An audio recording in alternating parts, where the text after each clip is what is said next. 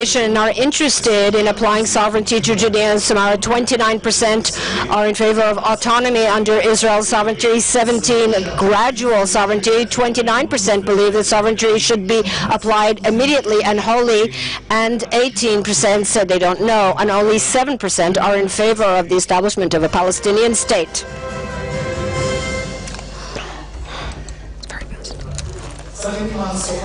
Ministers with whom our correspondent spoke welcome the conference and discuss sovereignty. I welcome the conference and those who've come to the conference. It's very important that this discussion is held and continues. I very much hope that in the near future we'll see practical steps in this direction. We believe, and this is no secret, that the time has come to apply sovereignty to the Israeli territories in Judea and Samaria, and it should begin. The implementation of Israeli sovereignty in all the territories of the land of Israel is, in my opinion, not a question of if, but only a question of how and when. In my opinion, the first steps must begin with the application of laws that are relevant not only to those living in specific locations, but to the territory too. Israel's sovereignty over its land has existed since the days of Abraham, and we in this generation are responsible for realizing the vision of the divine promise. I think that in the coming years, history will place before us an opportunity, and it is our duty to take advantage of it and indeed to start the implementation of sovereignty. First of all, we should put away the idea of a Palestinian state. And the second thing is we must make courageous, difficult, and challenging discussions, difficult for the international community, first and foremost, to apply sovereignty over Area C. Area C is an area with a clear Jewish and Israeli majority, with a very small Arab minority. It is our obligation to strengthen the settlement enterprise in Judea and Samaria, to apply Jewish law over all of Judea and Samaria.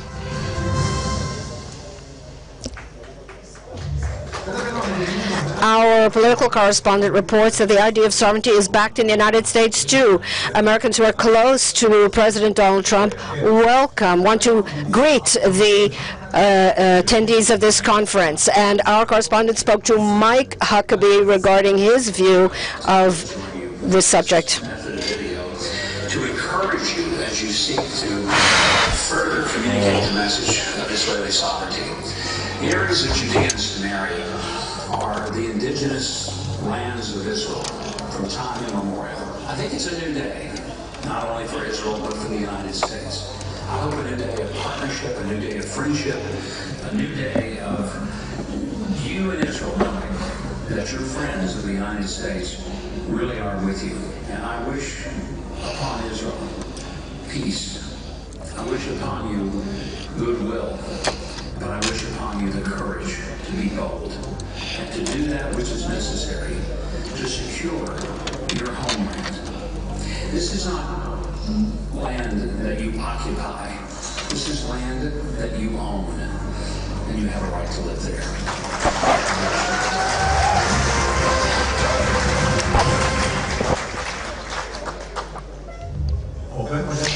Our correspondent also met with Alan Cullum's congressman, the man who's behind the dramatic change in the platform of the Republican Party. The respect that I have, which is reflective of the respect that the American people That's almost finished. For Israel, and for Israel's sovereignty. That respect is what led me to propose language that changed the Republican platform with regard to Israel this year. That language says that it is impossible for a Jew to be an occupier in Judea. America has no place dictating to Israel where it should go to find peace. That's Israel's job, to reach out That's the end. and to have a national discussion and to determine where your sovereignty will take you to find peace. And then, as Israel's best friend, it's America's job to stand at your side.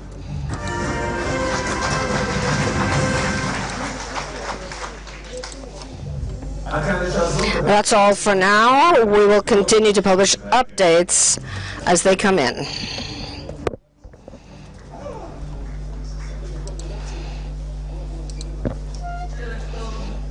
Good evening.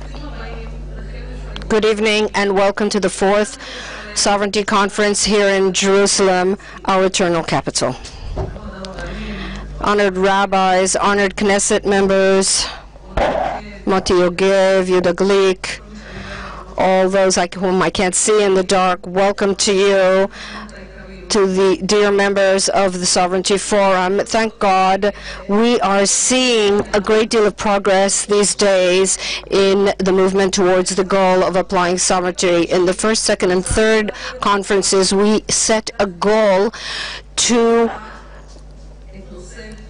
cause this idea of sovereignty to penetrate the awareness. And thank God we can say that the idea is gaining momentum, and the purpose of this conference is to advance legislation that will apply sovereignty over Judea and Samaria. When we started to plan this conference, we didn't know that it would be held just before the Prime Minister's meeting, the historic meeting with President Donald Trump. It was decided in the heavens that that's how it would be, and we hope that what is said here will indeed serve the Prime Minister on this important journey. Mr. Prime Minister, we would like to say to you this evening 3 things. First of all, it's time for sovereignty. 2, you have a historic opportunity on your watch, and you have the ability to leverage it. 3, our Arab neighbors are also starting to understand that there's something new happening here, and they are thinking of the possibility of living together under Israeli sovereignty. Indeed, the time for sovereignty has come. We have a survey conducted by Magar Machot Institute that shows that 75% of the Jewish population is interested of the application of sovereignty in different ways and modes, and only 7% favor the establishment of a Palestinian state. This is the time for sovereignty, because the idea of the Palestinian state has died, crashed, and burned. And the idea of establishing that kind of state in the center of our land was a sad illusion that cost us terrible sacrifices of peace. The Oslo plan failed, even though Barak and Olmert were willing to pay in hard coin and to give up all of Judea and Samaria, to divide Jerusalem, and to give up the Temple Mount.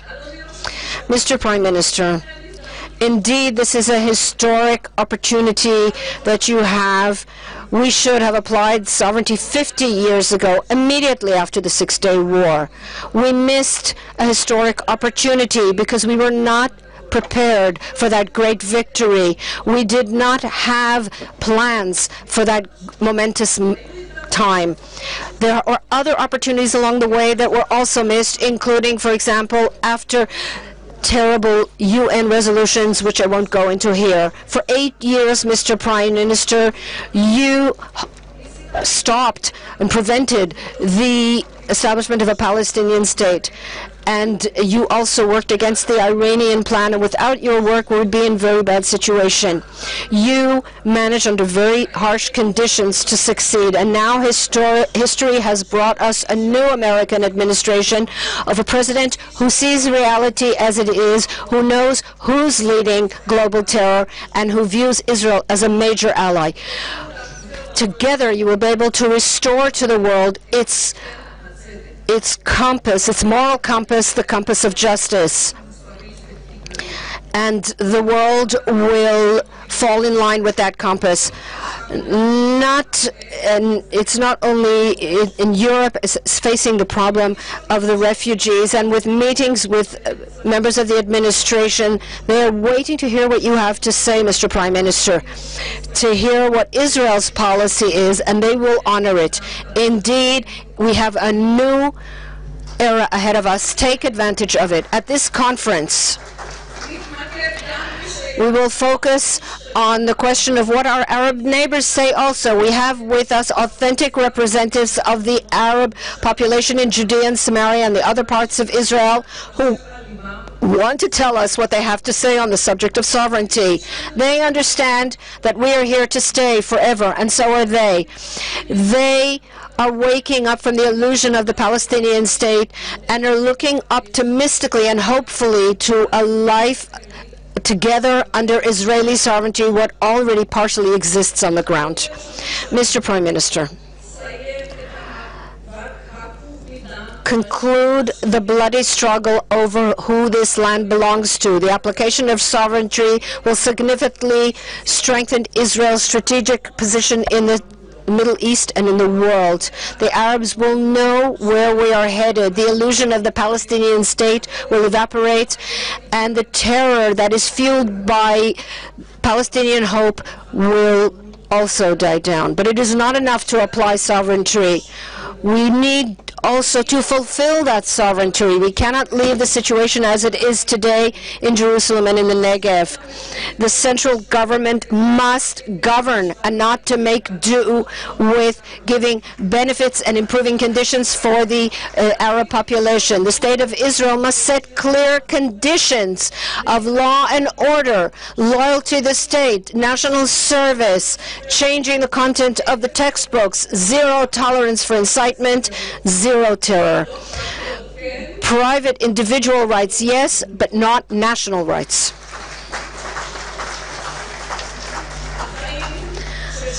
The life of both peoples side by side under Israeli sovereignty involve a lot of fears, and it's natural and understandable. And indeed, in order to address these concerns properly, together with the application of sovereignty, we must strengthen Jewish identity, encourage having more children and aliyah, and encourage emigration on the part of those who do not want to live in a Jewish state. These are the challenges that face us, Mr. Prime Minister, and it's time to move ahead and to initiate. After 50 years, it's the time of the temporary has run out, as the late Uriel Elitzur said. And above all the political considerations, we will also mention Eretz Yisrael belongs to the people of Israel, and a people has the right, we as a people have the right to apply our sovereignty over it. It's time for sovereignty. The conference this evening would not have been able to take place without the partnerships of many. And since the list is very long, we will not mention all the names, but you could see it on the screen, our thank you screen throughout the evening. But we must point out a few. First and foremost, thank you to God Almighty. And we see His help every single day by integrating the idea of sovereignty in the Israeli public, in Israeli discourse, and I see more and more public personas, politicians, leaders, policy makers are becoming part of this process. Without this divine help, nothing would have happened. And now we have the more earthly thanks, our deep esteem to our dear friend, Mrs. Shona Moskowitz, who loves Israel and who has accompanied with her husband, Irvin, of blessed memory, our enterprise of settlement for many years. Thank you to Mrs. Adina Citron from Just Peace Israel. Thank you to our friend, Robert Wolf. Thank you, Helen Friedman. Thank you to our dear friends from the AFSI organizations who are always fighting for Israel in the United States. Thank you to our friends from Canada. Some of them came here, especially Michael Zorn, Carol, and some others as well. Canadians for Israel Legal Rights, Toronto Zionist Council. Thank you to Renee Margolis from Women in Green, who worked very hard with all her friends from Women in Green. Thank you to all the presenters, the lecturers who've come here tonight, to Udi, Davidi, who will entertain us a little later. And this is a special opportunity to say thank you to Besheva, and the newspaper Besheva, as well as the radio channel, who love Israel, and they serve as the voice of the Israel lovers. Thank you to Juju Saada and to the team of the Besheva newspaper who worked hard to produce this conference. It is wonderful to work with such wonderful people, such great people, Yonatan, Dudi, all of you, the entire team, and the person who started this whole Jewish revolution is Rabbi Shulamit Melamed with Rabbi Zalman Melamed. The Rebbitzin is supposed to be here. Maybe she's not here yet. Are you here? Okay, hello. we don't have enough words to thank you, to express our thanks. Chapeau, thank you to you and the B'Sheva team. Ladies and gentlemen, a few short notifications before we begin. We know that each and every one of you, the whole issue of sovereignty burns within you, and you would all love to express your opinions and your thoughts. We understand that with such a huge public, and first of all, thank you for coming. And we have such a tight schedule, we'll not be able to conduct ourselves with remarks from the audience or with questions from the audience. So that is why we have organized some sort of a Hyde Park outside, and our photographer LA is waiting outside near the sign. All the people want sovereignty, and he will be happy to record anything you wish to express in any language you wish to express. Hopefully we will upload everything, but please talk for less than 2 minutes. We'll upload everything to Facebook or YouTube, and in so doing you will give you a stage to express your opinion. And if you want to say something to the Prime Minister, you have little postcards in your folders.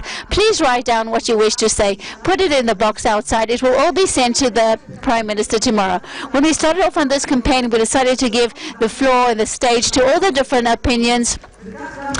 And this is what we'll do this evening as well. On the other hand, we understood that it's time to take action. That is why the Forum of Sovereignty and Women in Green, we formulated principles and a program. It's all in your folders as well.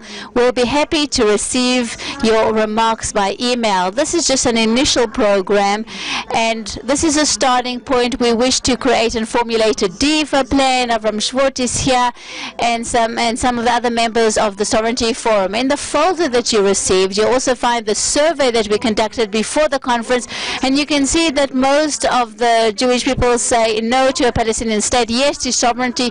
You also find a little envelope for those who wish to donate, to contribute, and you all know that all the activities that we do is all due to your partnership and your support. I would like to thank you all, and hopefully we'll continue to do and act. We're happy to announce that we found a way to conduct the panels this evening, one after the other, and not parallel sessions, and there will be no need this evening to go out of the room or to choose a panel. And last but not least, please switch off your phones. We are very happy to call upon the journalist and the writer Yifat Ehrlich. She will be the moderator this evening.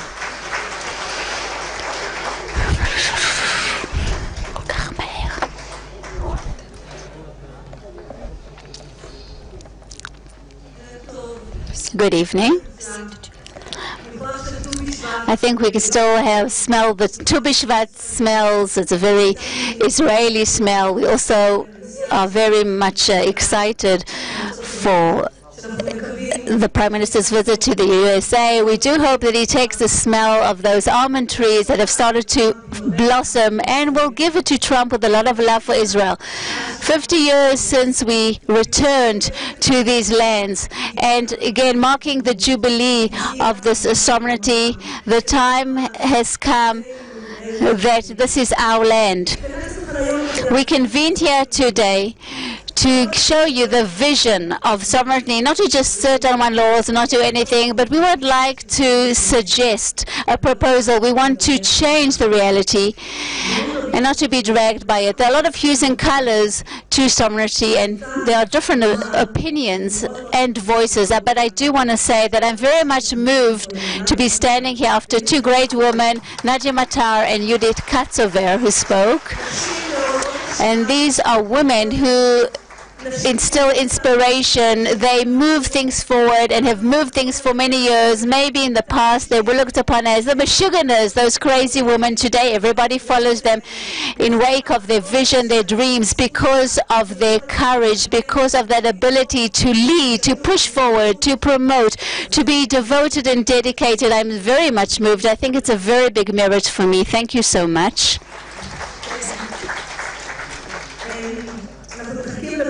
We are waiting for Minister Elkin, who is still at a cabinet meeting. He will come later on, but we do have a few things to say from Minister Gideon Saar, and I will just read out what he had to say. I extend my blessings for this conference that will deal with sovereignty and placing it on the agenda. In a few months from now, we will mark 50 years to the Six-Day War and to the liberation of Judea and Samaria.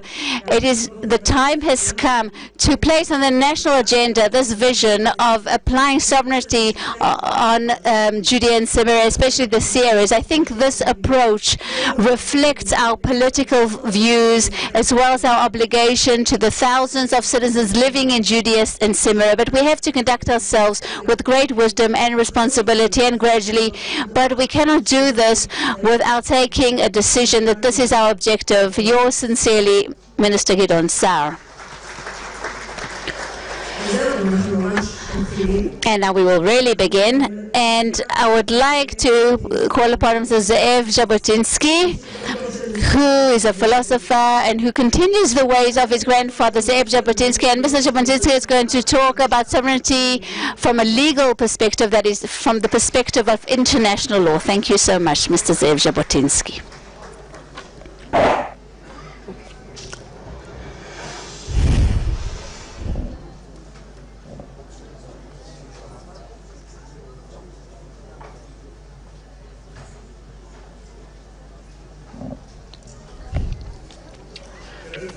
Good evening.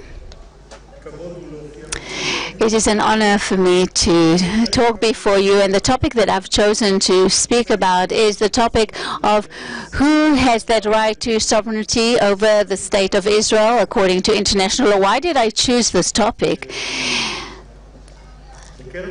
Because among the secular public, which is the majority in our state, this topic is an extremely important topic because the main justification for this claim for Judea and Samaria to be given to foreign hands is based on international law. And what do they say? They say something that's presumably untrue, and we'll see this in just a moment, that international law says that we have no right for sovereignty in Judea and Samaria. I would like to begin with something controversial. I would like to say, and I claim, that there is no validity to the resolution of the 29th of November. On the 29th of November, you all know, is that founding stone for our independence in its 10th version. That is what? Those who declared independence, they based our right to the state, but they are wrong for the very simple reason that when the UNSCOP committee traveled around Israel and then submitted its proposals to the League of Nations, and there is a convention in that convention of the UN. There is a clause. It's actually clause 80, and it states that we have to change all the regimes of the mandate that were valid when the UN was founded. There were 11 such regimes or administrations, or they're called trusteeships. Until it was done, it was said that nothing can be changed, nothing as far as the rights of nations, of individuals, or of any publics of sorts that live in those territories that were under a mandate under the League of Nations. And the minute that these rights are preserved, they would be preserved until the trusteeship mandate would be changed, or until a state would be founded. The clause is also not valid because, again, in the UN, the Arab states clearly declared that they will impose war against a new state. They tried, but they failed. The recommendation, again, because that the plenary is not just gives proposals to the United Nations, but has no power to pass resolutions. So the establishment of the state relates to a previous proposal according to international law, and it was ratified on the 24th of July 1924 by the League of Nations, and that is the document related to the British Mandate, which is an international contract that all the empires that established the League of Nations, including the United States, are signatories on the documents. The United States was not a member, but it founded the League of Nations. It is founded on a legal principle called the power of disposition, which allows all the empires that won the previous war to redivide the entire territory in order to ensure for themselves quiet for themselves and others, so that such a war would not recur. They did not succeed in fulfilling the objective, but Sir Ian Brownlee, who is again one of the authorities on international law, and he wrote a book which is learned in all faculties all over the world, and he says that this again principles that principle was used by the members of the League of Nations, and it was valid. So where does it begin? We have the committee, Peace Committee of 1919 that convened in Paris, and they talked of how to divide the world. The Versailles Agreement was a derivative of this, as well as a division of the Middle East. And since they did not know how to divide up the Middle East, it was first decided to implement another clause of the League of Nations that was formulated during the beginning of that convention, and that was a proposal by who was later war general, who was also again the Prime Minister of South Africa, Jan Smuts, General Jan Smuts, and he proposed the following briefly: to try to reach a situation in which nations, again, that would get their territories would be able to found a state in those territories with a recognition that they had the ability. Until that time, the colonial states would give them help, would mentor them, and would allow them to implement this. And then we have the Paris Peace Convention. They call both sides to convene together. And what do? The first Melech Faisal arrived at the beginning of February 1919. And he sat before the committee. He set forth his claims. And one of the things that he said when he understood that he would not be given to control the entire territories of the Middle East, and by the way, it's the same territory that ISIS dreamt of: Iraq, Syria, Lebanon, Palestine, Jordan. And this is what he said in the convention. He said that he's willing to give up his demand for sovereignty over Palestine and Lebanon. Meaning, he said as follows, but he would never give up that demand or fulfilling the promise about Syria and Iraq. At the end, he didn't get any of these. However, he did waver again on behalf of the Arab nation. He was the representative, and he was said this before the forum that dealt with future agreements. He gave up the demand for sovereignty over Israel. Okay, Israel was, back then, Palestine was Israel and Jordan of today. 3 weeks later, Mr. Chaim Weizmann arrived with a big delegation to that peace convention, and he presented to those coming to the convention a number of demands, the main demand being that he requested the convention recognize the historical connection between the Jewish people and Palestine, and will enable us to found a homeland, a Jewish homeland in this land. And these are the words that he used. Jumping forward to April 1920, those victorious states convened together according to the proposal of that peace convention. And in that convention, they formulate a whole mandate paper for this area, which is called the Mandate for Palestine. It's basically a sort of an international contract signed by all those who were victorious in the war.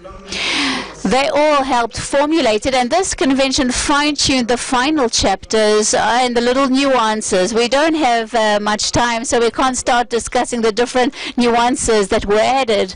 However, the most important, point in any contract, whether it's for housing or rent, whatever it is, it's the preamble.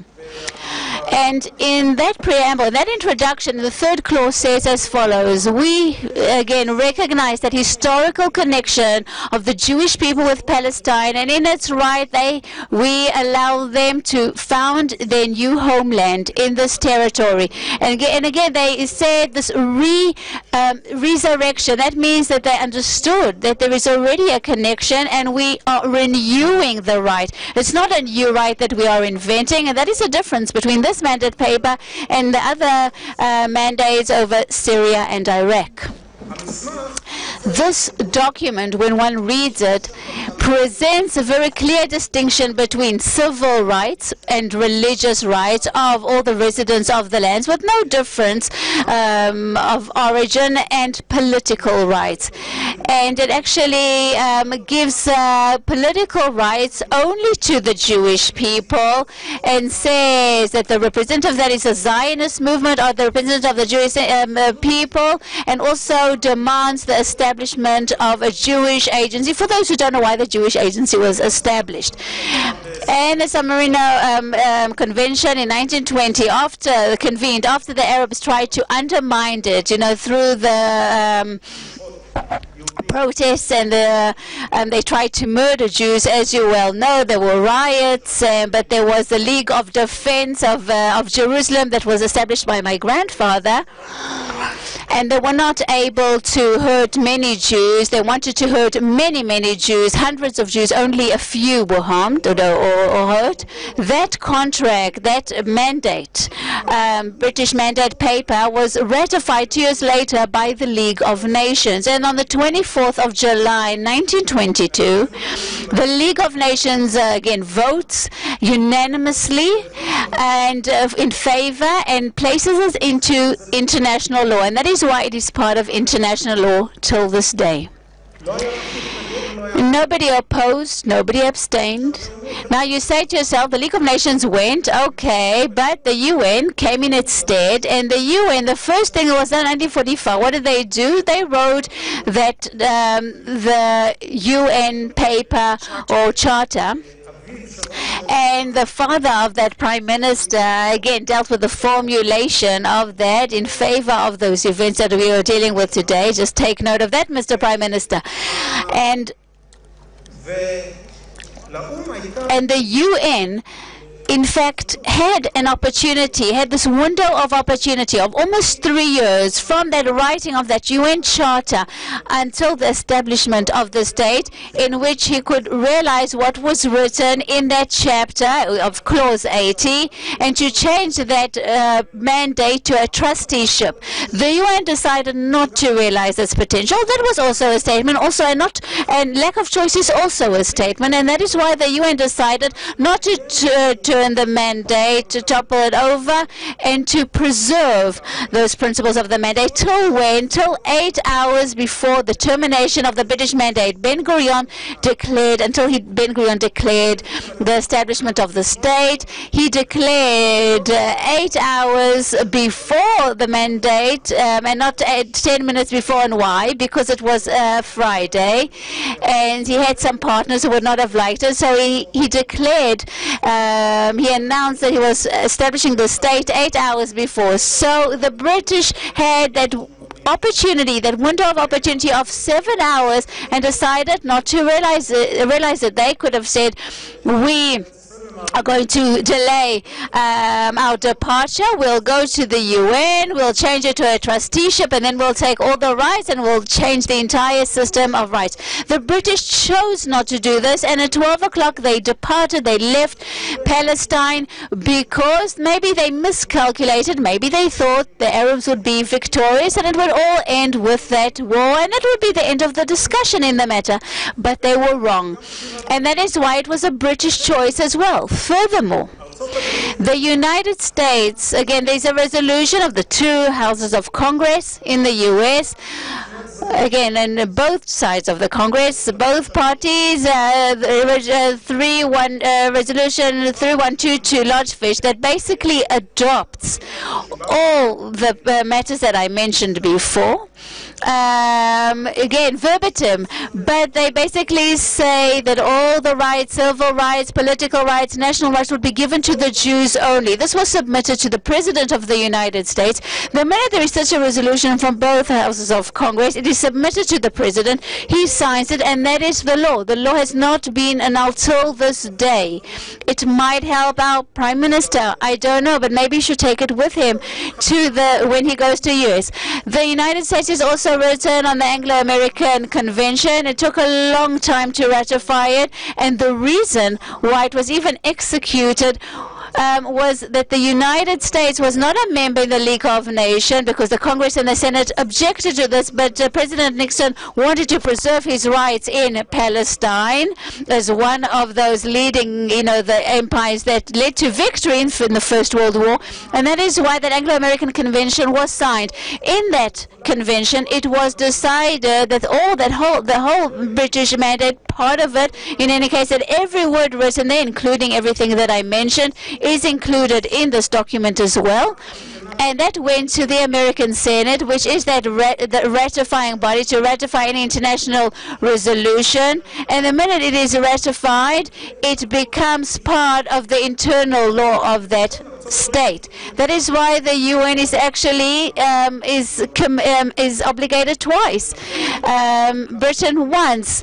We say as follows: since the state was established 8 hours before the end of the British mandate, all the rights written there, and the principle is that only the Jews have full rights to sovereignty over the entire area. It's all written there. The second thing, it is still part and parcel of international law today. Everything that I mentioned, and Edmund Levy, the committee of Edmund Levy, used different claims. They didn't want to place their hands into the fire. However, what I presented to you is that foundation. I don't have much time. I will tell you one more thing. Everything that I've said has legal groundings from experts, from international law. Jacques Gauthier, for example, he's not a Jew. He's a resident of Canada. He's a Canadian citizen. He's an expert on civil rights, international law, and he wrote his PhD on this very topic regarding Jerusalem. And his conclusion is that only Jews have a right to sovereignty in Jerusalem. His PhD, by the way, was confirmed and approved by the School for International Law of the Geneva law school. So again, one can assume that they didn't find any flaws in his conclusions, because I imagine that among those, there were people there, I imagine, who understood that these words were to, and Professor Alan Dershowitz words, and Professor Irvin Kotler support this as well. Irvin Kotler was the Minister of Law, Minister of Justice in Canada for a number of years. So this is not just hanging in the air. In contrast to the claim that we keep hearing time and time again in Israeli media and international media that international law says the contrary, but the international law says exactly as I did. Thank you so much.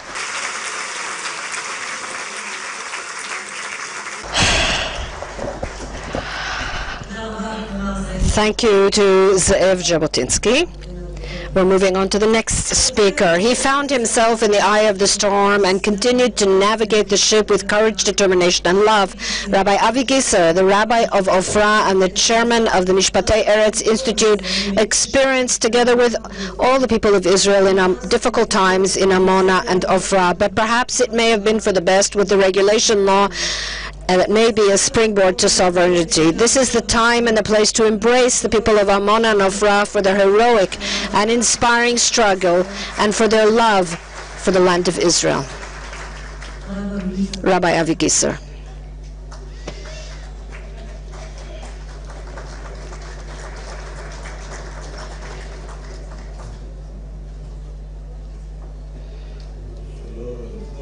Good evening. Indeed, it is very exciting, and we are very grateful when we see this conference, as we understand that the time is ripe. Our hearts are ready, our minds are prepared, and this is the time for action. Congratulations to the organizers and all those who did the work, and all the thanks and gratitude to all of you. After we heard this first lecture, which was so important, we can complement it with a statement. Look at the Torah, or look at the law, and indeed the world, and you'll see that it is compatible with the spirit of Judaism and our world in the democratic state of Israel. It has already been stated, and I will say it again, we are celebrating the 50th anniversary since the miraculous Six-Day War and the liberation of Judea and Samaria. Perhaps you should mention a few other dates. Let's start with 3,500 years since the covenant with Abraham, and he made the covenant with him on that day. On that day, God made a covenant with Abraham and said, to your seed will I give this land. That was the making of the covenant. You know, there's a very fundamental difference between a contract and a covenant. Sometimes we consider them synonyms, a covenant and a contract. But there's a big difference between a contract and a covenant. A contract is a point at which both parties reached because of different interests, contrasting interests. One has an interest in raising the price, the other in lowering the price, and that's the same with every contract. And they reached a compromise. Neither got everything they wanted, and they signed a contract, an agreement that expresses this reciprocal concessions, or one side perhaps conceded more than the other for different reasons. A covenant is not a contract or a compromise agreement. A covenant is like a marriage, the covenant of marriage. She will be the wife of your covenant, it says. A covenant is like photosynthesis in the world between the various substances that give life and make life. A covenant ultimately means I will give you everything you need, and you will give me everything I need. And that's why we both create something complete. That is a covenant. And that is why the making of a covenant, when God makes a covenant and says to Abraham, to your seed will I give this land, ultimately I'm giving the land everything it needs. I'm giving you, of Abraham and your seed, everything you need, and I too in the heavens am receiving everything that I need as a result of this covenant. That is a covenant. And so we have 3,500 years since that covenant. And if we go to the newer age, we have 220 years since the major Aliyot, which marked the revival of the students of the Gra and the Baal Shem Tov, and we have 120 years, about almost exactly, since the political and practical Zionism was born, and we have 100 years since the Balfour Declaration, and we have 68 years since the birth of the State of Israel, and 50 years since we have Judea and Samaria. The liberation and capture of very important parts of the land of Israel. Indeed, after all these numbers, the time for sovereignty has come. There's just one tiny problem, that the Prime Minister, not necessarily this one, they live on Balfour Street. And that's 100 years ago. And that's really the problem, because the Balfour Declaration was very, very great in its time, like the Declaration of Cyrus, and it also was the basis for international law in the League of Nations and the mandate. But nevertheless, the Balfour Declaration ultimately remained a declaration for an exiled wandering people that needed to find a home. And it's true, and we know that the people of Israel need a home, a place where they will be protected and safe. There's a great deal of Jewish rescue in it and very little of Jewish identity and action. The demand for sovereignty we base on two major principles which the state of Israel already contains: Judaism and democracy and human rights.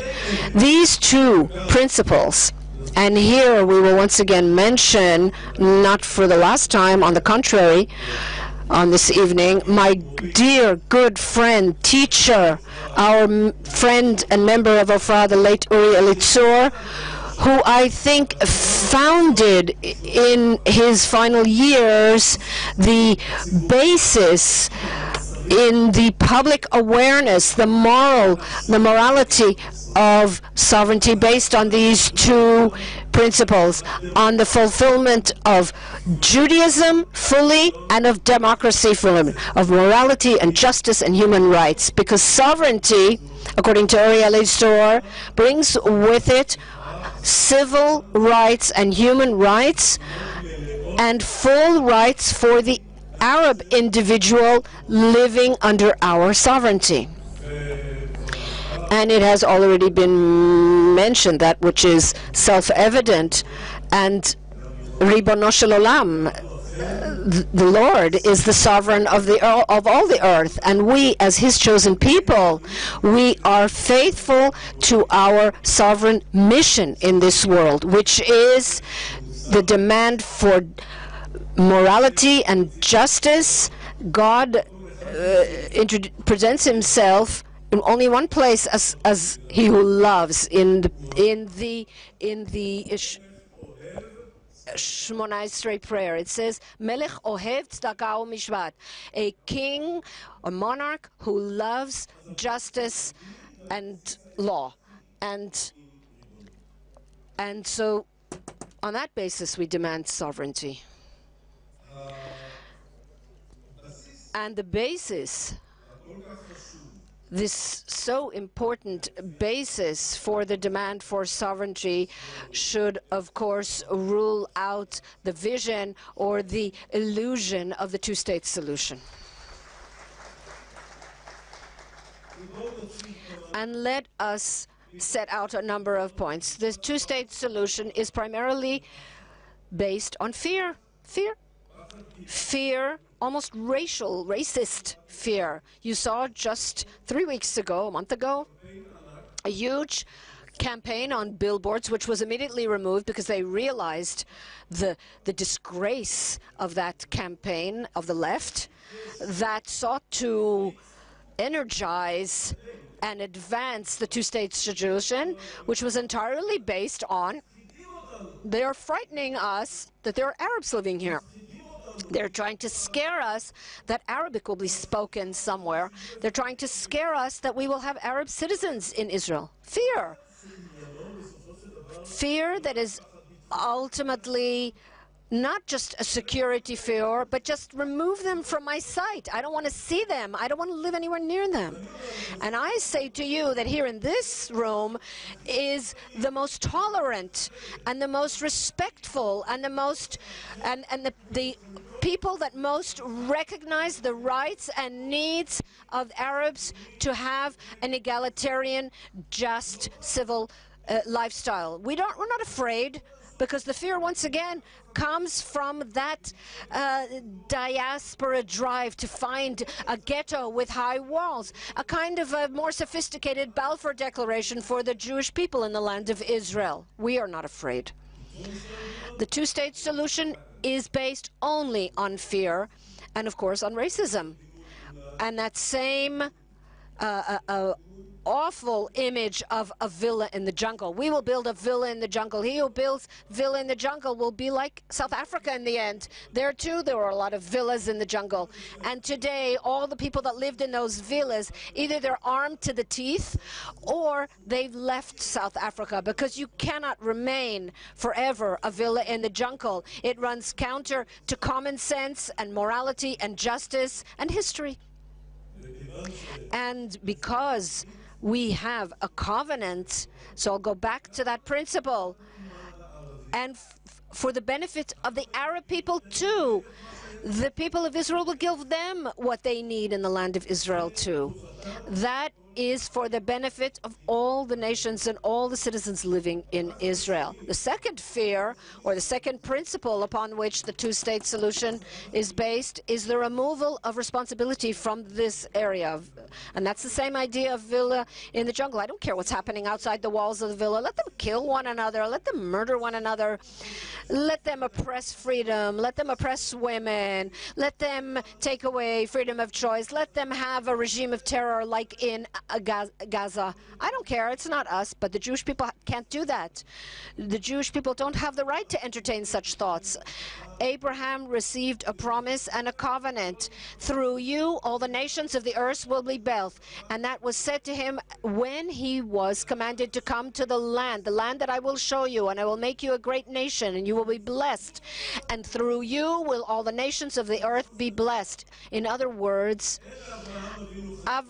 Abraham doesn't have a particular nationalist vision, and Rav Kook talks about this many times, and in one place, especially in Enaya, at the end of the Tractate of Brachot. We don't have nationalism like all the other peoples. We don't have a national mission like all the other missions. Our national mission and task is universal, to bring blessing to the earth.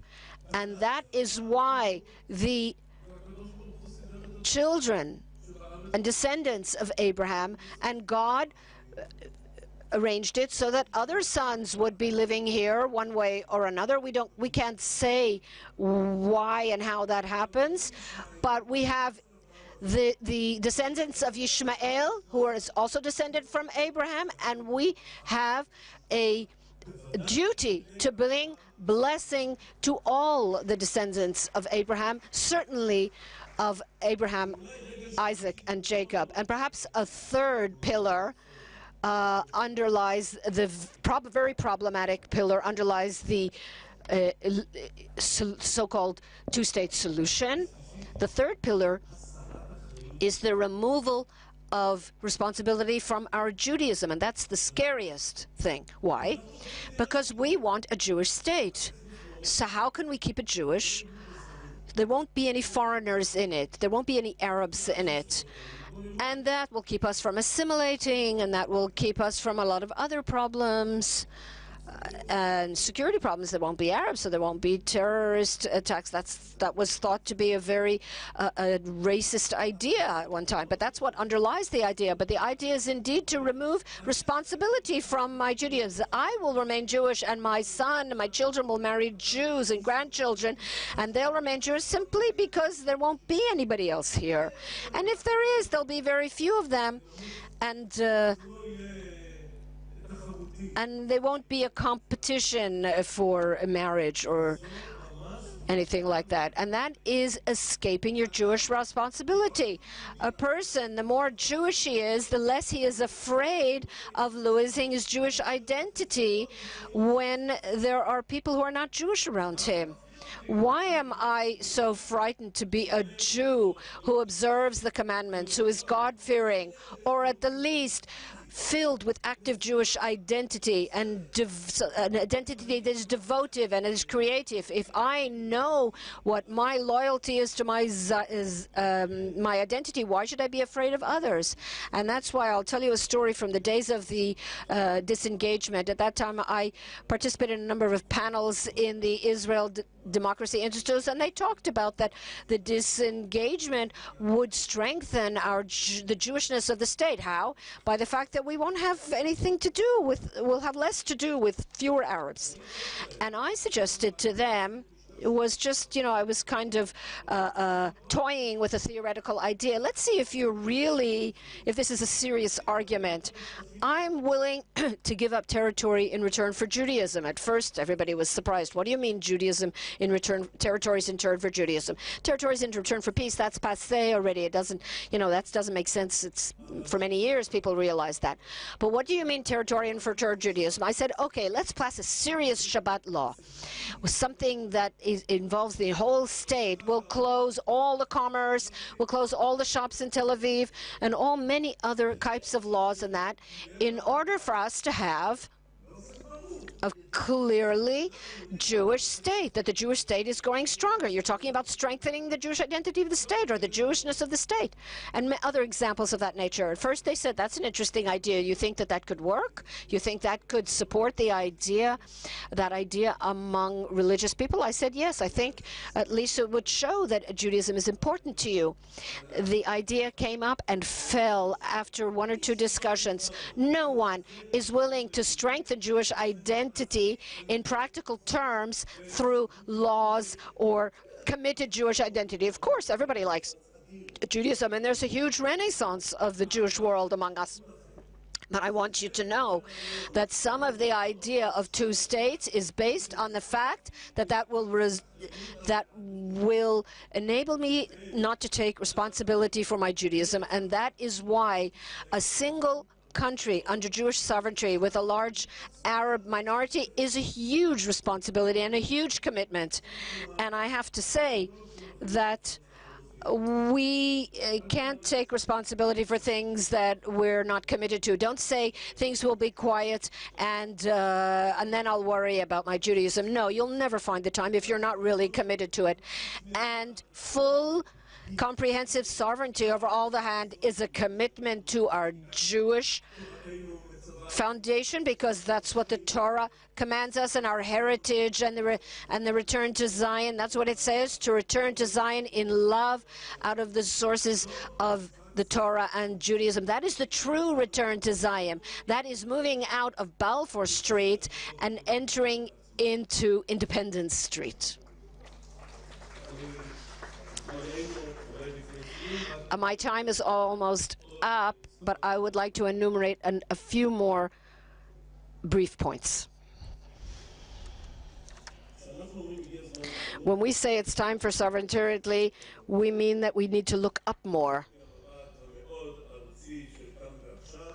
to move beyond the here and now, which is very important, and that is to look up. And that's what we read yesterday in the Torah at the war at Amalek, to look upward. Did Moses' hands make war? No, but when Israel looks upward, to look upward, what is the vision that the state of Israel will have in its 70th anniversary, which is very, very close next year?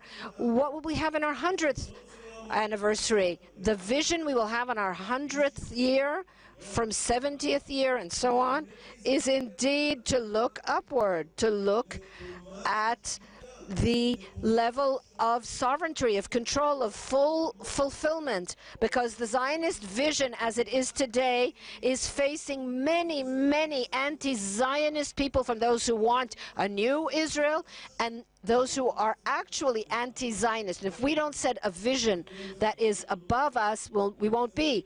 And so this vision is based on justice, on equality, that Israel is a success story, that demographics are working in our favor. I believe that with all my heart. We have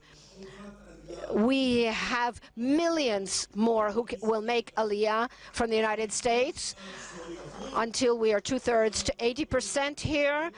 Aliyah from the U.S. is a necessity, and when we stop frightening ourselves, what will happen when we declare sovereignty? The Arab world, in other words, the Arabs in Israel, will undergo a process of Israelization. We'll hear different leaders, we'll hear different voices, and above all, we'll stop the occupation, because that's an abnormal situation. We will be sovereigns in our land. We'll stop occupation, we'll stop discrimination, and we'll reach morality, justice, and equality. And we will have a great help from Hashem in this day soon. He's good.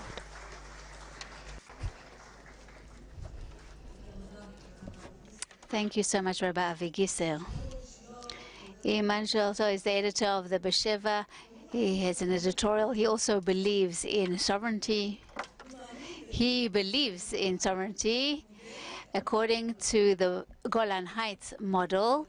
In a moment, he'll come up and explain what. But before that, I would like to thank the entire Besheva team for producing this evening. Dudu Saada, especially, thank you so much. Outstanding production. Another, just note, nothing personal, but when it's written, please end to the speakers, we show you a little sign to end. Please do. So please, Emmanuel Shiloh.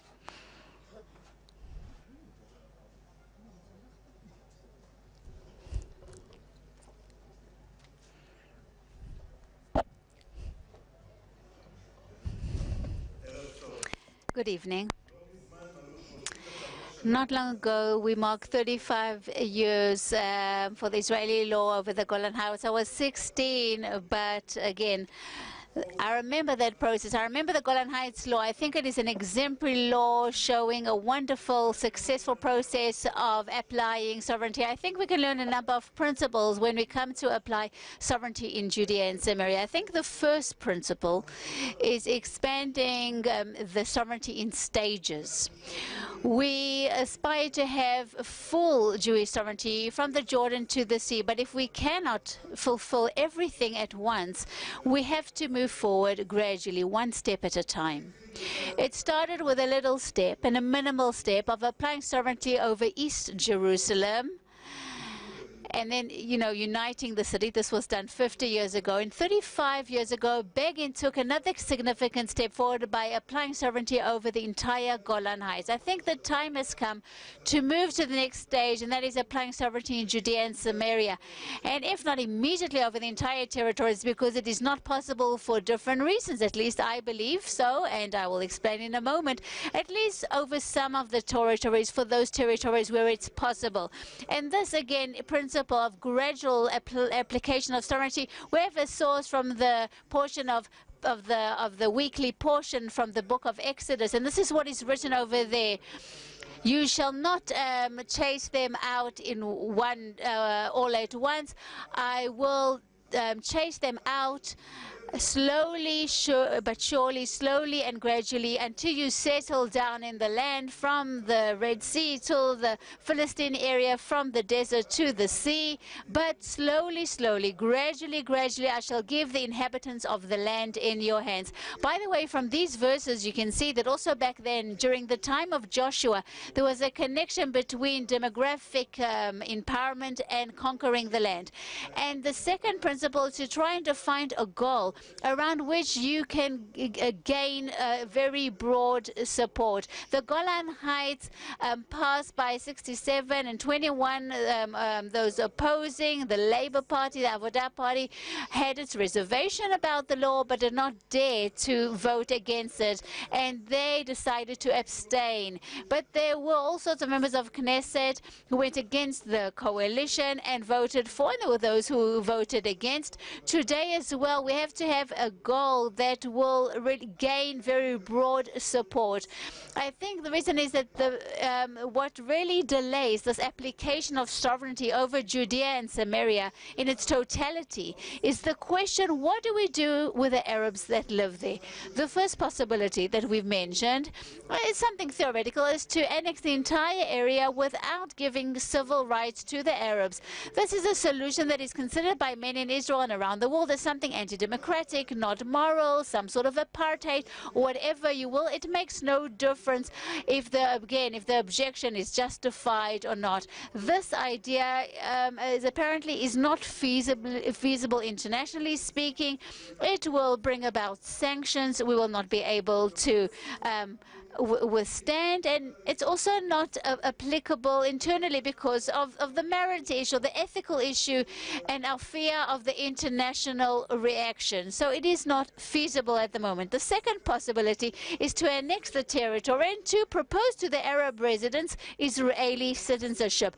There are some who talk about this openly, and we want to do this immediately. They try to convince us that another 2 million Arab voters, or between 1 million and 2 million, is something that we can contain. I think it is a dangerous process. It has a potential of harming Israeli society and undermining its Jewish image. I may be wrong, but even if those who think so are justified, it will not help, because it's a radical approach. And today, as far as I am concerned, we cannot get the majority vote in the Knesset. So maybe we can, help people support it over time, maybe for the long term, not right now. Third possibility talks about the annexation of the entire territory, and the Arabs will receive a Jordanian citizenship. The disadvantage is that we are dependent on others. I don't think the Jordanians are willing to cooperate in such a process. A fourth possibility is proposing to annex at this point in time only Area C. And this is identified with Naftali Bennett, and I support it, and I've already proclaimed this. I said it during the second Sovereignty Conference that took place in Hebron 4.5 years ago. The Arabs who live in the C areas, about 100,000 Arabs, we can propose citizenship to them. If they want this, fine. And again, in the framework of applying sovereignty over the Jews there, I think the Israeli society can take in another 100,000 Arabs. I think the political system can really can make do with another 3-4 Arab mandates. If they don't want it, even better, let them just be residents, not vote for the Knesset. As far as that claim for apartheid, we did our share. And we also turned all the Israelis in Judea and Samaria from that second-grade citizens who are subject to military law to true and full Israeli citizens. We can leverage settlement there without having awful decrees from that military regime, and with far fewer limitations. And in so doing, we'll be moving a step forward to try and foiling that threat of establishing a Palestinian state. Around such a plan, I think we have to get a very broad political consensus. And I don't see reason why the Likud as well, and not only the Jewish Home, will adopt it as its official plan.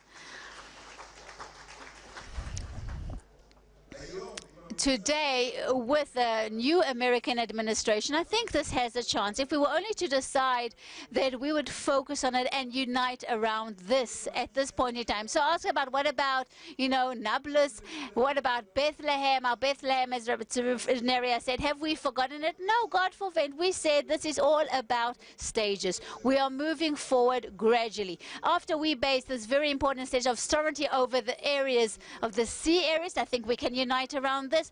We can examine what the next phase would be. A third principle that we learn from the Golan Heights law is, unilateral Israeli activity. We don't ask the Arab side who claims to have rights over the land. We don't get any confirmation, approvals. We didn't ask for anybody from the UN, from Syria. We'll not ask for confirmation from the Arabs, or not from the US either. This is what Begin did in the Golan Heights. This is what we have to do in Judea and Samaria as well. And another principle, a quick action in order to neutralize pressures. From the moment that Begin decided to do so, he basically fulfilled the principle that those who are quick are able to fulfill the mitzvahs. And he came on a wheelchair because he actually fell down in the bathtub. He wasn't able to walk. He got special approval to lecture from his seat around the government table, not from the podium. And the Golan Heights, which was really an exception, passed within 3 readings in 1 day. It prevented all sorts of pressures that could have delayed the legislation of the law. Of course, it's easier to act in this way when the Prime Minister is the one who leads the process and promotes the process and not dragged into it. That is why it is so important to recruit the support of Netanyahu when trying to apply sovereignty. We have to be ready, especially that he will get the credit, just as Begin in his time. It's not easy, and maybe it's not so justified when others actually thought of the idea and promoted the idea. But we have to also be ready to, give up up on some of these principles to fulfill the objective. The other principle is good timing. The Golan Heights law passed half a year after Egypt was supposed to get that last chunk of territory in Sinai. Begin foresaw probably that Egypt would not dare react aggressively as a result of the law. He saw that there would be some resistance in the UN. He did not forecast how the severe reaction of the US. I'll talk about that later. But he reacted to it very courageously and in very respectfully. Today we found ourselves in a great situation to apply sovereignty. We have the negotiations with Ramallah has been stuck for a few years. His new administration, a benevolent administration in the US. This is the time for a unilateral Israeli step. If not now, then when?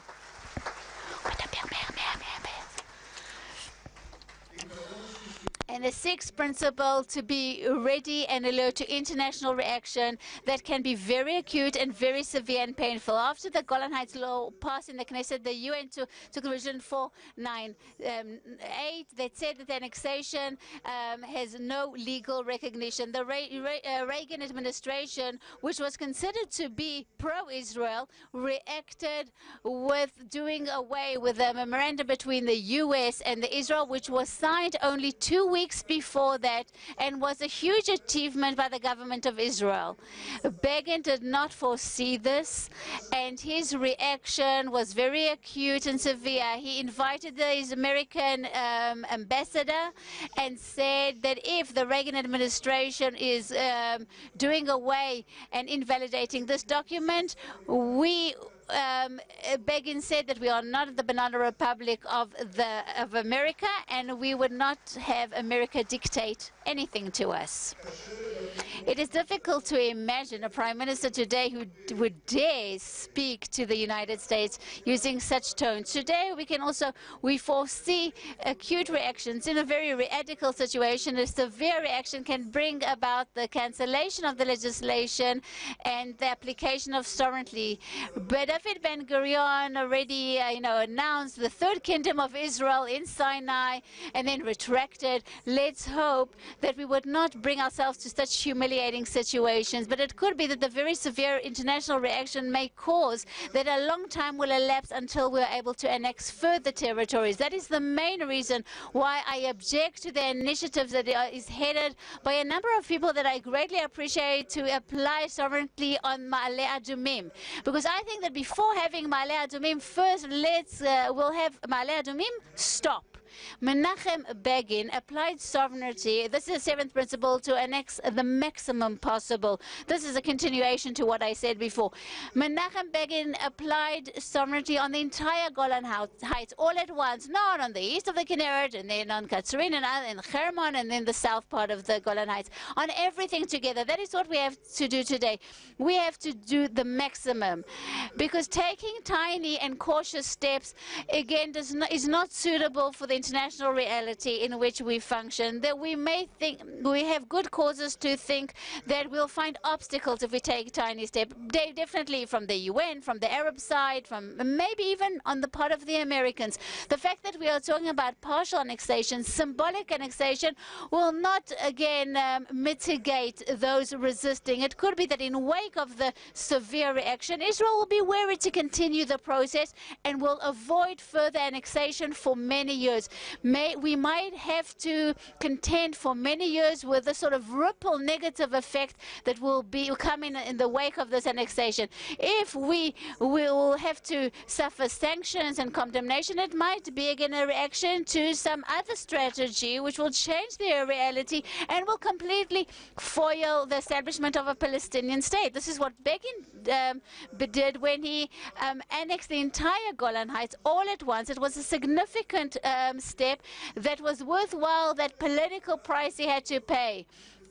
Again, if the annexation is only done locally and symbolically by starting with Ma'ale Adumim, I don't know if this actually justifies the price. That is why the members of Knesset from the Likud and the Beit HaLeumi, to show courage, do not suffice in a hesitant, small, symbolic step to feel that we've done something. You must move forward, move the coalition to something much larger, something of greater value.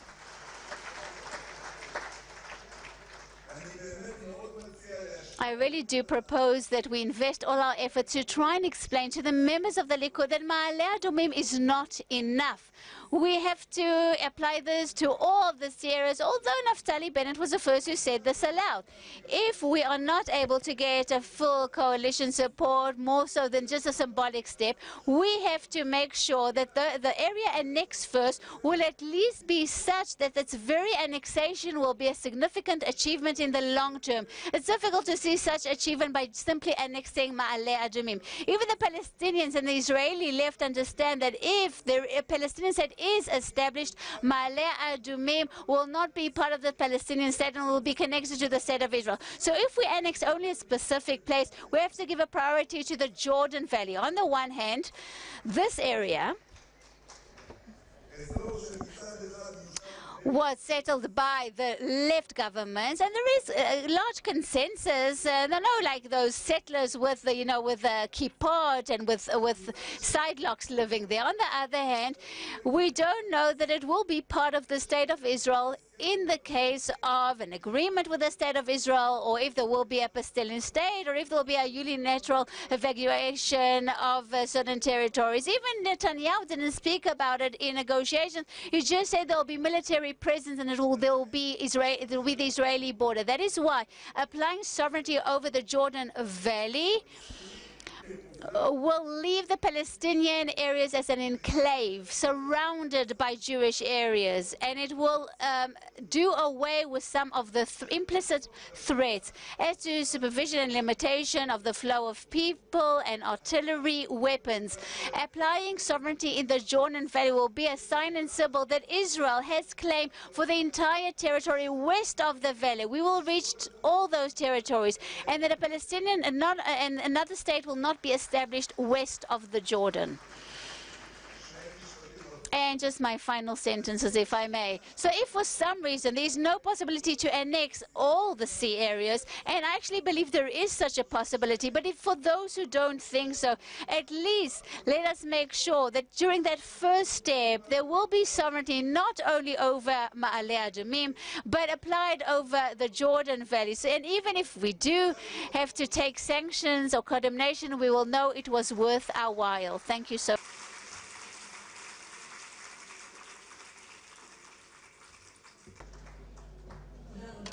Thank you very much to Emmanuel Shilo. We will now do something a little different. We'll show a film in which we'll be greeted by some important people. You'll see in a moment. And after that, we'll call on Udi Davidi, who will sing to us. So we'll see the film from the beginning. Good day to those attending the Sovereignty Conference. Judea and Samaria are an inseparable part of the land of Israel, historical land that belongs to the people of Israel and the state of Israel. We must regulate the status of people living there in different ways, by full naturalization or partial naturalization, like in East Jerusalem, as Begin did, or autonomy. This, I'm sure, is a discussion we will yet hold. But one thing is clear. There is no connection between the status of the territory and the status of people. There's only room for one nation state between the Mediterranean and the Jordan for the people of Israel. The Jewish people is not an occupier in Shiloh, Elon Moreh, or Gush Etzion. This year, we are celebrating the 50th anniversary since the liberation and unification of Jerusalem. And this is a great opportunity to apply sovereignty to Greater Jerusalem, Ma'aleh Adumim, and Gush Aminim. Yes, we should strive for sovereignty, and I believe it is possible. The challenge is, of course, to take care of a number of procedures among us so that we can apply sovereignty. Only sovereignty is our vision since Abraham, and that is our future, and it will bring us stability and security here in the land of Israel, and it will also bring security and peace to the whole area and the whole world. The application of Israeli sovereignty in Judea and Samaria and the Jordan Valley is an absolute necessity today. In my view, Jewish Israeli sovereignty over the land of Israel should have been considered from the day the Almighty said, I will give this land to you and your seed. The Jewish sovereignty over over Judea and Samaria and the Jordan Valley should have happened a long time ago. Today, when we have already decided a fact and we have 1 million Jews living beyond the Green Line, this is the time to make it legal and apply Jewish law over all of Judea and Samaria. To us, it is clear that the application of Jewish sovereignty in Judea and Samaria and the Jordan Valley is the goal. The ways to get there are clear. They are gradual. We're all working from that assumption. I think from Jerusalem we'll move to Judea and Samaria, freedom of construction for all Jews in Judea and Samaria to strengthen settlement, and of course the greatest dream of all, ultimately, Jewish settlement must be under Israeli sovereignty, step by step. I believe we can get there. The application of sovereignty in Judea and Samaria is the right thing, but also the most realistic thing to do. And I think the Knesset should pass a law to apply sovereignty, and then in the later stages to have full sovereignty applied to Judea and Samaria. Congratulations. We are at a very promising point in time. There is a change in the policy of the American administration with the new president. It's time that we in Israel also say what we want wholeheartedly and fight for what we believe in. It's time to apply sovereignty, time to build, time to strengthen the land of Israel everywhere. And our goal in the Knesset is to do it through legislation and to strengthen the people in the field so that they can strengthen Jewish settlement. The application of sovereignty over Judea and Samaria and the Jordan Valley is a necessary step right now. And on the other hand, we must listen to the authentic leadership among the Palestinian public who want to be part of Jordan in terms of their citizenship. That is a solution and the reality that exists. The application of sovereignty over the land of Israel is very important to me. My parents in 1971 went to Kiryat Arba. They built Kiryat Arba. They were among the first 10 families that established Kiryat Arba. Now is the time, and we will do whatever we can in order to apply sovereignty and to safeguard the greater land of Israel. I think we have an opportunity to make the change that we wanted to make a long time ago already, to apply sovereignty over all the territory of the land of Israel. And to do that, we must do that wisely and patiently.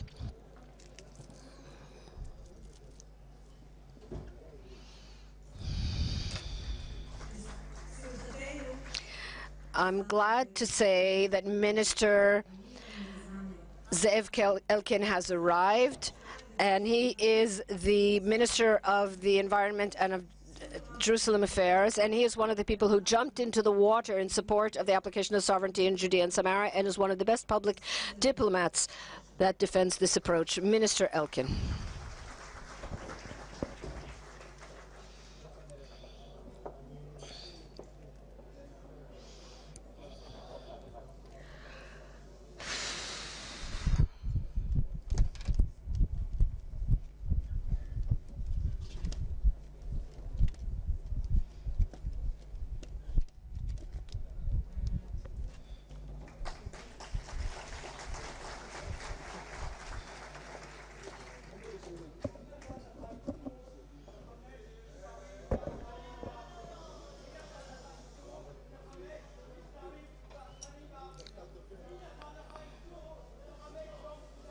I'm sorry, I can't hear the comments from the floor. They're not being spoken into a microphone.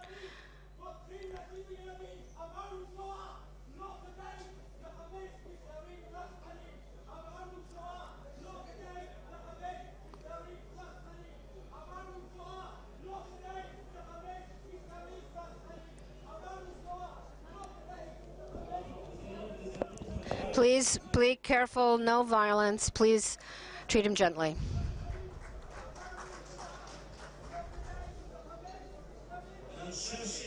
I think that if the Sovereignty Conference has reached a status where people who want to give a message to ministers of the government come here, I think it's a great success for the conference.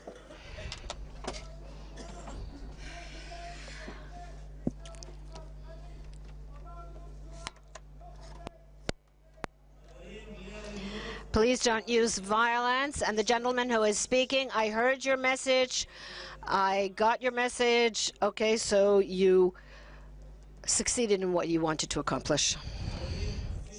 Ladies and gentlemen, as I said,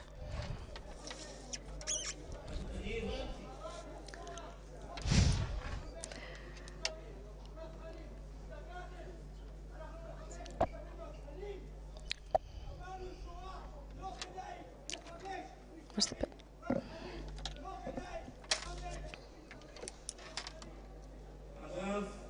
By the way, I think the first place we should apply sovereignty, and that one is the Fatah regime and the Hamas regime. Those are the truly murderous regimes that we have armed, and we're all aware of those mistakes that we have to live with to this day. And my good friend, Minister Yariv Levin, asked me to apologize. We were both cabinet sessions until now, so only one of us has managed to get here, and since our views are quite similar, I will try to represent him as well. I belong to the disappearing breed of cabinet ministers who don't talk about cabinet, closed cabinet meetings of this type, because I believe that that's the right way to behave. But for the subject at hand, we are here at the 4th Sovereignty Conference, and I am proud at the honor of being invited to participate. This isn't the first conference that I'm speaking at, and I think that indeed, as I noted in light of the event that just occurred when I got up to speak, clearly this conference, the Sovereignty Conference, have been very successful in bringing the discourse on sovereignty in Judea-Samaria to the forefront and making it a major factor in the political discussions in the State of Israel. That is indeed a great accomplishment of recent years, and I would like to congratulate all those who are involved, who took this idea from the beginning. And at that time, it looked like something very remote from possibility, but they believed it was the right time to place it at the center of the discourse and at the center of the stage, and they have indeed succeeded.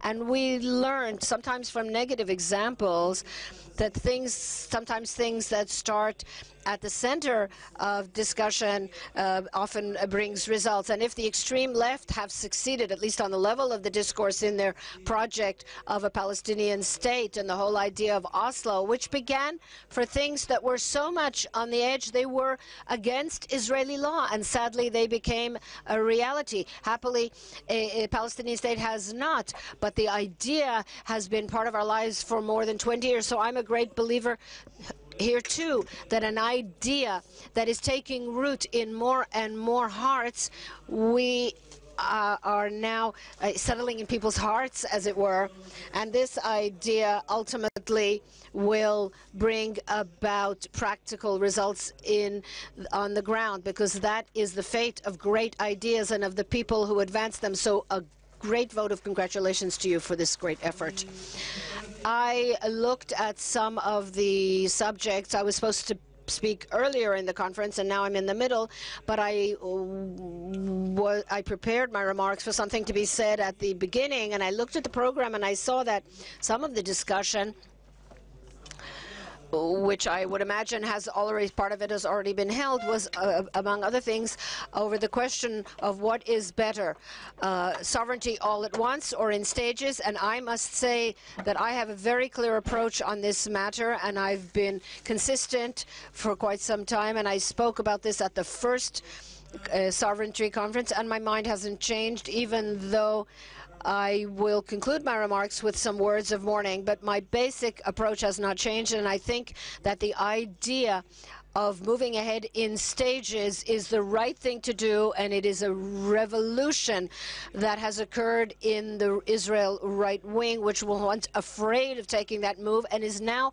an idea that is shared very widely. And I said 2 weeks ago in another place, the fact that Bezalel Smotrich is the person who submitted the law of to apply sovereignty to Ma'ale Adumim as the first step, that's the sign of this revolution. I think that's the right thing to do. I said that on that subject, I think we should learn from the Palestinians, who with that salami approach achieved quite a bit in the past 20 years, and I think that we should also move ahead to fulfill our national aspirations in that way. And so that anywhere we can apply sovereignty in Judea, Samaria, we should. It's really something that we must do. This is the time to do it at this time. This is the task of the hour, perhaps now more than ever. And the second thing that stands out in the program, and I think the organizers gave it expression when they called it sovereignty with responsibility. That's the big question. What happens with the population that lives in the territory upon which we apply sovereignty? We tend often to talk about the fulfillment of our national aspirations and the application of sovereignty in the places where we believe over all of Judea and Samaria ultimately, but usually we tend to evade the question of what will happen with the Arab population living in Judea and Samaria, because that is not a simple question. It's quite a difficult challenge. And people say, why contend with a difficult challenge if you can avoid it? And I would like to congratulate the organizers because that they didn't evade this difficult question, and there isn't a single answer. There are different models and different ideas, but I think the Israeli right owes itself a very in-depth discussion in order to hone and distill this idea that we are rallying around, and that's why the discourse on this subject is the right thing to do. I think that the discussion also requires us to look squarely at the place where we have applied sovereignty in Judea and Samaria, and that is Jerusalem. I won't expand on that. There is the conference of B'Sheva on the subject of Jerusalem, and I will be speaking about that subject there. But indeed, I think that the whole discussion on the question of what the right thing to do is and how to resolve the challenge of the Arab population living in the territory over which we want to apply sovereignty, we have to examine the models that we are discussing based on what happened in East Jerusalem, and I will expand on this more tomorrow, but and I would like to say that sadly we applied sovereignty to East Jerusalem, but we haven't actually applied it in many different areas, and all those who believe in sovereignty in Judea and Samaria must be prepared for the practical aspects of the application of sovereignty in East Jerusalem, with everything that involves, including actual control, real control and governance, and everything that involves on the one hand, and also with genuine investments. It is a challenge of the right far more than of the left, and I consider myself, as the Minister for Jerusalem Affairs, one of the and we are ready to apply sovereignty with full responsibility and everything that implies. A further point that I would like to relate to today is related and also not related to this subject of the population. And I think that the Almighty taught us in this area, in this holy land, that many things happen to us even when we're not ready for them and without planning them. We returned to Jerusalem without planning for it. Nobody planned in 1967 to capture Judea and Samaria and Jerusalem. And if it were up to us, we wouldn't have reached that great victory in the Six-Day War and recaptured these lands that are so important to our heritage. And a lot of important things happened in this place, not only because of us, and perhaps but because of the other side, actually.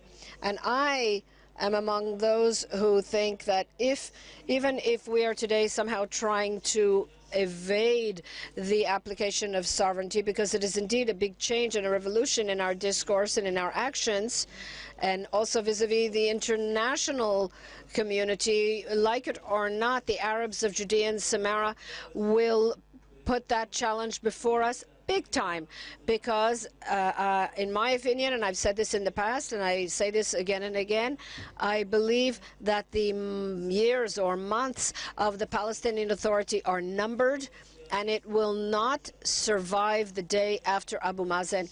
And that's why those who don't want to contend with the need to apply sovereignty will have no alternative, and they will see that this is something that could happen tomorrow or in a month or two or maximum a year or two, and that will require the state of Israel to apply sovereignty over Judea and Samaria and contend with a new reality there.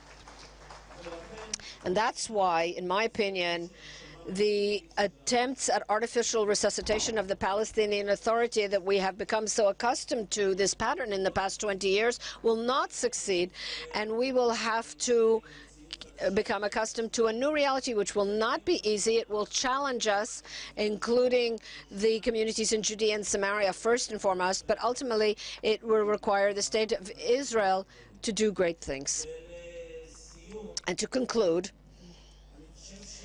I think that in this so important time that we are living in reshaping the discourse regarding Judea and Samaria, but because of these changes that are occurring among the Arabs of Judea and Samaria and the changes in the internal discourse here in Israel, and also because of the change that occurred in the United States with the new administration, it is important at this time to see the opportunity, and it is a great opportunity to take the idea of sovereignty from the concept to the practice, and this is a critical time for that. But we must also be aware of the dangers, and I think a few words should be said about that too. At this time, in particular, I think to advance sovereignty in stages, and I am one of the greatest believers in that idea, could challenge us quite a bit too, because all kinds of ideas could emerge that sovereignty in stages should be accompanied by us conceding parts of the land of Israel. And I think it's very important to distinguish between these two things. We may find ourselves challenged by ideas of this kind, in particular in this new age, and I think that it is very important to distinguish the opportunities, but at the same time to be aware of the dangers and to know how to contend with them and to know how to distinguish between those two things. Sovereignty in stages everywhere in Israel where it's possible, in the land of Israel, conceding our rights and national aspirations over all parts of the land of Israel in return for sovereignty? No, absolutely not. I think that is the formula that we must bear in mind. And to sum up, I would like once again to congratulate everyone in this conference who has organized this conference, who are willing to contend with these difficult issues, the difficult issues that sovereignty poses to us. And I can promise you that I, together with my colleagues who view themselves as the faithful emissaries of this wonderful audience that has filled this audience to overflowing, perhaps more than conferences of Haaretz. I think that the idea of sovereignty touches a lot of people, those people who have come here and people who are taking an interest in this subject, and that itself proves how this idea is unstoppable. And ultimately, this great idea will be taken and with God's help will be turned into the reality of our lives. Thank you.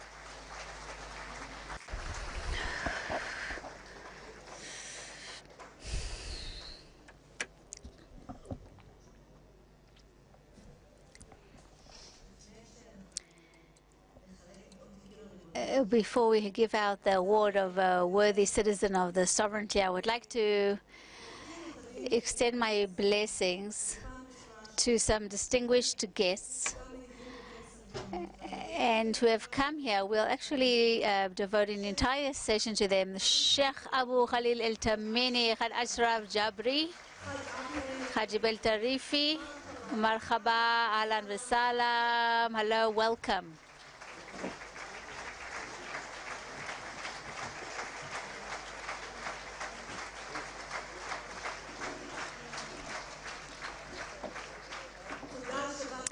Thank you so much for coming to be part of the discourse on sovereignty.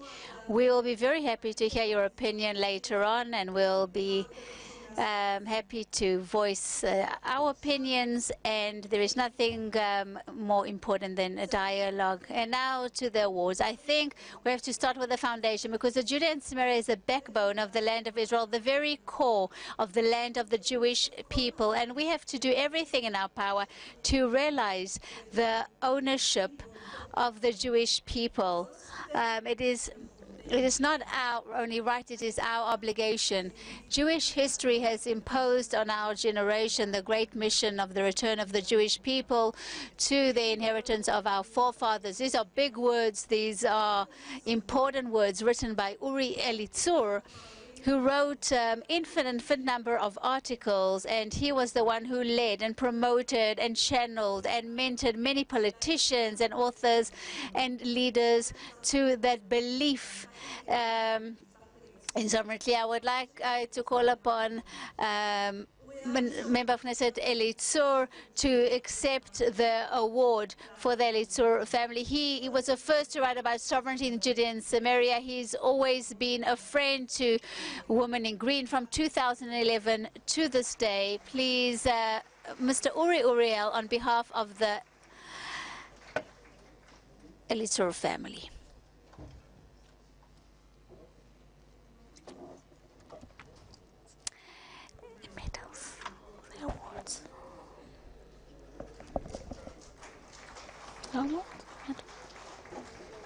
Okay, where's the Elitzur family? Here they are. So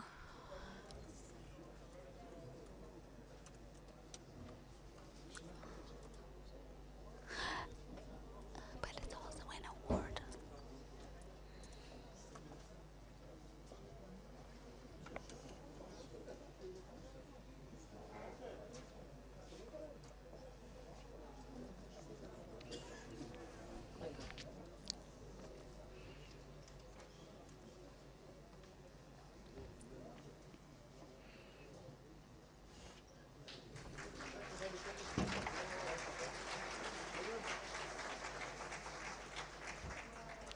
I would just like to say a few words. Uri wrote and talked of sovereignty close to 30 years ago. And when he talked of this, he was always attacked from the right and from the left. It doesn't seem possible. It seems crazy, but he continued and persisted, and it was clear to him. And it was clear to him that that would be the solution and that would be the direction to take. I'm not going to elaborate on it. He gave different groundings for this, but it is, well known that for many years before it started happening, he foresaw this, not because he was a prophet, but because he was wide and he knew how to analyze situations. He knew how to forecast processes. And when he was sick 3 years or so ago, I asked him, what would you like to do? Would you like us to do things together? Would you like us to take hikes together, to travel together? It was quite clear that, without us talking, we knew that he didn't have much time. And he said, I have one more mission that I have to fulfill, and that is to somehow bring in that idea of sovereignty, that it would be, there will be a consensus. And he talked to many key figures. He wrote a lot about it. And I think this was quite miraculously. Since that time, in his last 3 years, it became part of public discourse. And it was no longer something crazy, something up in the air. It was something that everyone was talking about. It became a feasible option. And I think that is the main award or medal that he's receiving today. So thank you so much.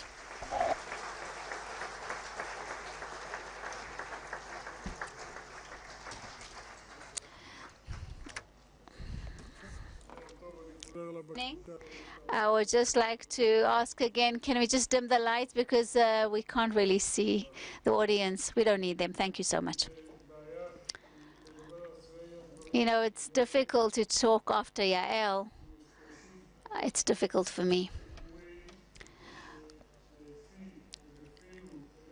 Uri, at least for those who worked with him, we used to call him Uriyahu Yechiel. That is his real full name, because, you know, just to differentiate between the two Uri, because when we would say Uri, the two Uris would, you know, turn around, and he was Uriyahu Yechiel, and I was Uri.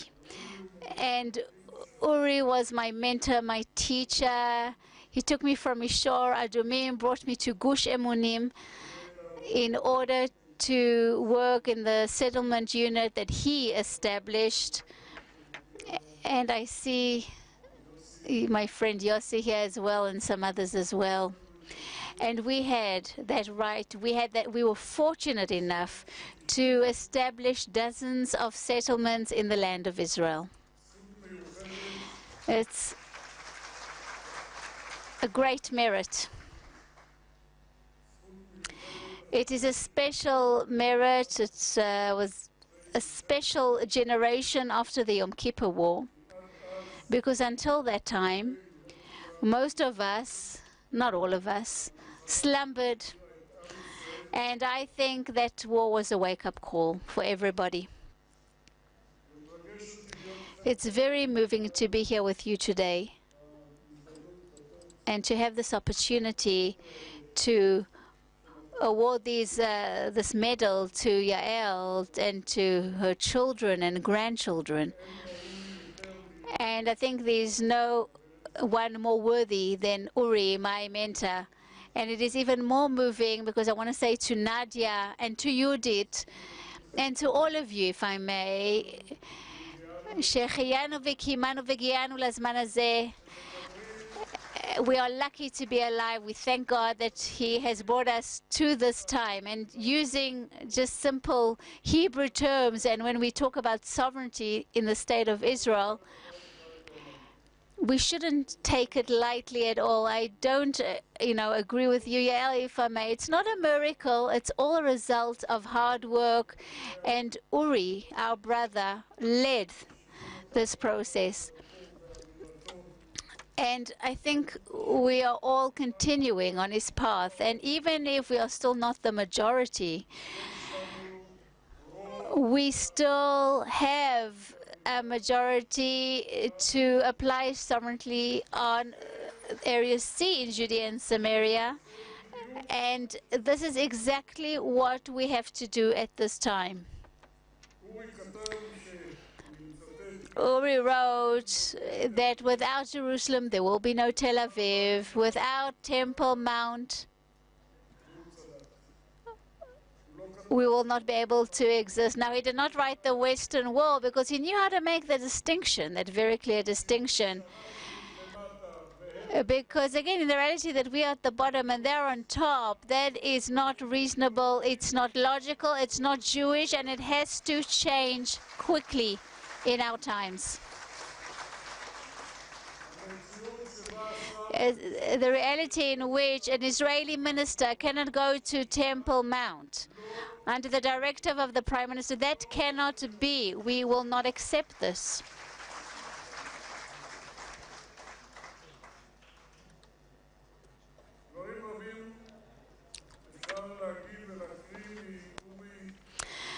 One can say many things about Uri. We can read out so many little things that he wrote. I would like to read something else, if I may. This is what he wrote years ago. We have to start from the foundations. Judea and Samaria is the backbone of the land of Israel, the very heart, the very core of the territories of the Jewish people throughout the generations. And we are obligated to exert every effort to realize the ownership of the Jewish people and its sovereignty over its lands. It is not our right, it is our obligation. That is what Uri wrote.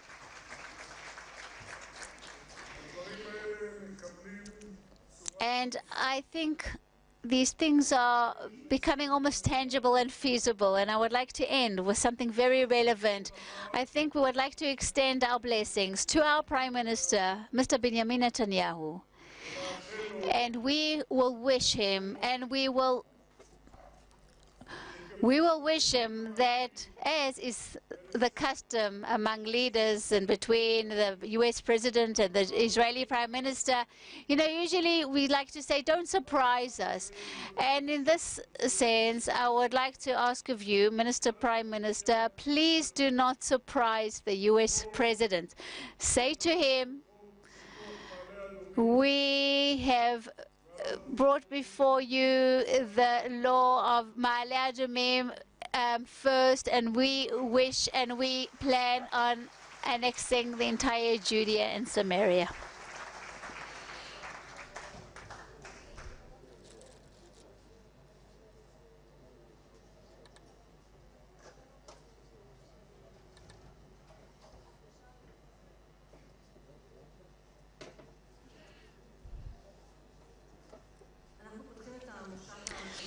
And now I'd like to open up our second session, and the second session wants to move from those lofty words, and we're going to go down to the field. And first we'll call upon Avi Ro'eh, as the head of the Benjamin Council and the head of the Judah and Samaria Council. Avi went through some very difficult weeks, but he was able to conduct a very respectable struggle and envelop the residents of Amona with great love. And we do hope that you will build many more settlements in Benjamin. Be courageous, be strong. And this is our opportunity to say to you and to the Jew and Samaria Council, thank you so much for your successful campaign of Ma'ale Adumim first. Avi Ro'eh, please. Good evening. This is a gala evening, a festive evening. Congratulations to the organizers. You gave me 15 minutes. I think 10 will be too much. And there is no doubt that your determination, the determination of Yehudit and Nadia Matar, who led us by the nose to make us believe in this possibility and to change our mindset, as those who spoke before me said, so that the people of Israel will realize that they are a strong people and that they can bring their government to a situation where it will recognize sovereignty. And just as we hear and see and understand, this has already entered our minds, and the idea of sovereignty over Ma'ale Adumim first is something already being led by the Knesset members in the lobby for Eretz Israel, headed by Yoav Kish, Knesset member from the Likud, and he deserves a round of applause for that. And the young and promising Knesset member Bezalel Smotrich, may God strengthen them and give them the strength to keep pulling this wagon forward, even if there are those among our leaders who are hesitant. And the group that is here with us here, the Palestinians, some of whom, with whom we discussed, we talked to and held discussions a few months ago, they have also reached the understanding that would not be right to continue with this confrontation of terror and murder, which leads nowhere. We are, as we all know, in the 50th year since the presence of the State of Israel in Judea and Samaria, and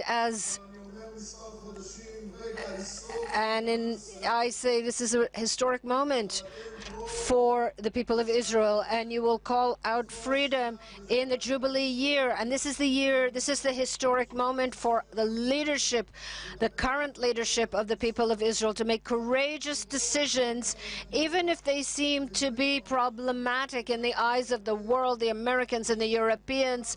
And if we are hesitant, then from the heavens we are sent a president of the United States who can't get confused in what he says and what he sees. How many signs do we need in order to determine that this is our land? This is the simple truth that has led us 2,000 years. And we too who are here, who grew up in this land, we have gone through all the trials and all the tests and experiences, and we still have those among us who are hesitant. And I think immediately after 67, if the government had decided at that time to apply sovereignty, there would have been some noise and no one would remember it anymore. And today we would be in control and present from the Jordan to the Mediterranean and the Mediterranean to the Jordan as the most natural thing, because that was the natural thing until 2000 years ago. And only in 1967 did the questions begin, because before that it was clear to everyone what the land of Israel was and what we needed to apply sovereignty of the state of Israel over. But the Almighty wanted to open our eyes so that we, in the Jubilee year since our presence in Judea and Samaria, we would wake up in order to lead our leadership, in order to strengthen our leadership and support it so that it will make the right decisions. And as the previous speaker said, Minister Uri Ariel, we would like to strengthen the hands of Prime Minister Benjamin Netanyahu to stand tall and strong before the American leadership and say the land of Israel belongs to the people of Israel. We will respect all the people living in it. We will respect them, we will respect their heritage and so forth. But the land belongs only to the people of Israel.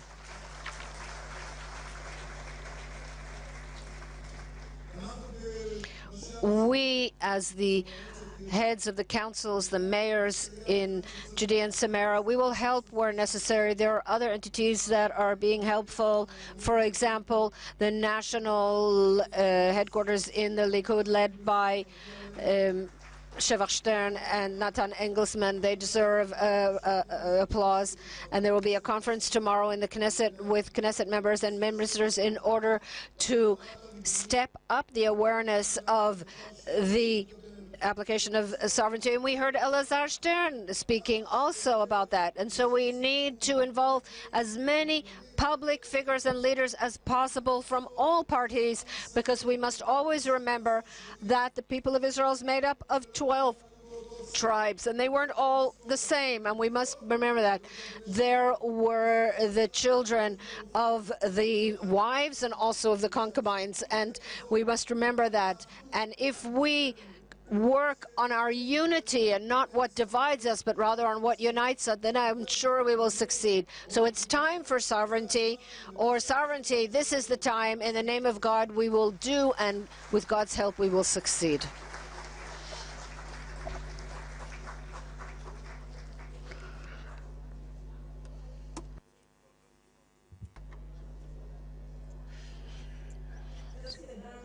Yossi Dagan is the head of the Samaria Council, and he not only knows how to build beautiful communities, but also to crown presidents.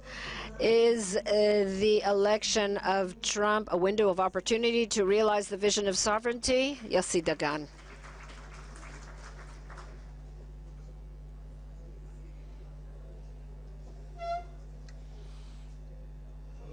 Good day to everyone, or good evening. I'm very moved to be here in this hall overflowing with people that love the land of Israel, and I'm proud to be a part of you. With permission of the rabbis and the ministers, and I saw Minister Elkin, Minister Ariel, the mayors, the Avi Roeh, and the mayor of Gush Etzion, Moshe Savil, and the mayor of Kedumim, and our good friend, distinguished leaders from the Arab community of Judea and Samaria, Sheikh Al-Tamimi. Women in Green, Nadia Matar, Yudit Katsover, they deserve a great deal of gratitude and esteem. There are few leaders whose vision is taking shape on a national level. The day will come when you will receive the Israel Prize, and when you both receive, and you will both receive the Israel Prize for your work in bringing about the application of sovereignty. And Besheva also deserves thanks for this production. The application of sovereignty is an adventure that runs counter to international law and the international community that Israel must respect out of self-interest. And that's how the Likud government raises new barriers on the way to the just and stable peace of Israel, and that Israel and the Arab nations seek. This was not said by Tzipi Livni last week in the discussion on the regulation law, and also not by Bougie Herzog when the law, with God's help, comes to the Knesset plenary. These words, very powerful words, were said 35 years ago, exactly one moment before the Golan law was passed to annex, actually, the Golan Heights by Knesset member at the time, Tufik Tubi, as a member of the choir of left. And we saw these prophecies of doom regarding the annexation of the Golan, and it sounds ridiculous. And today I was interviewed by the media, and I mentioned this, and they said, what are you talking about, the Golan Heights? But the same choir, using the same hackneyed arguments, the same hollow words, are saying the same lies about Judea and Samaria. And I would like to say here tonight and explain in the short moments at my disposal that the application of sovereignty over Judea and Samaria and over the Jewish communities, whatever formula is used, and that's part of the discussion, but the application of the law over Judea and Samaria is not just an ideological Zionist Jewish duty. It is not only important for security reasons of the importance of the highest order, but also a step that will have huge economic and strategic benefits for the State of Israel. The threats that we're hearing from all kinds of politicians and journalists over the demographic threat, the economic threat, things that we heard about the Golan Heights, I would like to focus, if I may, on the economic aspect.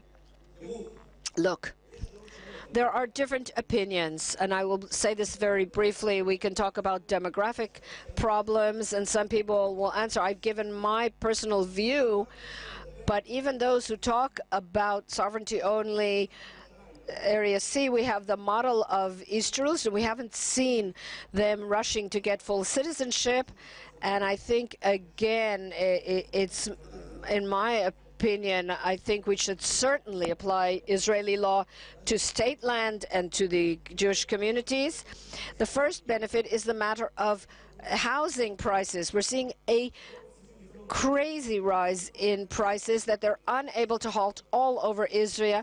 The periphery, where the prices are a little bit lower, is far away despite the train, and we have an area that is 20 minutes from the center of the country, Gush Etzion, the Benjamin area, northern Samaria, and all this is close to the center of the country. I have met with the Prime Minister a number of times over construction. I won't tell you what he said, but I'll tell you what I said.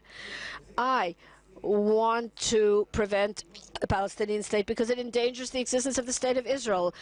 We want to act out of Zionism and strengthen security. But if you freeze construction in Judea and Samaria, you're harming the economy, because where do people who come to live in Judea and Samaria come from? They come from the center of the country. And today, because Israeli law has not been applied, Judea, Samaria, and everything that happens, all the construction is subject to the whims of the European community, the United States, and other things. Beyond the Zionist problem and the harm to human rights, every home we build in Samaria is one less home in Petah Tikva or on Rothschild Street in Tel Aviv. So if you turn them into hostages of political systems abroad, and because of that we can't build, you are harming the residents, harming Zionism, and also causing the prices to rise in Rothschild Street. And so very clearly, building in Judea and Samaria will mathematically lower the prices of housing in the State of Israel.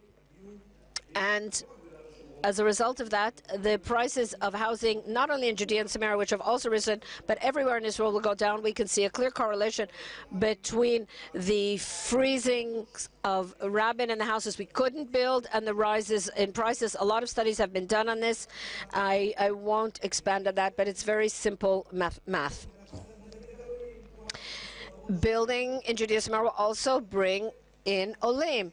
I was in Paduel and I had a dinner on Shabbat, Suda Shlishit, with the wonderful group of people that came from France to Paduel, and they are now thinking about what to do, and they're thinking of alternatives. And there are many Jews, not only in France but in many countries, who want to emigrate.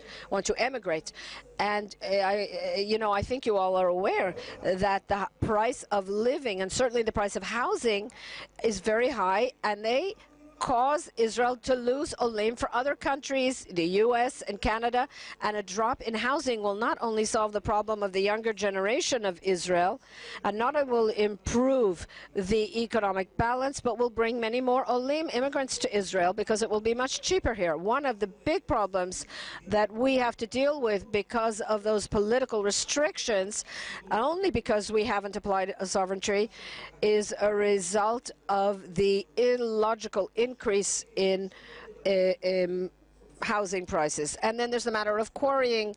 There are all kinds of petitions to the High Court of Justice. The High Court of Justice, of course, has become a political actor in every sense. We saw it with Amona, and one of the that's the situation because of all kinds of legal loopholes. You cannot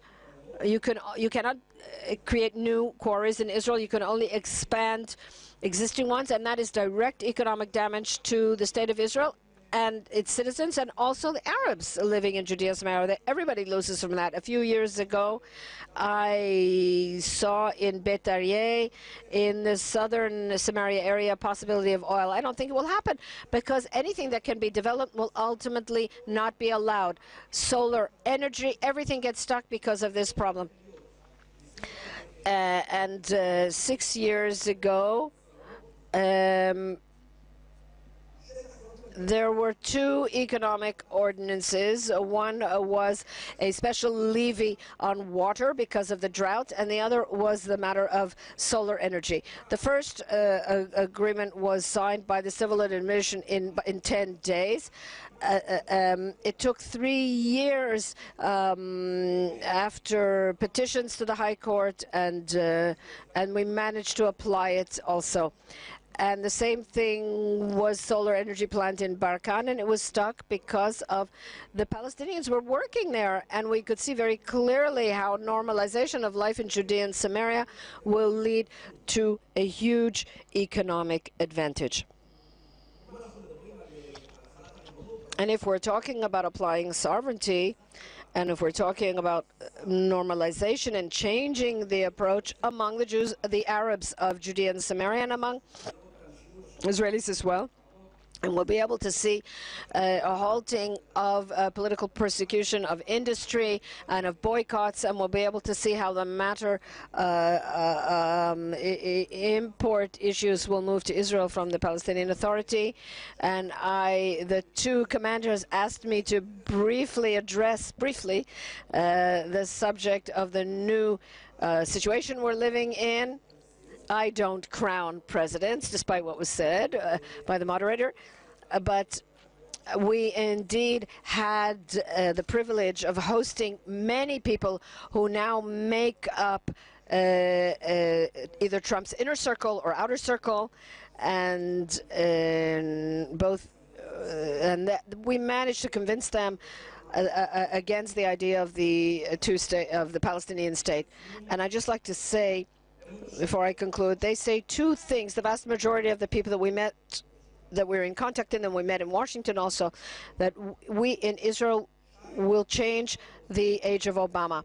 And they say to us, tell us what you want. And they're not referring to me or you. They're referring to the government of Israel. And quite rightly, the president of Israel, no matter how much he supports Israel, he can never be more Zionist than the prime minister of Israel. So on the subject of construction and sovereignty and new communities and construction, this is dependent first and foremost on the prime minister of Israel. And I would like to say to him from this platform, be strong and defend Israel's economic, national, and Zionist and security interests. And to sum up, I would like to say we started with what Tubi said about the sovereignty in the Golan, and now I'd like to quote what Menachem Begin said at that very same meeting, that same session. And in wake of this important evening and the amazing pioneering work of Nadia and Judith, we'll be able to hear the Prime Minister of Israel say the following words: no one will dictate our lives, not the United States, with all due respect to its position and strength and spirit of liberty. And no other nation can dictate our lives. No one gave us this state as a gift. We spilled our blood here. This whole nation spilled its blood so that it could exist. No foreign soldier, not from America or any other place, died for us for 32 years. When we were surrounded by enemies, and when we fought difficult battles, we never asked for any foreign soldier to come and save us. Will Prime Minister Netanyahu say similar words when we apply sovereignty to Judea and Samaria? I hope that day will come.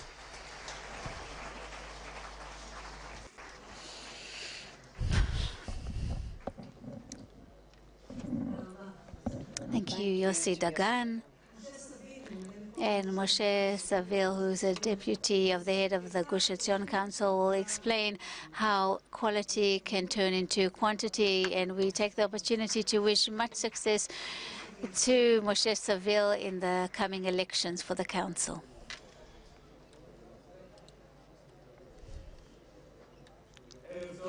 Good evening. First of all, it's not surprising to see so many people who have come to hear, to be partners, to understand the whole issue of sovereignty. Nadia and Judith, you have been successful with sovereignty as you have been successful with other great things in Gush Etzion, Oz Ve'Gaon, Machane Shlema, and many other initiatives that come out of Gush Etzion. So thank you so much to Nadia and Judith. And what's happening in Judea and Samaria and what's happening in Gush Etzion in their merit. Distinguished guests, if I may, let me take a number of minutes to explain, using three different perspectives, why we need sovereignty now in all parts of Judea and Samaria. So a number of examples from the field and how we see matters as local councils, from the perspective of the resident, from the perspective of the State of Israel, and from the perspective of the settlement movement. As you said, for about 2 months now, I'm the deputy of the head of the council, but for 5 years I've been the deputy, and again in a few days I'm running for head of council. There will be elections soon, but in the past 5 years I had the merit to get to know the residents, to see their perspective and vis-a-vis the civil administrations and the various bodies, and to see how many difficulties they have to come across to open a business, to manage a business, to live their daily lives. Our residents do vote for the Knesset, but they are not fortunate enough to receive all the rights enjoyed by all the citizens of the state. They're not fortunate enough to be able to enjoy all the rights that are out there. And in the framework of these coming elections, let me just say that I do go to parlor meetings, and I do say to people that they must remember at the end of the day that when people go out and vote, There is somebody above me that is my sovereign. The head commander is above me, and in the head of a democracy, the head of the council usually manages the system. But here we have something else. There are different, the various work laws that protect employees. They are not imposed in Judea and Samaria, and so hundreds of employees in Judea and Samaria are not protected by Israeli work laws. From the perspective of a resident, the system is chaotic. It doesn't protect the citizen at all, imposes various obligations, but does not give protection as it does to other citizens in the State of Israel. We all know the law of the new package laws, but again, to simply approve a daycare center in Judea and Samaria, it is usually runs across so many obstacles. When Herzl wrote his book, he wrote the following as well: we will try that there be one constitution for all, one for all. The laws must be new and modern, and we must choose the very best, the rectified. Our system has to be exemplary, one of justice and law, and it must be suitable to our modern situation. Herzl describes a situation in which Jews come from all over the world, come to the State of Israel, and set one set of rules. They all bring their customs, their laws from the different countries, but there will be one system that will be suitable for all. And 200 years after Herzl wrote these words, we can say that as far as this is concerned, we have failed. The State of Israel relates to different citizens differently. There are different assumptions, different ways, different attitudes, even ignores the Declaration of Independence that the state will have equal civil rights to all its citizens with no difference of origin, religion, gender. There is no equality of rights. There are first-grade citizens, there are second-grade citizens, there's first-grade legal system, and unfortunately there's a second-grade law system. About 20 years ago, Minister of Defense Arik Sharon understood that it is not the role of the army to manage civil life, and that is why he established the civil administration. 20 years have elapsed since then, but again, this solution does not work, and that's an understatement. It does not work. The state comptroller checked this out a few years ago, and he said as follows: we are talking about the failed system, and all the ministers that are manage this have to do something about it. Let me just say that I know the system in depth now. It does not work. We're not talking about evil people. We are talking about a mechanism that is not able to synchronize between the different types of laws and the different types of systems. We are talking about people who are trying, but since they are not subject to the same norms, people who come from Tel Aviv or from Jerusalem, and then they are subject there to specific laws, and they go back home, they are subject to different laws. They're not able to synchronize these two mechanisms. We have still not reached our goal to have uniform norms. There are different types of norms in different places. There's no equality. There are different types of citizens. There is no justice. As far as a settlement is concerned, I would like to read out a poem written by Yehoshua Friedman. I think that the older ones of you know this by heart. Let me tell you about, I'll tell you, little girl and little boy, how in the land of Israel we redeem land. 1 dunam here, 1 dunam there, 1 plot of land, another plot of land. That is how we will redeem the land from the north to the Negev. This is what Yehoshua Friedman wrote when he described the settlement movement, acquiring lands 1 dunam after another, 1 plot, 1 parcel after another. And that is how we established the state on Jewish lands that were acquired. And the settlement movement also has reached a dead end. The state does not take ownership of the land, but does not enable the continuation of continuous redeeming of the land. We have never put order into the lands. All the lands moved from Turkish hands to British hands to other hands. Nothing was formalized, nothing was put into order. And even in such cases, when it was very clear that the state of Israel bought the land, see Kfar Etzion, for example, we have no doubt not about Gush Etzion. It was Jewish lands. The JNF bought lands. There is no doubt that these lands belong to Jews.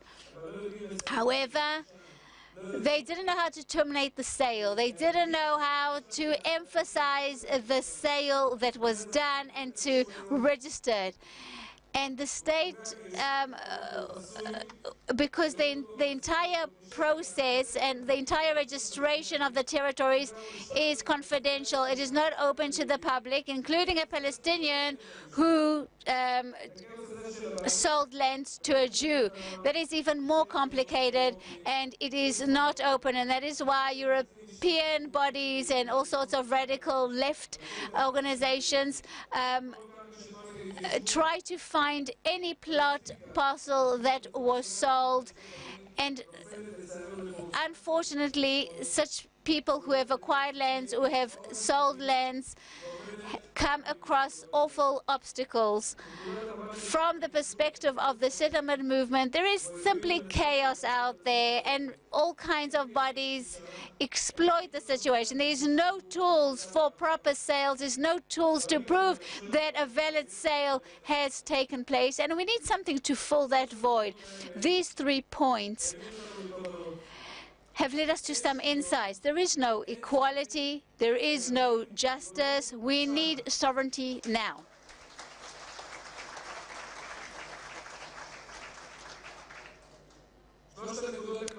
These 3 points clarify that there is a real problem, a problem that has to be solved from its very essence. And then all those other stories and all the laws and the employees' laws and labor laws, all these things will be solved in wake of this. The message has to be clear. There has to be a high-quality solution. Will solve a myriad of problems that come up every single day. And if we don't understand this, there will be, again, there are so many problems that arise every day. We need sovereignty now in all the parts of Judea and Samaria.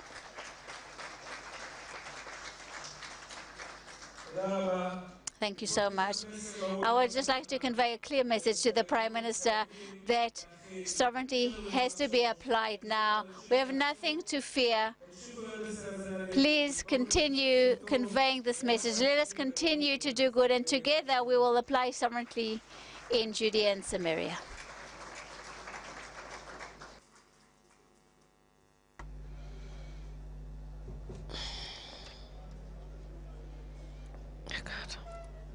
Thank you. I'd like to call upon Tzipi Chotobeli, the Deputy Foreign Minister, a great friend of the sovereignty movement, to grant Caroline Glick the Medal of Sovereignty. She has been one of the flag bearers of sovereignty in Israel and the world and has courageously fought this battle with determination. Tzipi Chotobeli, and Caroline Glick are both invited to come up on stage for the awarding of the medal.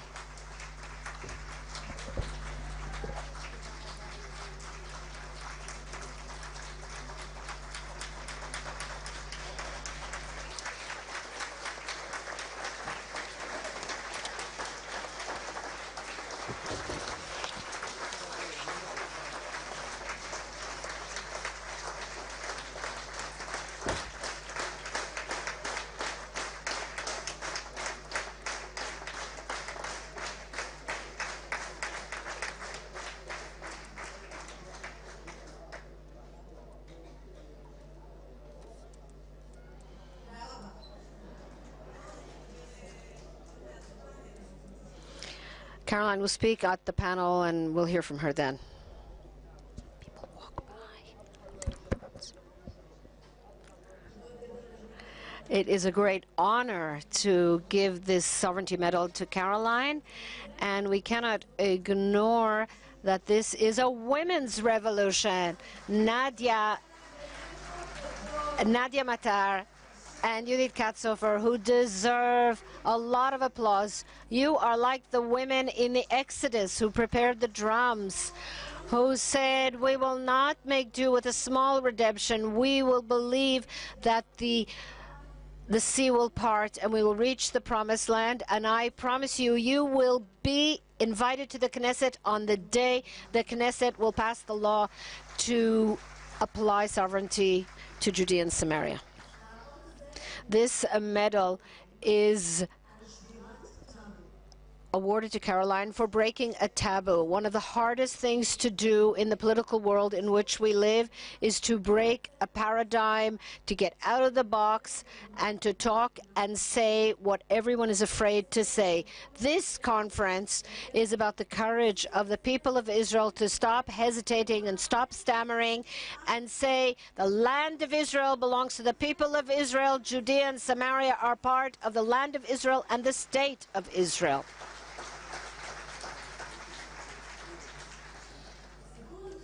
This story of breaking taboos didn't only start with us. The idea of the Palestinian state was a surreal idea that was rejected by both political camps in Israel. In the early 1990s, the political controversy in Israel, I know it's difficult to believe it because we've become so used to this formula, the conflict between the Labour Party and the Likud was not for and against a Palestinian state. It was the Labour wanted territorial concession to Jordan, and the Likud said that the right solution is autonomy. Both camps completely rejected the idea of a Palestinian state. They all understood that between the Mediterranean and the Jordan, the idea of the land of Israel that had already been divided between the east of the Jordan and the west of the Jordan, that tiny little land that we were given, that it would have to undergo another partition, that this was not a logical idea. What happened? They broke a taboo. They started to talk about it, and they started to talk about it in the world.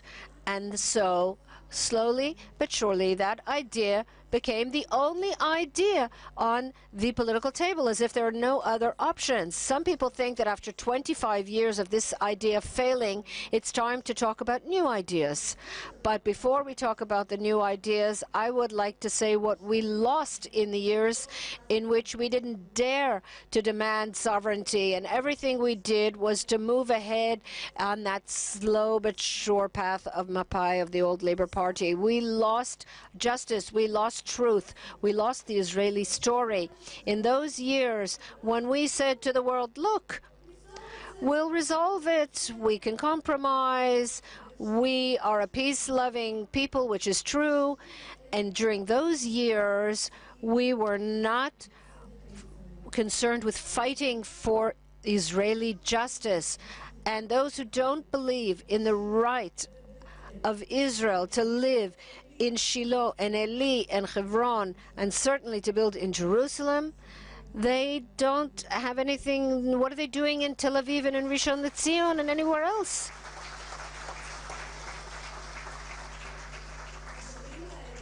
These years when we lost that Israeli story, those are years when we learned the hard way, and most of the people of Israel learned the hard way, that we cannot divide the land. Those are the years when we experienced terrible things, including the decision to uproot Gush Katif, and instead of it, the terrible Gaza terror state was born, and which is bad for Israel and for the Palestinians. And I think we can all today can call on the Prime Minister. I met with the Prime Minister on Wednesday, and I said to him, your political base demands sovereignty. Your political base is not going to make do with construction. It demands that you apply Israeli law. It can be done gradually. I believe that we can move ahead in phases. We can do it Greater Jerusalem and strengthen Jerusalem first of all. From all sides. Gush Amunim, Beitar Illit, Givat Ze'ev, Ma'ale Adumim. We can start there, and the strength of Jerusalem can radiate so that we can apply sovereignty over all of Judea and Samaria, so that we are the sovereigns in all of the land of Israel. But in order to do that, we need courage and unity among our political parties and movements. We don't have to compete who is more right-wing. We need to unite and to call in unison, because we represent 500,000 people that want Israeli law to be applied to them. They don't want to be citizens in a military government under a civil administration. The ones who are under occupation are the settlers, and that occupation must be stopped, must be concluded. And if you want civil administration, you need to build, and we want Israeli law to be applied so that we never have to face any more painful uprootings like Amona. But if we get back to the point, the Prime Minister is going to Washington tomorrow. There is a large public that believes in him, that placed him on the chair, because that is why he has the power now. Iran is important, the situation in the north is important, but history is calling us to say the Israeli truth and tell the world why we're here. We're here because the moment we feel that we can say our truth, everything that happens around us will get into a pathway of stability. We need stability in this turbulent area that is falling apart, and I believe that if we give the Prime Minister the strength through this conference, which ultimately is a positive conference, for the first time we're saying what we want, not what we don't want. And that big yes that's coming from here, from Jerusalem, from the capital, will reverberate until all the way to distant Jerusalem, together with the ministers who are saying we want Roberty. And good for Caroline Glick, who wrote these things, who wrote a book, who represents this position in English and in Hebrew, and who's not afraid to say this truth, and who's not afraid to stand behind these things that frightened some people. There were people who were afraid in the beginning of Zionists too. And there's a famous saying that the British commando said, and then the Israeli Sayeret Matkanta, those who dare succeed will succeed.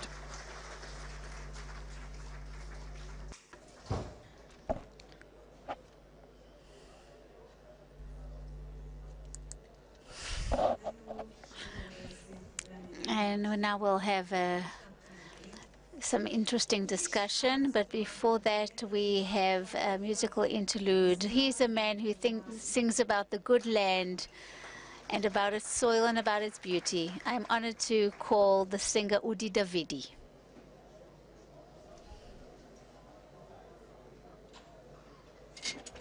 אוקיי, עשו רגע רילי ביניכם. קחו ממנו לעברית. תראו שאתם שומעים אותו. אני רוצה לבדוק עכשיו שהכל קורה.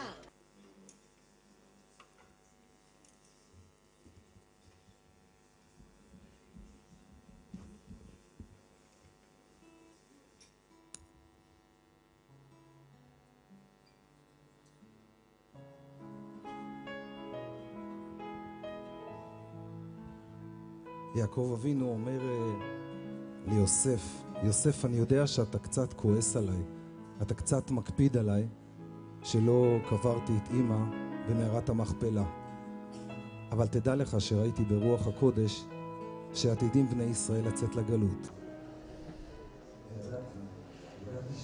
And I knew that our matriarch Rachel has to console us and to cry, and when they come back from exile, if Rachel cries with them, she'll also rejoice with them. And I think that today, that if Rachel would be so happy that today people have come and said the entire land of Israel is ours. So chapeau to you, kudos to you, I bless you.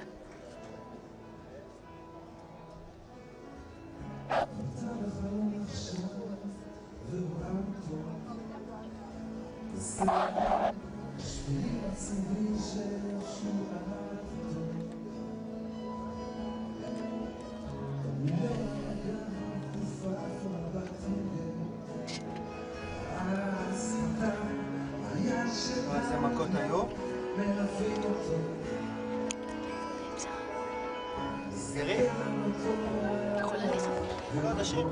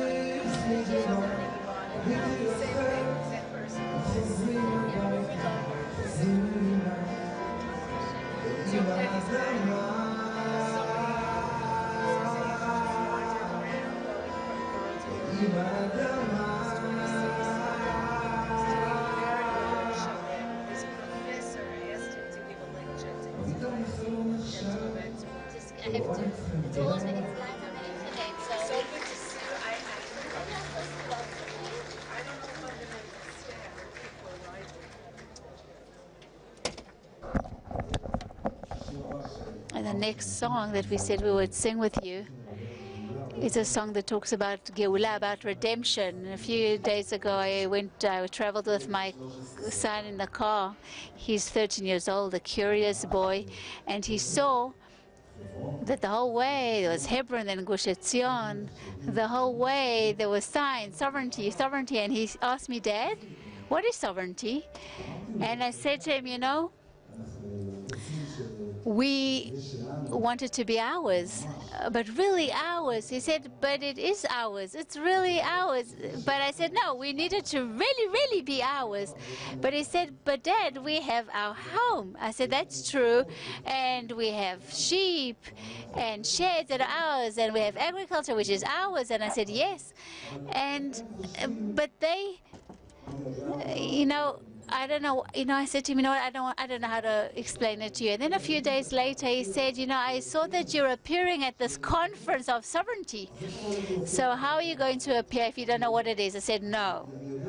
I know what it is, so you didn't want to tell me? No. I said, no. The redemption of the Jewish people is Slowly, slowly, slowly, slowly. We will be victorious. We will be victorious. Nadia, we will be victorious, and you did. Amen.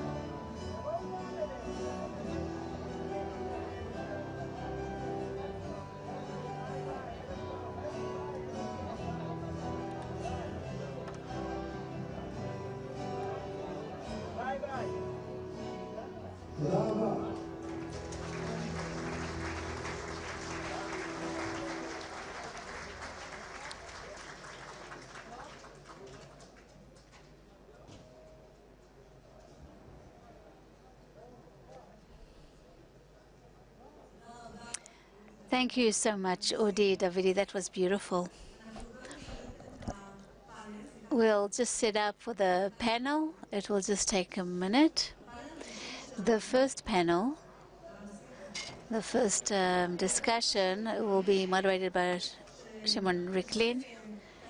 It's difficult for me to describe him. He said I can't really give him a title. I don't know. He knows all about Twitter, Facebook. He's a columnist, loves Israel. Shimon Ricklin, please, you are invited to come and moderate the first session. Why don't you start telling us what we can expect, who are the people who are participating in this panel, and we'll sort of be working around you.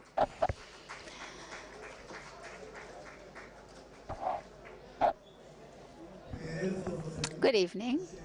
And as Yifat said, I'm Shimon Ricklin. I'm the political commentator of Channel 10. I just want to say thank you to Besheva, to Women in Green, Nadia Matar, and Yudit. And when they talked to me, they said, please come. There is a fourth Sovereignty conference, and we'll talk about what can be done with the Arab population in the area. I thought there would be a few people, but you know what? I'm trying to see. I can't really see everybody, but this is a very impressive conference. There are hundreds of people here, so well done to you. And we will talk with Dr. Yoaz Hendel. We'll talk about with Dr. Diskin, with Caroline Glick. We will try and analyze what we can do what can we do with the Arab population, because in recent months, if you've noticed, there's been a revolution. A number of weeks ago, whoever traveled in the Ayalon area, in the Dan area, you could see the notifications of the generals against annexation of any sort in Judea and Samaria. And many of my friends were really angry with these notifications and these notices, these bulletin boards, because they said, they're hypocritical. When Netanyahu, did such things, they said he wasn't acting properly, and yet they put up signs everywhere. Nobody calls them racist. Nobody said they are instilling fear. But on the way to the Barzel Street, which is in the northern part of Tel Aviv, when I crossed Ayalon, I saw these signs, and I was very happy for them, and I'll tell you why.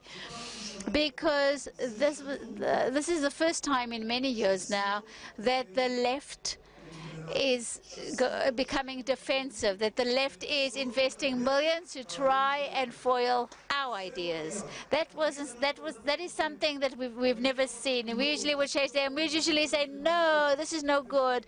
This solution won't bring peace, and this will bring about bloodshed, and don't give them weapons. And for the first time, they are running after us. And let me tell you the truth, much because of these two women here. It's much in their merit. And, at the beginning, we heard voices, oh, okay, they were considered to be marginal. But today, this is the central idea that is placed on the table. And the only question is how, when, and where. So if I may, I welcome upon Professor Diskin. Dr. Yoaz Hendel, Dr. Drori Dar, and Caroline Glick, of course.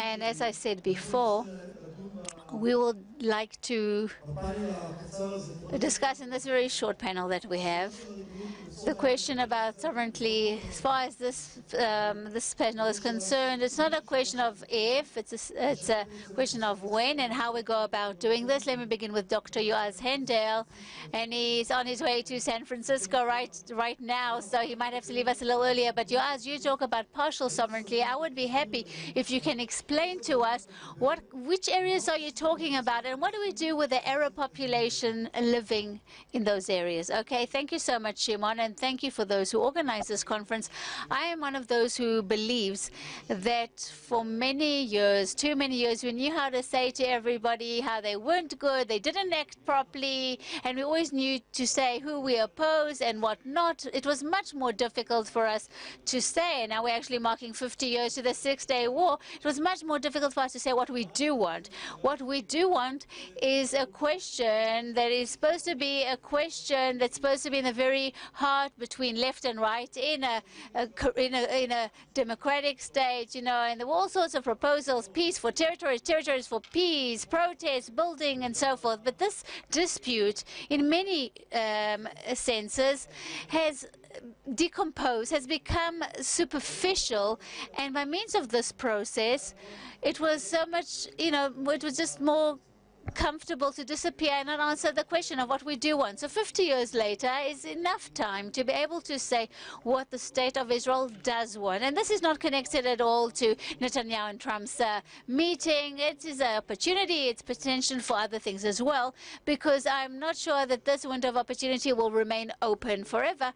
But when we ask ourselves the questions what we do want, I think there has to be, at least we have to answer by building it on two different dimensions. There is this messianism, so to speak. It became this bad word. But, you know, messianism, so to speak, built this country. The thing is, what kind of messianism do we want? Is it a type of messianism that is rooted in heaven, or do we want one that is rooted in the ground? Messianism that is rooted in the ground can change, can move forward processes, can promote these things. I think that the state of Israel has to define areas of consensus, or areas under consensus, areas of causes, value, or areas that are the red line. And these areas we have to start working on and try and help us apply sovereignty. Give us an example. What do you mean? Even the settlement blocks and the Jordan Valley are areas, I would say, that one can, again, create national consensus over, and we can explain why we have to be there as far as these areas are concerned. I think these areas can also, you know, instill logic, and be considered logical even with international players. But if we were to come to the U.S. president and explain to him, Mr. President, you know, the Jordanians, their worst fear is to find a Palestinian state right there in the Jordan Valley, and that is why the Jordan Valley is a place of common interest to both of us. Now, the settlement blocks made no difference who the Prime Minister is. Even if it's Zahava Galon, we cannot evacuate this big settlement block. So let's start with that. And then there's so much more to do. Then we can dispute. But I think we need a more pragmatic approach, not to talk about things that are difficult to implement. It will be so much easier to explain. It does obligate us to say what would happen with areas A and areas B. What do we want of them? What do we wish to do with them? What about those areas between the Jordan Valley and the big settlement blocks? We'll move to Caroline Glick now, and she has a somewhat different approach. She takes a more maximal approach. Thank you very much. I'd like, first of all, to thank Nadia and Judith for the medal, and also for leading this entire initiative over the past years, and also for the friendship with them. So thank you very much for organizing these conferences and leading the camp on this crucial issue to the Jewish people. Regarding your question, I think that we need to dare and not to be afraid. What do I mean? I'm not talking about being surreal or being messianic. We have to realize there are difficulties in applying a vision, in realizing a vision. We haven't yet properly realized the vision of United Jerusalem, and that we'll talk about tomorrow at the other conference. And in principle, what we need to do is a number of things. First of all, at the first stage, I think that we do indeed need to start with, we need to put away, shelf the idea, the law of applying sovereignty over Ma'ale Adumim, and apply to all of Area C. I agree with Emmanuel Shilot's approach as he laid it out earlier. We don't know what will happen the next day after we apply sovereignty, and that's why we should grab as much as possible at the beginning. That's one thing. And another thing is, I think that we need to understand that we have responsibility towards the Arabs. We don't know how many there are. There is the phony census carried out in 1997 by the Palestinian Authority, and that census, in fact, is what created all those prophecies of doom regarding the demographics of the Jewish people in the land of Israel that were going to disappear. On the other hand, there is the census carried out by a group, a private group of researchers, and they proved that the census of the Palestinian Authority was phony. But there is no database that everyone can agree on. So it's very, very difficult to make decisions regarding where we're headed in terms of the Arab population in Judea and Samaria when we don't know exactly how many people are involved. The gap is more than 1 million, and we need to understand the trends of that population and where they're headed. And as long as the State of Israel and the government of Israel doesn't do a real proper census that we can all agree on regarding the number, almost all the discussions that we're holding them over one another's head without there being a common denominator regarding the facts. So what do you suggest doing? We talked about Area C. So there are a few tens of thousands of Arabs in Area C. What do you suggest doing with them? I think the rule that should guide Israel, as I wrote in my book regarding the Arabs, is that first of all they need to receive permanent residency, as the residents of the Golan Heights in East Jerusalem received after we applied Israeli law there. After that, we have to enable gradual naturalization based on the threshold conditions of the citizenship law, and we need to look at it and see what are the criteria for naturalization in Israel. And the third thing that we need to understand is that if there is a single law for everyone, then we need to enforce that law equally to all, towards Arabs, just as we enforce the law for Israelis in everything where incitement is concerned, construction, taxation, everything. And every penalty and every reward that the citizens of Israel have should apply equally to all. And once again, regarding the stages or phases of naturalization, we must have a proper database regarding the numbers, one that we can all agree on regarding how many people are involved. But there is no doubt that the Arabs who are residents of Area C must receive permanent residency, and they must be enabled to apply for Israeli citizenship. And if they meet the threshold conditions of Israeli citizenship, then they should be granted Israeli citizenship. Thank you. Professor Diskin. You hear Dr. Yoaz Hendel and you hear Caroline Glick. In your opinion, do you think the directions they are pointing to are feasible? I don't know. The only thing I can say is that I don't know. Perhaps you don't want to hear what I have to say.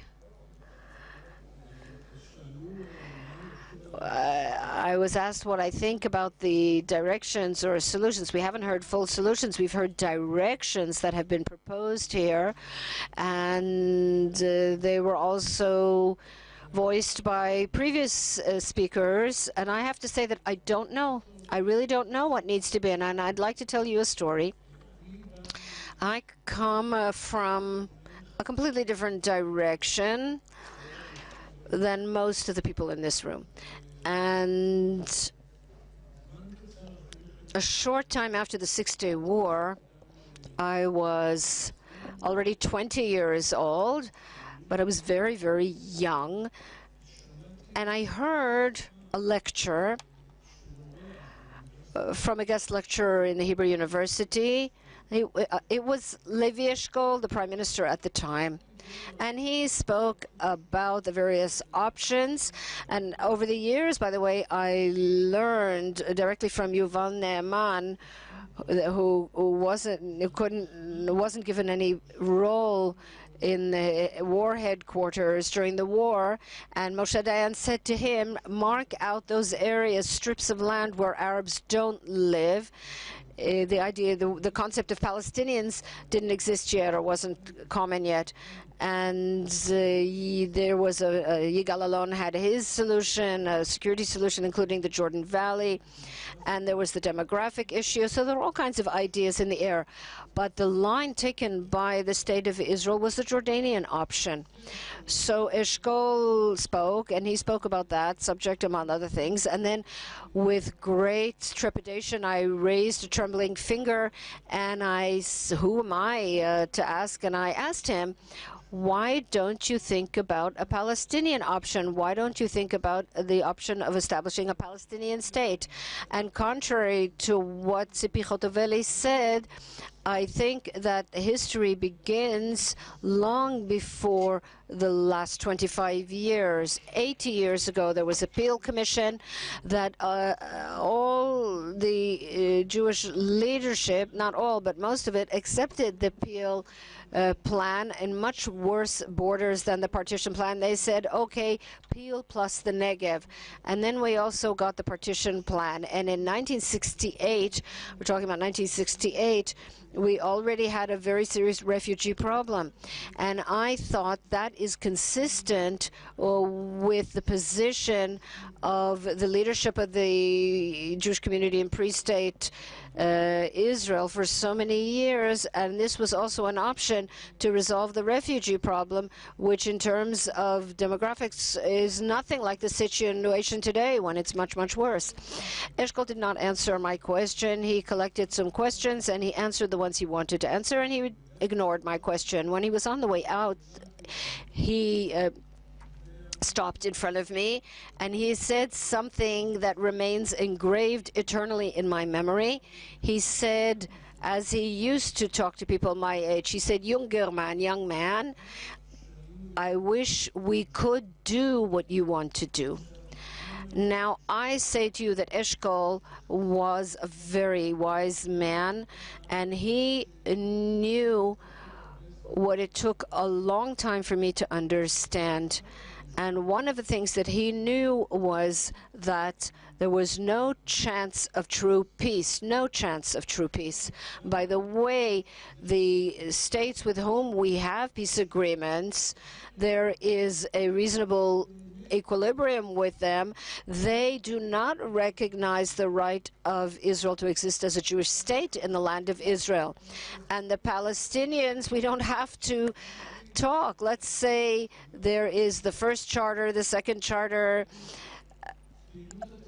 The first terrorist activity was carried out by Fatah, the leading organization in the PLO, which took over PLO on January 1st, 1965. It has nothing to do with the settlements or anything of that nature. And the language of the charter is unequivocal. There is no room for, not for a Jewish state, but even for Jews in the state of Israel, unless they came before the Zionist invasion. I can benefit from the doubt because I'm fourth generation on my father's side, but on my mother's side, I came after the Zionist invasion, and all those who came after the Zionist invasion, let's not delude ourselves. So if so, Professor Diskin, so why don't you agree with what Caroline said? We have a lot of balls in the air right now, and I can tell you, for example, something that people don't think of. The moment you do something unilateral that is extreme, the more extreme that size is, the more you advance the possibility of the establishment of a Palestinian state. And let me explain why. What happens today is that the whole world is pressuring Israel, and the Palestinians refuse to sit down and talk to us. And we all know that Netanyahu agreed to freeze construction in 2009 for 10 months in order so that they would agree to talk to us, and they didn't. So the whole world believes that it's the settlers, and by the way, things are done that shouldn't be done, but perhaps a handful, let's say, of people, things that are harmful to the settlements and to the people of Israel and the state of Israel. But the world as a whole believes that the pressure should be applied to Israel, and the way to advance, I don't believe in a Palestinian state, but if there were any way to establish a Palestinian state, it would be to pressure the Palestinians, because today they have nothing to lose. They are living in the belief that we will go in the way of the Crusaders. It took 100 years, 200 years, and they say it explicitly. They are patient. They're willing to wait. They don't have a problem. They can wait, and the whole world has bought their narrative. We are defeated in the world, and the moment you take a unilateral step, then you are pressuring them, and you are also harming Israel's shaky position in the world, and then they won't believe you that there's no possibility of a peace agreement. That's why I say I don't know. But let me say in general terms,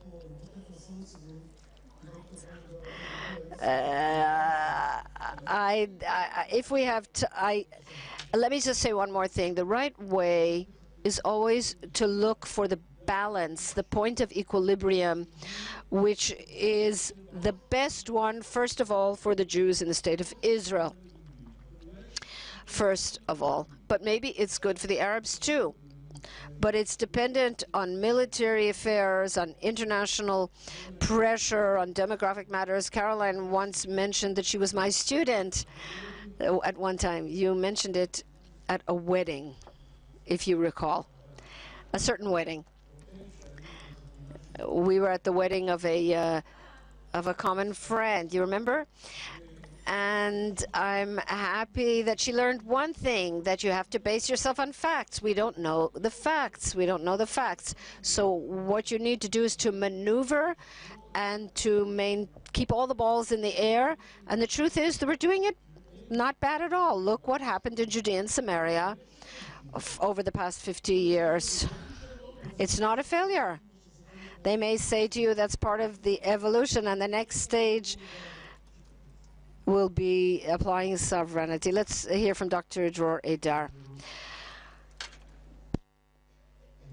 I recently have written quite a few articles that talk about applying partial sovereignty. I spoke to someone in the media not to use the word annexation because it sounds like a disease, but to talk about applying sovereignty.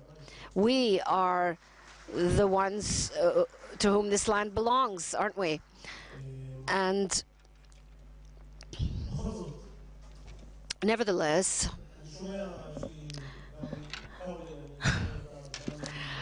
I speak to Caroline and I speak to Yoaz as well, and I'd like to say that I didn't feel comfortable about the idea of applying sovereignty only to Area C, but I wrote it, I said it in order to apply pressure to the right, in order to make a compliment. So let me tell you what my philosophy is, and here I can connect somehow to what Professor Diskin said, but from a different direction. We are involved in a long-term historic process. The pendulum, the historic pendulum of the Jewish people has changed. It changed about 250 years ago. At first, we returned to history in order, during the Enlightenment period, and then when we were disappointed by that process, we realized that we had to come home, and then, like Sleeping Beauty, our nationalism awoke. And we returned here, and we're talking about a very long process. In the beginning, very, very few came. And within that process, our relationship with Israel is a reflection of our relationship to our identity. Who returned to history? What nation returned to history? What people?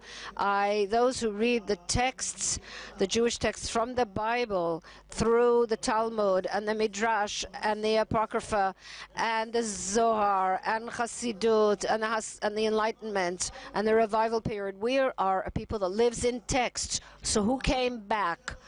Those people from Mea Sha'arim, from Merkaz Arav, or the people from Yeshivat Hebron, the Geri Hasidim. What type of people returned? We are still in a process of consolidation, and the land is a sign behind which has, and it brings us back to our tradition and the God.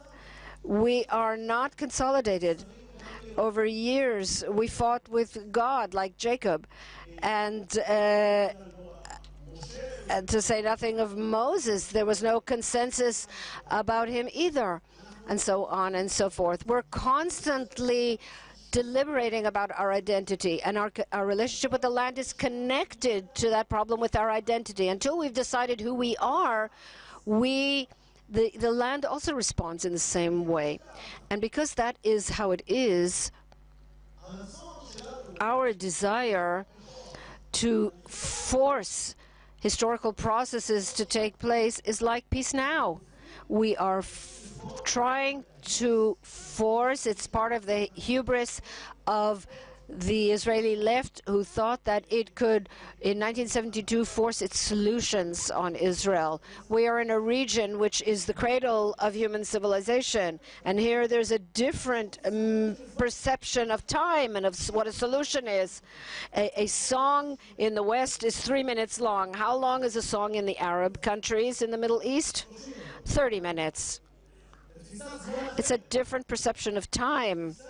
It's a perception, the perception of place is also different. The perception of earth. In the Bible, the word Adam, person, comes from the word Adama, earth, which is why you have to spill blood, dam, for it. We think we've come from the West and we're trying to consolidate our identity. And that's why we need to be patient. If we knew, if I were to say to you that in 100 years' time, with God's help, in another 100 years, in Judea and Samaria there would be 3 million Jews, and it would be entirely ours, without all those issues of the Palestinian Authority and autonomy and I don't know what. Would you accept that? There's no time, says someone from the audience. You're right. That's the argument. The argument is not over the goal. The argument is over the time. Who has patience and who doesn't have patience? How old are we as a nation? Since the tribes of Israel crossed the Jordan, we're talking about the 13th century BCE, at least 3,200 years. A person lives, say, 80 years. If we divide 3,200 years into 80 years, we're talking for every year, human year, 40 years of a nation. So we're talking about the state of Israel is a baby that's a year and a half old. And since the Bar Kokhba rebellion, his barren parents have been waiting for its birth. And because we are now, I'm talking to an elite that is taking shape right now. And as I said to the pioneers in Amona, we don't have anyone now to look at and say it's your fault. The state now is on our shoulders. We are now the elite that is in the making. And an elite in the making needs to have compassion for the public. The vast majority of the public is not ideological. They support the settlement. They support the pioneers. But on the other hand, I once heard Rabbi Livinger in '88, and then there was still the Jordanian option, and he said, if Hussein, I recall it word by word, if Hussein were come to go shopping in Decency Center, 110 Knesset members would vote for him. And so that's why we need compassion for the people and not to force things that may upset the balance and cause the opposite reaction. We must be patient. If we know how to draw out of the current situation more homes, even within the blue line, we can double the population to 1 million in 10 years, and then it would be good. We don't have to do everything at once. And regarding your question, sir, as I see it, we have a lot of time, a lot of time.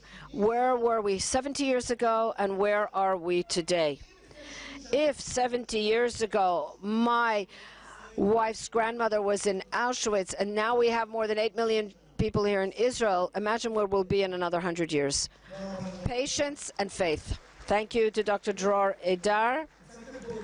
You presented your philosophies here, and Nadia and Judith didn't say this to me, but I think the audience also wants to hear about practical steps. Let's say we're talking about sovereignty and it's going in the right direction. We see the surveys and we see the support, but no steps have been taken like establishing a committee or what Caroline said. No practical steps have been taken. I'd be happy to hear from all of you, including Professor Diskin. We don't have very much time, and that's why I asked Dr. Adar to cut his remarks short. We understood the direction. What do we do tomorrow morning in order to advance this important idea? As far as I'm concerned, I think the most important thing from this conference is not only dreaming about applying sovereignty, but also bringing back one word that characterizes Israelis is to talk tachlis, to be practical. And I think we have to really convince ourselves fully. And, you know, politicians can stand here, they can make all sorts of statements, but then there could be nothing real. And, maybe we don't even agree, even the person who just applauded from it. There's nothing real here because the biggest lie is the status quo. Take the map of Israel from the past 50 years. You'll see that the lines keep changing. We gave up Sinai, the Gaza Strip, NB's 40% of the territories. I remember the protests against. You know who holds the Palestinian Authority? We do. The State of Israel, the right-wing government. Nobody should tell you stories that we are opposed to the Palestinian Authority. But when we place everything on the table, we have to ask ourselves, what is our interest and how can we convey our message? I want to go back to what I said. Just in a nutshell, Shimon, let me say as follows. As far as I'm concerned, Zionism is a practical business. Judah the Maccabite understood that to live here, to establish a kingdom here, you have to sign a contract with Rome. Ben-Gurion understood we need the other nations. And everything we do, every process that we want to do, it has to be as practical as possible. What can we do? We can talk about what kind of points we can explain to the world in which situation there will never be a Palestinian state. You're talking about the blocks, for example, yes, the big blocks or Jordan Valley. You can also explain why the Bar-Ilan speech is no longer valid, because 3 countries talking about the Gaza Strip, and you can also explain what we wish to do with territories A and B, and to place the things on the table, not to just let them hover up in there, and to say what our interest is to have A and B. I think it is an Israeli interest. Thank you. You ask Caroline, please.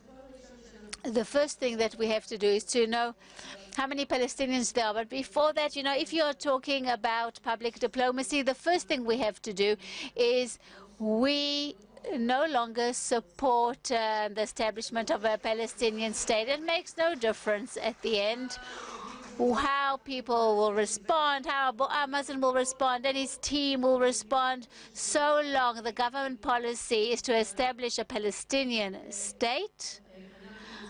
We cannot explain ourselves or to anybody else. So long that is the policy of the State of Israel or that of the Prime Minister, there is nothing practical that we can do. So the first thing that we have to do is to, for once and for all, say that we no longer support the establishment of a Palestinian state. The second thing we have to do is find out how many Palestinians there are in Judea and Samaria. In 2007, I wrote an article in the commentary and also a series of articles in the Israeli press that I wrote that we have to first apply sovereignty on the settlement blocks.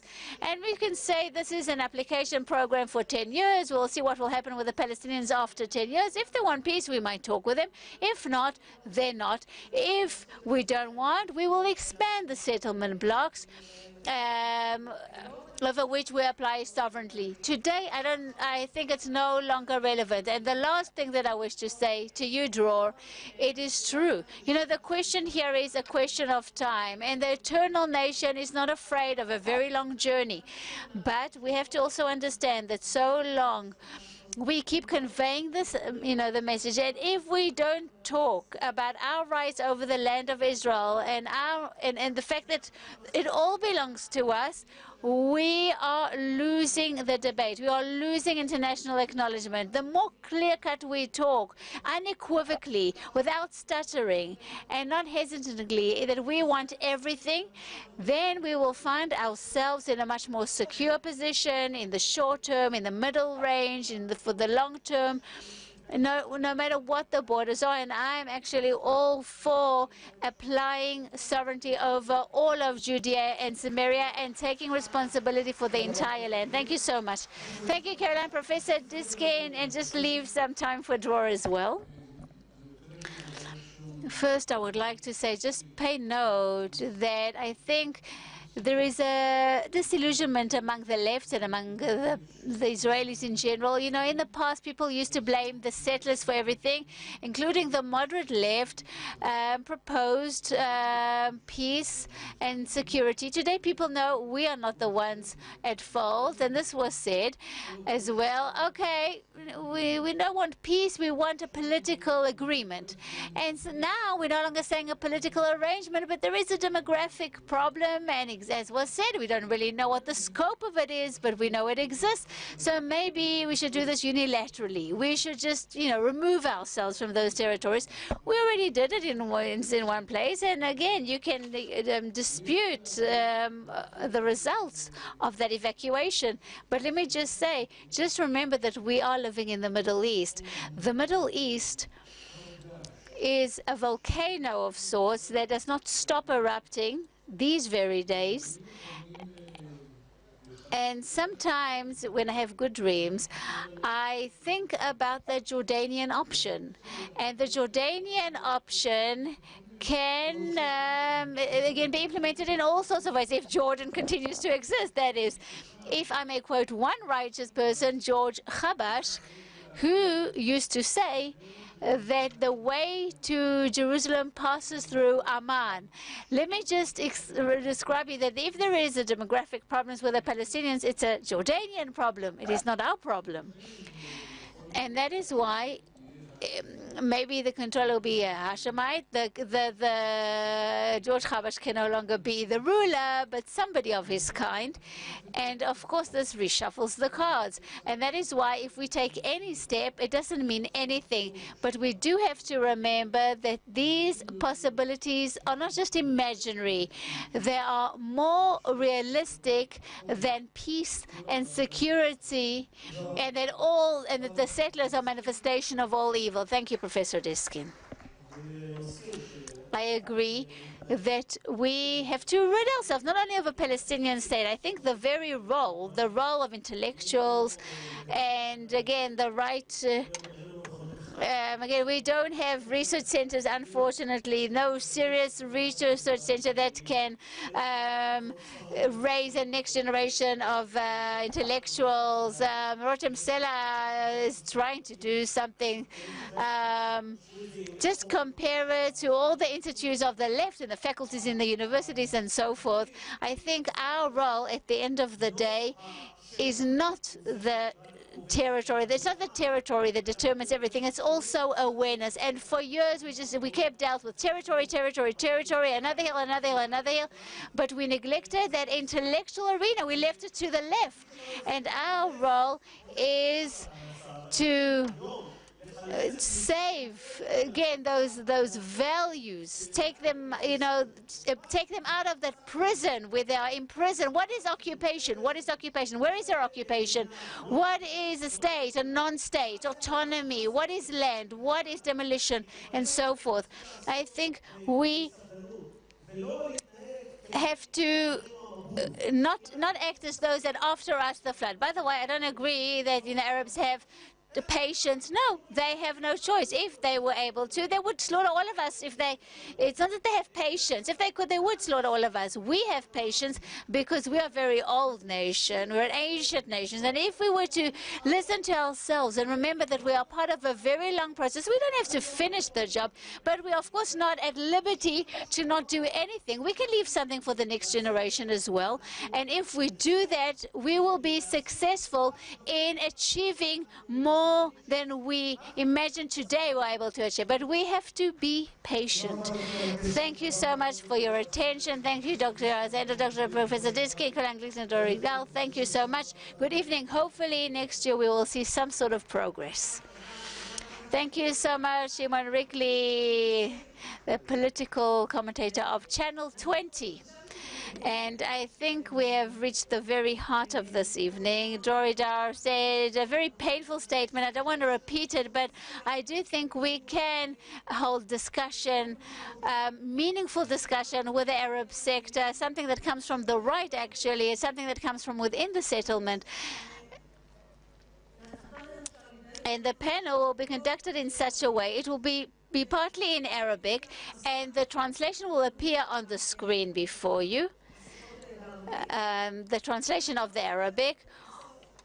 We won't have a separate panel with Professor Ariel Dar and Shalom Yerushalmi, but they will participate in this panel, and then we will conclude. So this is the final panel of the evening, and then we have a little clip to show you. So just a little more patience. I would like to call Noam Arnon, the speaker of the Jewish community in Hebron, and Shalom Ekomi will moderate the panel.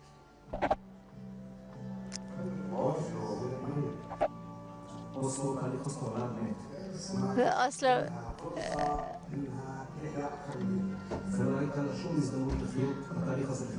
there was no possibility to revive the Oslo process.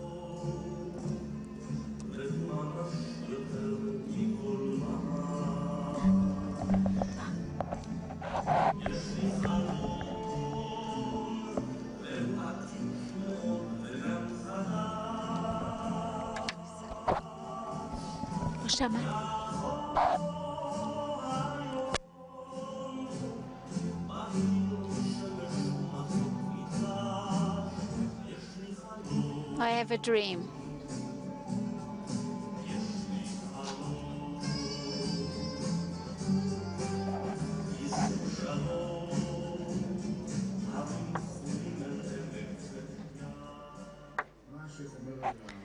What does the Sheikh say about the process? What is called the peace process? What do you have to say?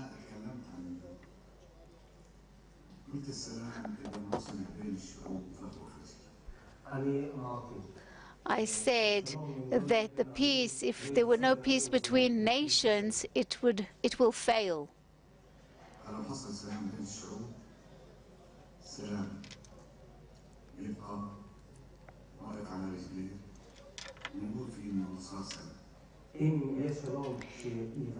If there will be peace between nations, then we can say that there is real peace.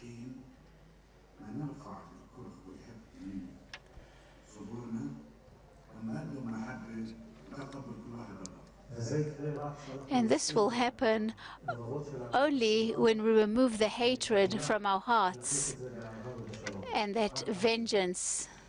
Then there will be peace.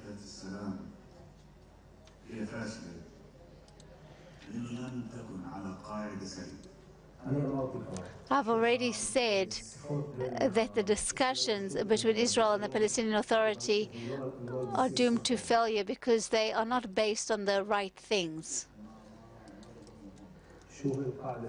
What is the right thing?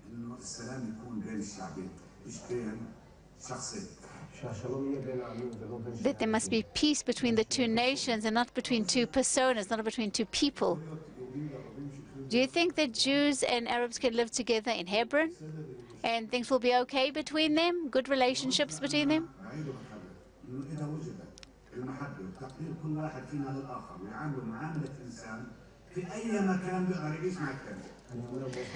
I'm saying this unequivocally, and I will repeat this.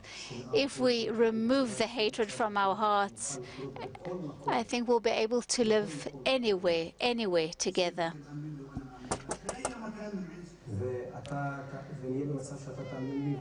So we'll find ourselves in a situation where you'll believe me, I'll believe you, and we can coexist anywhere? Even in one room. So how will we manage this situation, this reality?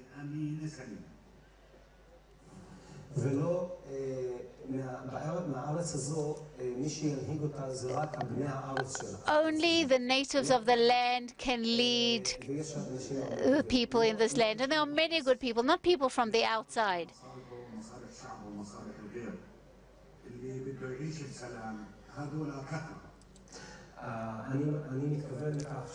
I mean that I'm talking about real, sincere people who are concerned for the people, and there are a lot of such people. And they're not just vending for themselves. And somebody wants to be a resident in Israel, but he doesn't want to be a citizen. He wants to be a citizen of Jordan or a Palestinian citizen. Can he be a resident just like in Jerusalem with all the civil rights that residents have in Jerusalem? Is that possible?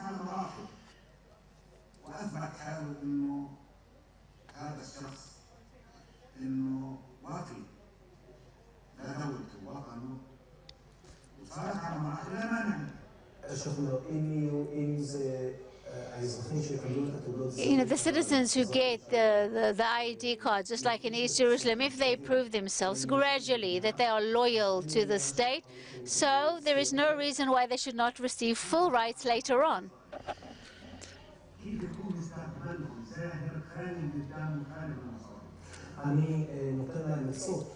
I give them advice how to create a situation in which their future will be a problem-free future with no tragedy. The Sheikh says that he shows them again a future without war, without conflict. They won't have to again worry about parents, where they've gone. But the minute there's war, the family is always concerned. Where is everybody? Where has people gone? There is no peace during times of war.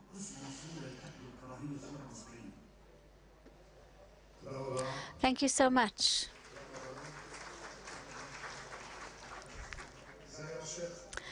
There was Sheikh Farid El-Jabri, and he couldn't be here tonight, unfortunately, but he's here in his mind. I would like to call upon our very distinguished guests who are here with us tonight, who have proven great courage by the very fact that they have come here tonight and that they are with us here. I would like to call upon the Sheikh Abu Halil Al-Tamimi,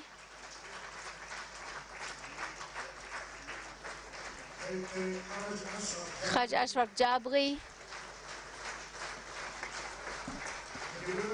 Mrs. Anet Chaskia,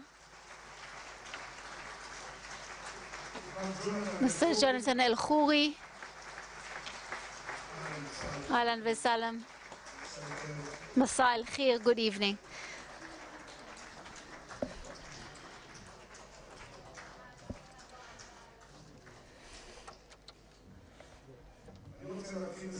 Now I'd like to begin with a story, and then we will listen to the different speakers. It's already quite late, so we'll get to the gist of it. I just want to make a personal remark. I think that this panel and this table right here in front of you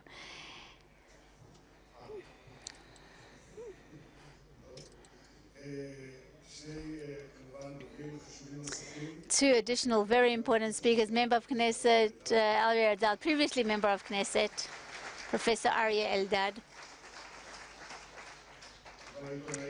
and the journalist Shalom Yerushalmi. We all want Shalom Yerushalmi, which also means Jerusalem peace, but also Israeli peace. I think we find ourselves quite strangely that, the average of this panel is so much more clear-cut than the previous one, if I may say. Let me begin with a story. In 1966, when we talked about the Hebron Agreement, I was approached by many delegations of residents from Hebron, the delegation of the traders and the industrialists and the Sheikh delegation, and they begged for one thing. They said, please don't bring upon us that calamity. Please don't bring the Palestinian Authority here. They knew exactly what we were talking about. They knew them. They knew that they are a corrupt and terrorist authority. But the State of Israel did not comply, unfortunately. I think the results are quite clear to everybody. Today, the Palestinian Authority is the most dangerous enemy in the international arena. It promotes enticement and terrorism. But I want to say something further, because Oslo wasn't just neglecting certain parts of our land and security, but it was neglecting and abandoning people in the field. We neglected them, our allies, who suffered by the PLO. 1994-1996 brought about terrorism, just like neglecting the Southern Lebanon army, and then brought about some terrible results. We got our punishment. That was Intifada of 2001 and 2003, because the left neglect the human rights of the Arabs and simply gave them over to the Palestinian Authority without the B'Tselem. Remember that awful slogan, that very cynical slogan, which is also not ethical, not human, and a lie. Whoever is concerned for human rights is the right. We are the real ones who really take care of human rights. I'm talking about the rights of the Arabs as well.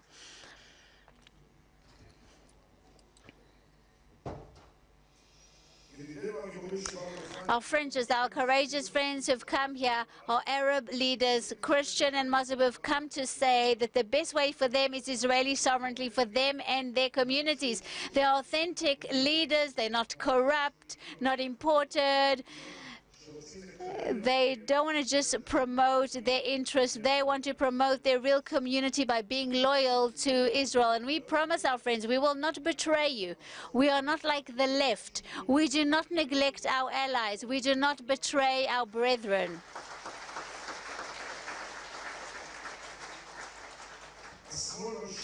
The left continues to try and delude us. You cannot divide the small piece of land into two. You can't evacuate 100,000 Israelis or 2 million Arabs. You cannot bring ISIS to the suburbs of Netanya and to the airport.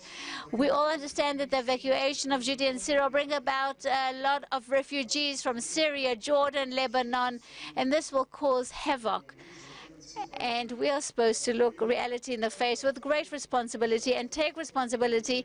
And this is the year of Jubilee. I think this is the year to do so, because sovereignty means responsibility. Responsibility for the territory, for all those who live in the territory. First and foremost, humans. They deserve human rights. And this will be given to them with sovereignty.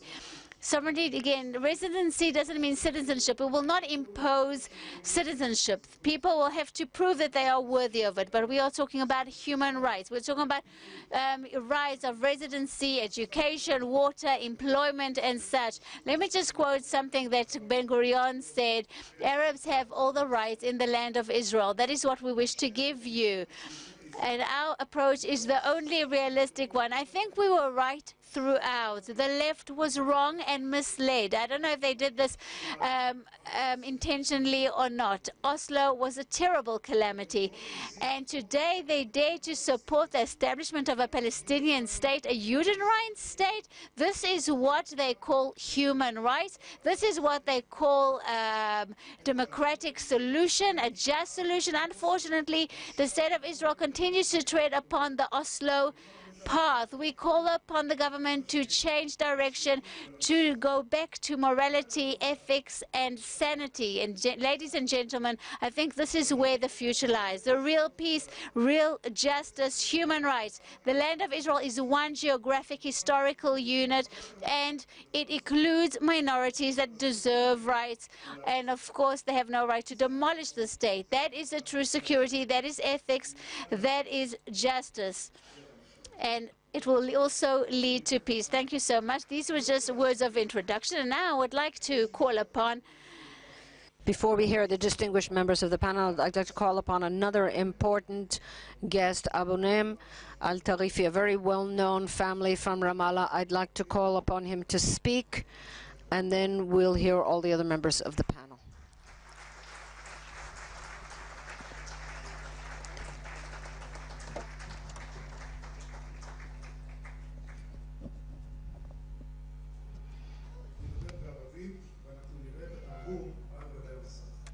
He will be speaking in Arabic, and the translation will appear on the screen.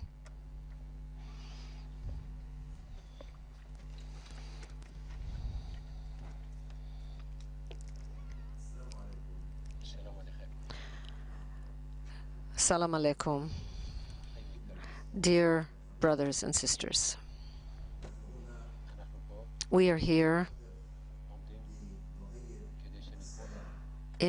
to support peace.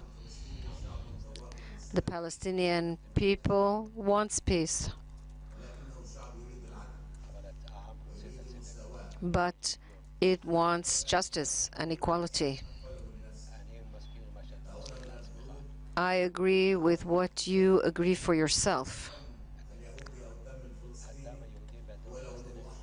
Jewish blood and Palestinian blood are the same color. They're both red, and the same suffering of the babes and the same pain, whether it is a Jew or an Arab or a Palestinian.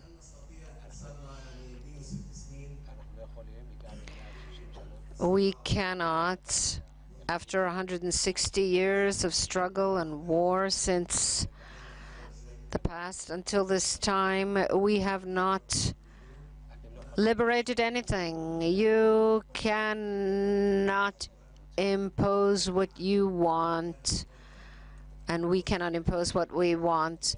There was justice and vision and peace and equality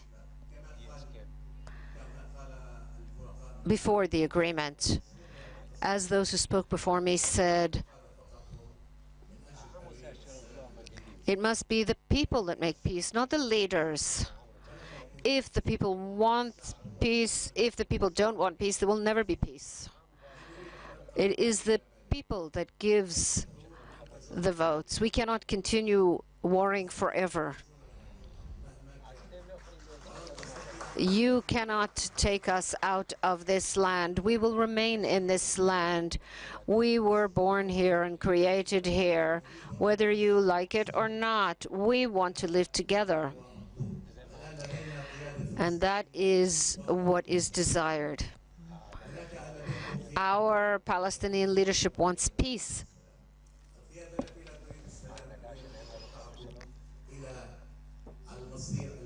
The leadership wants peace.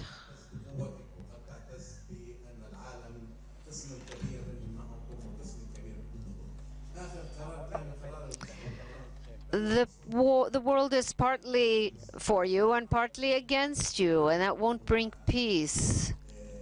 The settlements won't bring peace.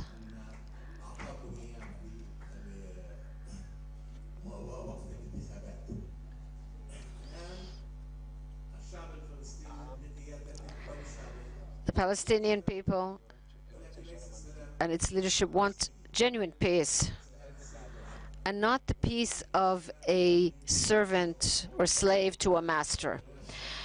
They want peace that is based on equality, so that we can live together and build hospitals and build synagogues and universities, culture, a future. We are now in the year 2017, not in 46. The world agreed to the establishment of a Palestinian state in 1947. The world signed, the people signed checks, and our state will be established.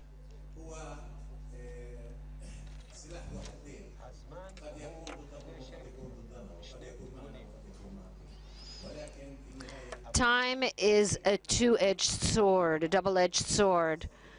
But in the end, we are not going to leave this land, and you will never remove us from this land. And that's why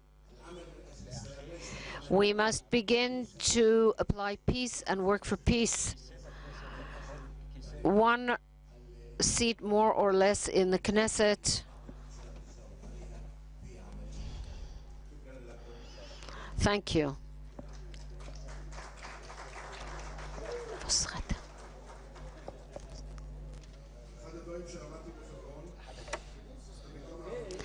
There's a well-known Arabic saying,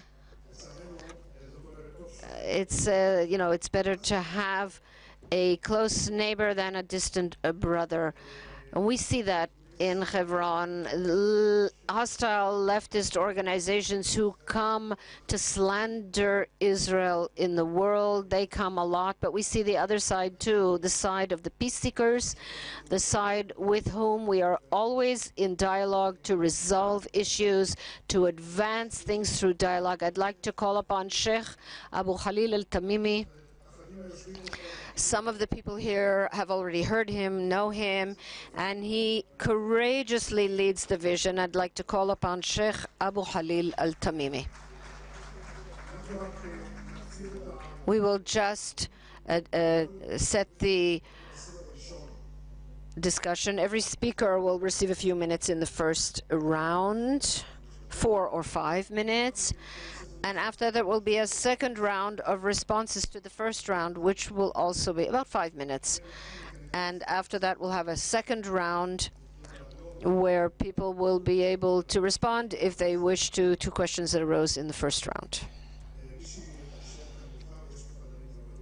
If someone is, planning to stay late, you can rent a room in the hotel.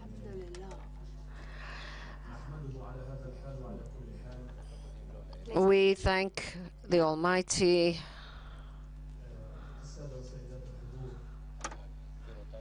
Ladies and gentlemen, distinguished audience, I would like to make clear from the start that I have come here because I live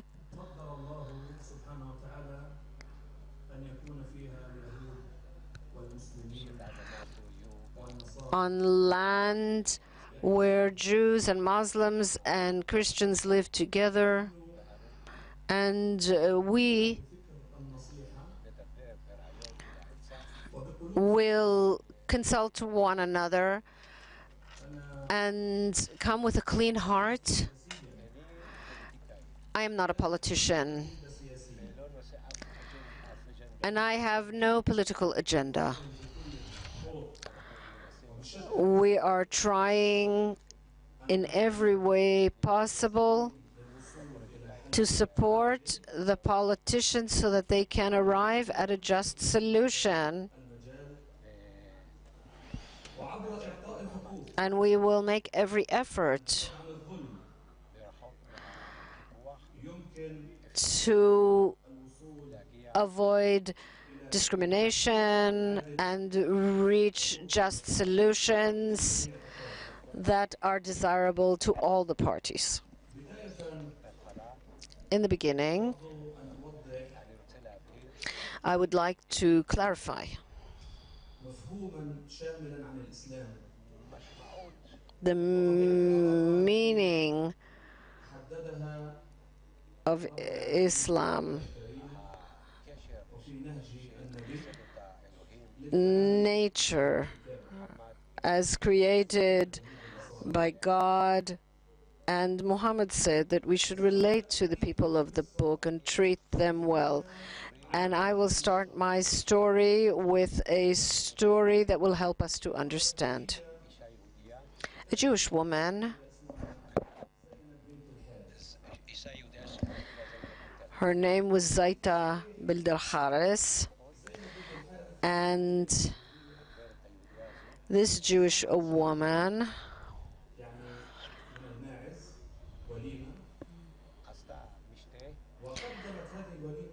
gave a dinner party, and at that dinner party, she served that dinner to Muhammad, and she consulted with a number of people who were close to her, and she decided to place a drug, a lethal drug, in the roast goat, and she served it to the prophet. And when the prophet was about to eat, God stopped him from eating and said, "Bring in that woman." So they brought in the Jewish woman, and he said to her, "You put poison in our food."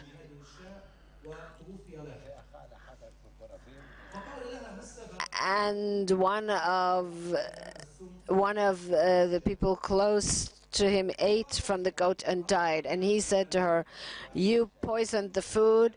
And she said, "I wanted the world to see that if you are a prophet, that God will save you from that, from the poisoned food. And if you were a wise, courageous prophet."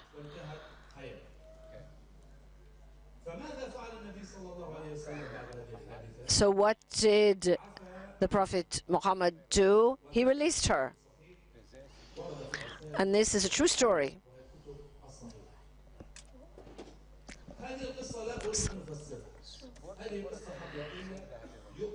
This story, all the Muslims believe in this story.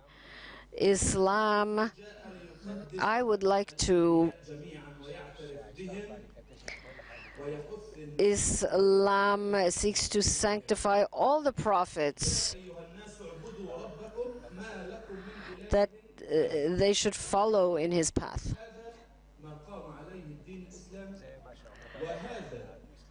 That is what Islamic law is based on, as we believe, and that is what Noah and Abraham believed, and Jacob, whose name is Israel, and Moses, and all the prophets. In Islam, in order to esteem the prophets, but there are Muslims who left the folds for political reasons, and these reasons are well known to the Muslims.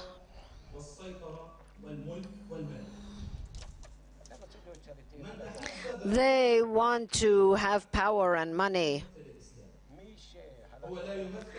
Those who follow that path do not represent Islam.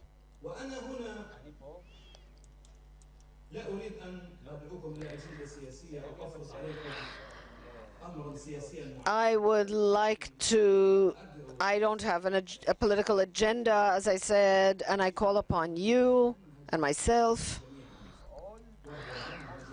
to act like the prophets, to move away from discrimination,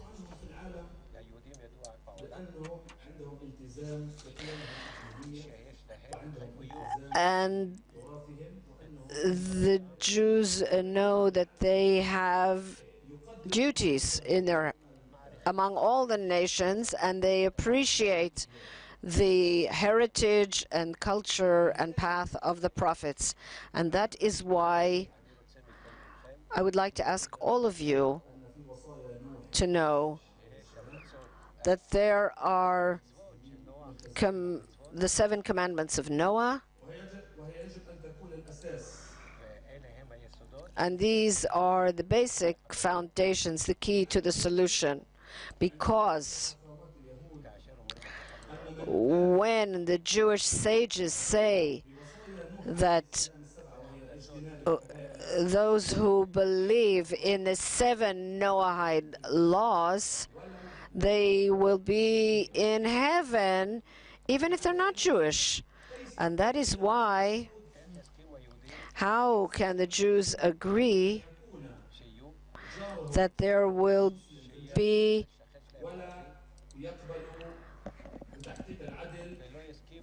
that there would have an Arab neighbor and not agree that they live in justice and peace on the Holy Land. That must be explained in depth. At present, we need to give rights to stop the bloodshed. After 25 years of talks, we have found that the Israeli side didn't reach any solution in regard to the two-state solution. The Palestinian side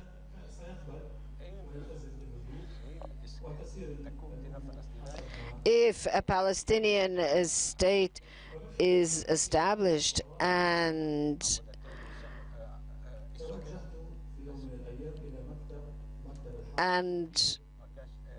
if they agree to keep the peace, during my work I turned to the ministry, and this movement is led by an important person named Munir al-Abushi. And when I went into his office, not ministry, office, 4 years ago, his office is in Al-Bira. He at first thought I was a sheikh who was visiting him, and I didn't come with Islamic ideas. That's what he thought, that I was coming to visit him. He looked at me, and he looked out the window, and through the window was the settlement of Psagot. And he said, "You see that settlement? How can there be peace?" And I was in negotiations with people with a long history, and many of them from the strong movement, and we prepared a press release to move over to the establishment of one state. And when we took that idea to heart, we went to consult with important people, and this person had support. And he suggested the establishment of a single state. And that idea found support among the imams and the sheikhs, from inside and from without. And we consulted with opinion makers in 14 states, and we said, and they said they support the idea. But we want to see how things look from the Israeli side, especially in the rightist camp. We tried the left, and we wanted to hear something serious from the rightist side.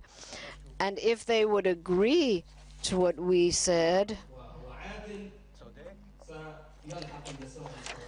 and then the left would agree too.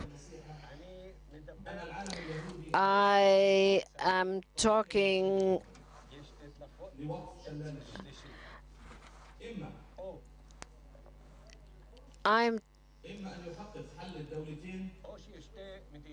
either there are two states,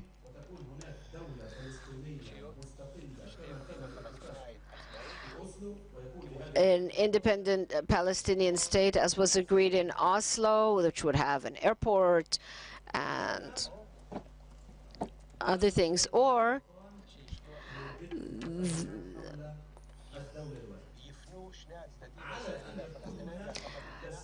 the two parties, the Israelis and the Palestinians, would move in the direction of establishing a single state for the sake of equal rights. I understand that Israeli society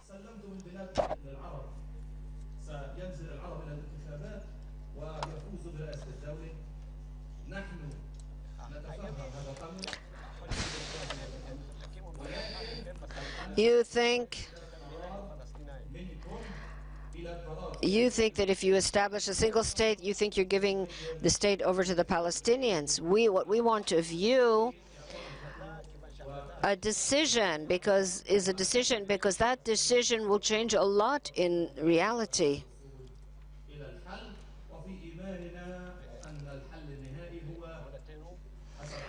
In our belief, the solution is that the Christians, Jews, and Muslims, when the Messiah comes, there will be peace. Thank you.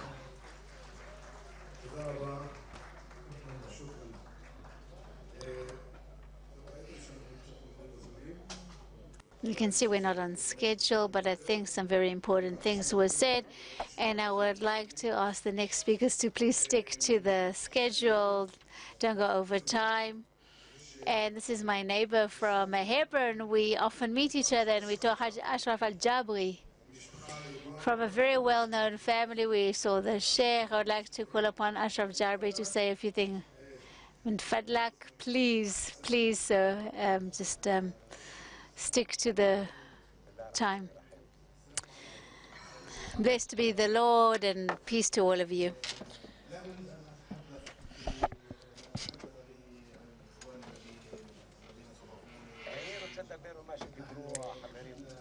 I don't want to repeat what was said by the previous speakers.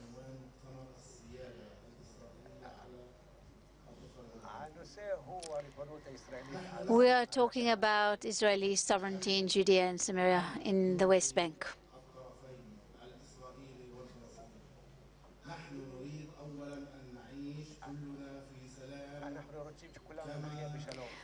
We would like for us all to live in peace, just like all the nations in the world. We want us to live with security, we and our Jewish neighbors in Hebron, in Bethlehem, and in all the areas of the West Bank.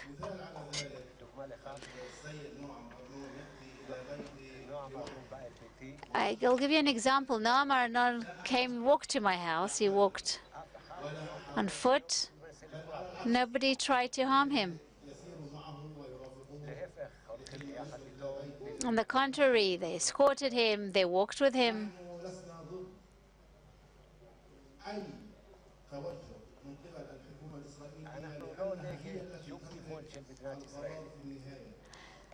We are not against any approach taken by the State of Israel. We have not yet taken a decision.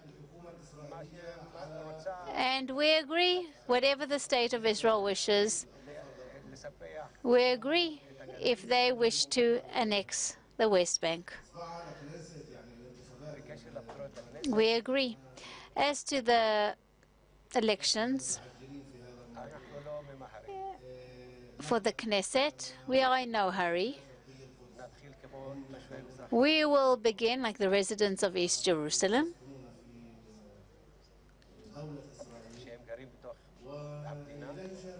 who live in the state, and they do not take part in the elections, and we agree.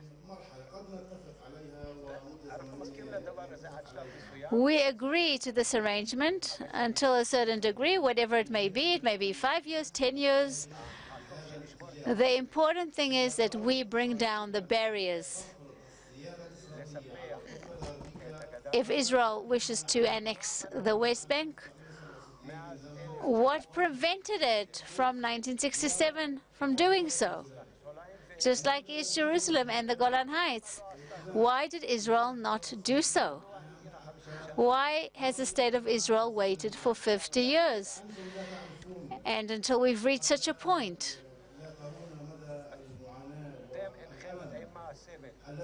I don't think you know the suffering there is on both sides. I'm a resident of Hebron, And Noam knows this well. Noam knows everything that takes place in Hebron, because we both live in Hebron.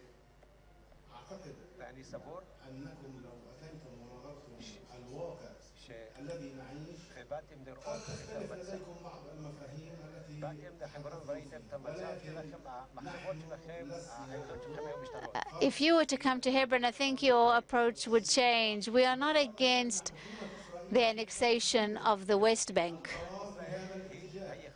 because the state of Israel has the ability to annex. Nobody can prevent the state of Israel from annexing the West Bank. And secondly, I believe that we need a strong prime minister like Prime Minister Begin, and I call out to Netanyahu to be strong, just as Begin was.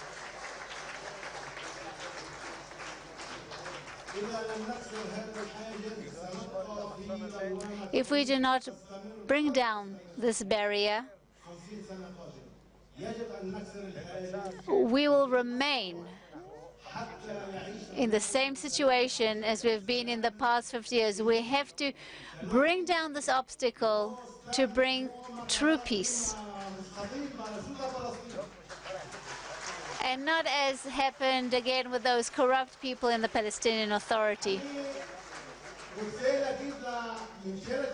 I would like to say to the Prime Minister and to the State of Israel, it's important that he really thinks of those 20 years that have passed. Where did the money go? Where is all that money that was given to the Palestinian Authority? Where is all that money?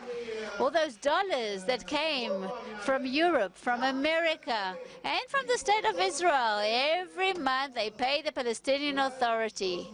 Maybe around, how much? $300 million. Sorry, shekels, okay. So that is $1 billion a year. They did not build one hospital in the West Bank. Not even one school in the West Bank was built. So what are you waiting for? What, should we wait another 25 years, more negotiations? And then, how will we continue?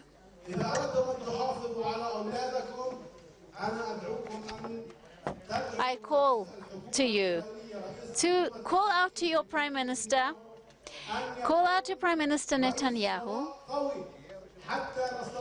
that he be strong, so that we will be able to bring down all the barriers. Because if we are fearful, we will be able to do nothing.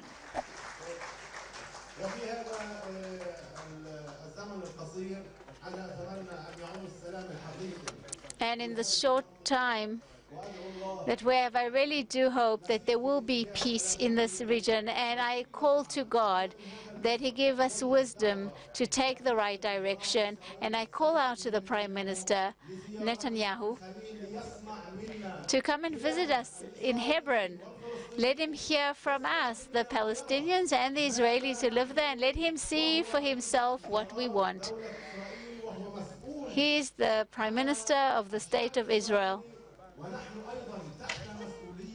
He's accepted by the people, and we are under the responsibility of the State of Israel. And that is why he has to visit Hebron, and let him hear from both sides, both the Palestinian and the Jewish side. And then let a decision be taken.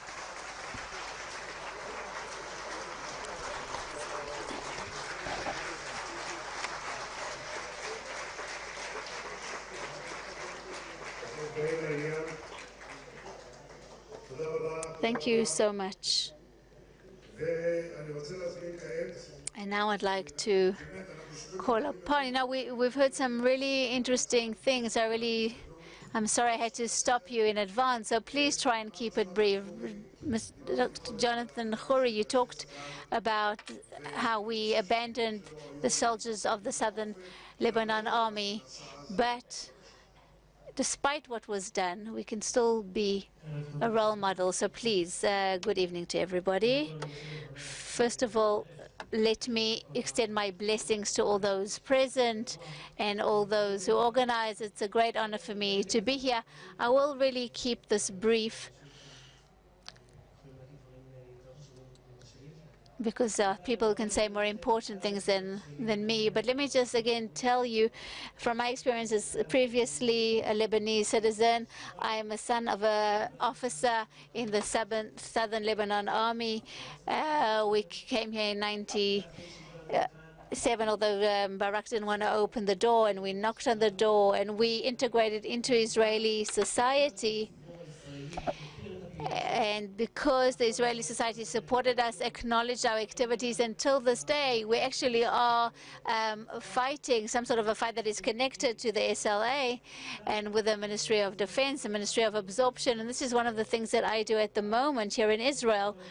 I can tell you that I usually talk about Israel. I go all over the world. I talk about the Arab states and how they relate to their minorities. And when I lived in Lebanon, that is supposed to be one of the most prosperous Arab-speaking countries in the region, I can tell you that when Israel was there in Lebanon, we prospered, we flourished, we established hospitals, our schools were successful, our life as citizens were worth something under, again, that protection of the State of Israel. And the minute that finished, so yes, at the end of the day, I was all for Israel leaving southern Lebanon, because southern Lebanon is an independent state, but the way it was done, the way in which it was conducted wasn't the right way. And everything that Israel established there, built there, was destroyed by Hezbollah, who immediately took over our lives in southern Lebanon. I can tell you today, as an Israeli citizen who has rights, equal rights, that one of the most important conclusions that I've come to is that we are very fortunate to be here in the State of Israel. We are fortunate to be here under the responsibility, under the protection of the State of Israel. We have the possibility here to speak out what we feel. We are not persecuted as the people are in Lebanon and other Arab states. My brethren are Christians who are persecuted every day, and nobody in the West does anything for them. That is something that I personally cannot grasp, cannot understand. I don't understand the terrible silence from 2012 till this day, although this happened before. It happened in 1982 in Lebanon. Nobody spoke of it. That's why nobody knows what we've been through. Even here in Israel, nobody really knew what we went through back then. I'm talking about the Christians in Lebanon and how from 80% Christians, Lebanon turned into a state with 20% Christians only. All of them ran away.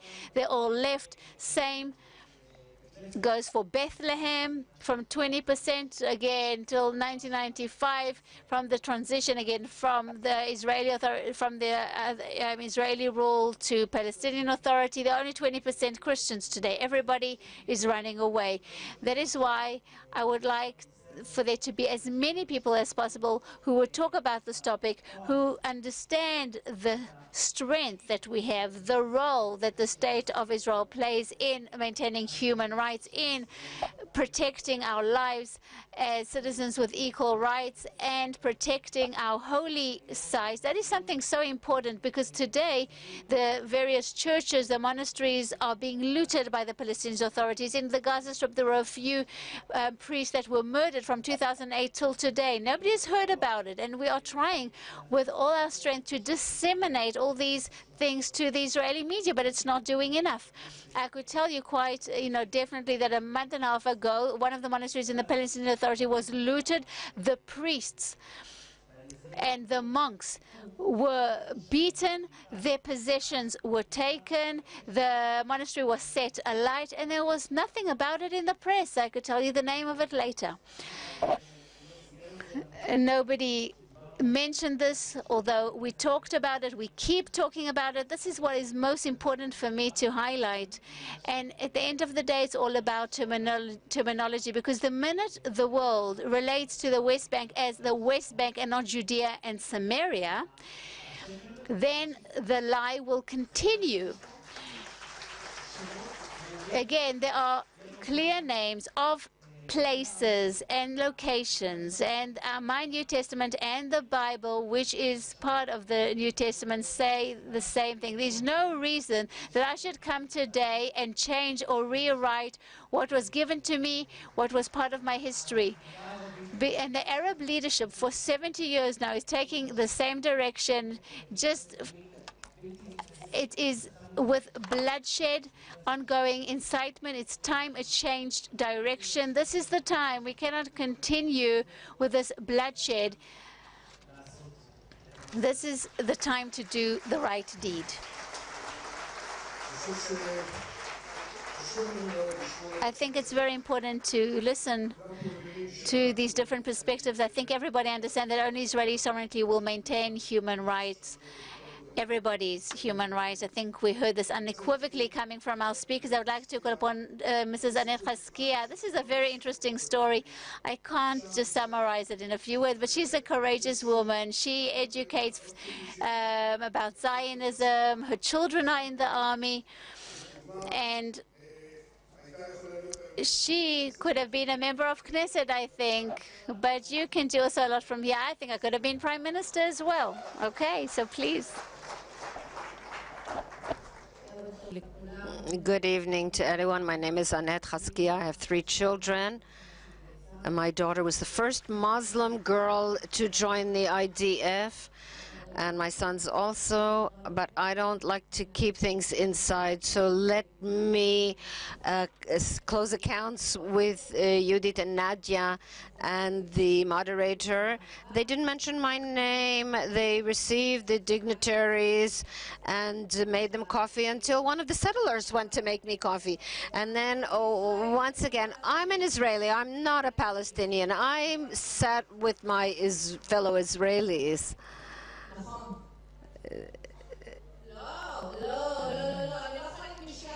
I'm not part of you. I'm an Israeli, and I am against the establishment of a Palestinian state. I don't want my state to be destroyed.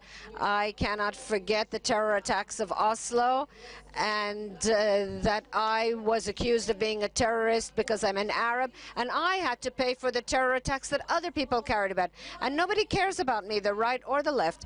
But what I got to know a lot of people on the day when I began to run in the Habayit Yehudi. All the settlers opened up their homes to me, all those so-called extremists, and they're the ones who welcomed me, not the left. Today I am proud. I am proud. I am to be an Israeli in every way. You didn't even know that I existed. I was among you, but I looked like you, so you didn't know. In other words, not to respect the other and to accept a person, a human being, because I was there, and I've been there since 6 o'clock, and I heard everyone, even those who spoke badly about the Arabs and those who say they want to live together. And I am the mother of 2 children who converted to Judaism, and I spoke out against the Arab Knesset members and against the blacklist, and I am the one who said I am an Israeli, not a Palestinian, and I am proud of this country and what we have here, and I would never endanger my country for any Arab or any Oslo agreement. Thank you.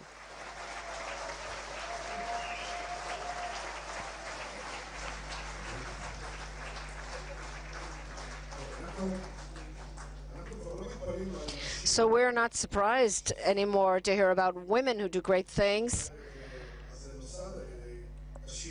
This whole evening is done by women who do great things. So perhaps she can join and be a third part of the triangle of Nadia and Yudid. And the one who introduced a national service to the Arab sector was me, not the government. They didn't want us to do our part as Israeli Arabs. I want you to understand, the government, since the establishment of the state, they are the ones who called us Palestinians and you an Israeli flag. And I said, why do I need a flag that isn't mine? With all due respect, I'm an Israeli. I was born in Israeli. Give me a blue and white flag. Why don't I have one? And a lot of Arab Muslims have enlisted in the national service, and girls, Muslim girls wearing a head covering, doing national service. That's peace. We just need one more Trump, and we will have peace. We will have to replace the whole government.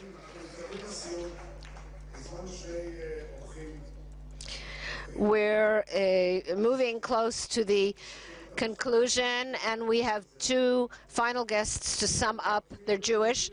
To sum up this meeting, our good friend Shalom Yerushalmi, who I was privileged to take on an interesting tour of Hebron. His son also served in Hebron, and we'll hear about him, about the Jerusalem peace as he sees it. Good evening to everyone. You've been here for 6 hours, and I see that you are really very pleased with yourselves, and you've already declared sovereignty, and by morning, at this rate, we'll have Israeli sovereignty over the whole Middle East at this rate. And but I have not changed my opinion, and I don't think you're going to like what I have to say. But although I think that I am here not only as a negligible minority, but in this room, in Jerusalem, my good friend, in Jerusalem, in 20 months there will be elections. And I can tell you a simple thing. If the Palestinians want to, they can take the mayorship of the city very easily. There are 840,000 people living in Jerusalem, 500 and something Jews, 300 and something Arabs, based on the Central Bureau of Statistics. We're talking about 60% to 40%. And you don't have a candidate who wouldn't want to run with 40% behind him, because then he has a definite win. And a Palestinian that runs for mayor of Jerusalem, and if I were a smart Palestinian, then I wouldn't run a Palestinian, I would run a woman Palestinian, and she would break the bank. And we would have a situation where the mayor of Jerusalem, the capital of the state of Israel, the capital of the Jewish people, the Zionist capital, is a Palestinian man or a woman who is not a citizen of the state of Israel, not a citizen. This is not far off. We have 20 months from now. You can do the math. And take this matter, and I'd like to say something else about Jerusalem. Jerusalem was a city with an overwhelming Jewish majority. In 1967, 95% of Jerusalem was Jewish. Today, united Jerusalem, that you united, that we united, and we have a binational city. It is a violent city, a poor city, a city that discriminates between its residents, a city that does not have international recognition, and it is losing recognition because even Trump is not willing to move the embassy to Jerusalem. And that is Jerusalem at this point. And beyond that, I would say that this unification of Jerusalem forced on the city a reality in which 50% of the people live under the poverty line.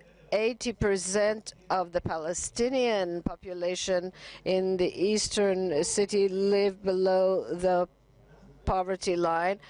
Jerusalem is on the one of the lowest socioeconomic positions in the country, and take this situation and you will see what it comes from. It comes from the socio-economic situation in the eastern part of the city and the socio-economic situation in the western part of the city, the large proportion of ultra-Orthodox people among the Jewish population of the city. 10% of the budget only goes to the eastern part of the city. In other words, what we have here is a city that is in fact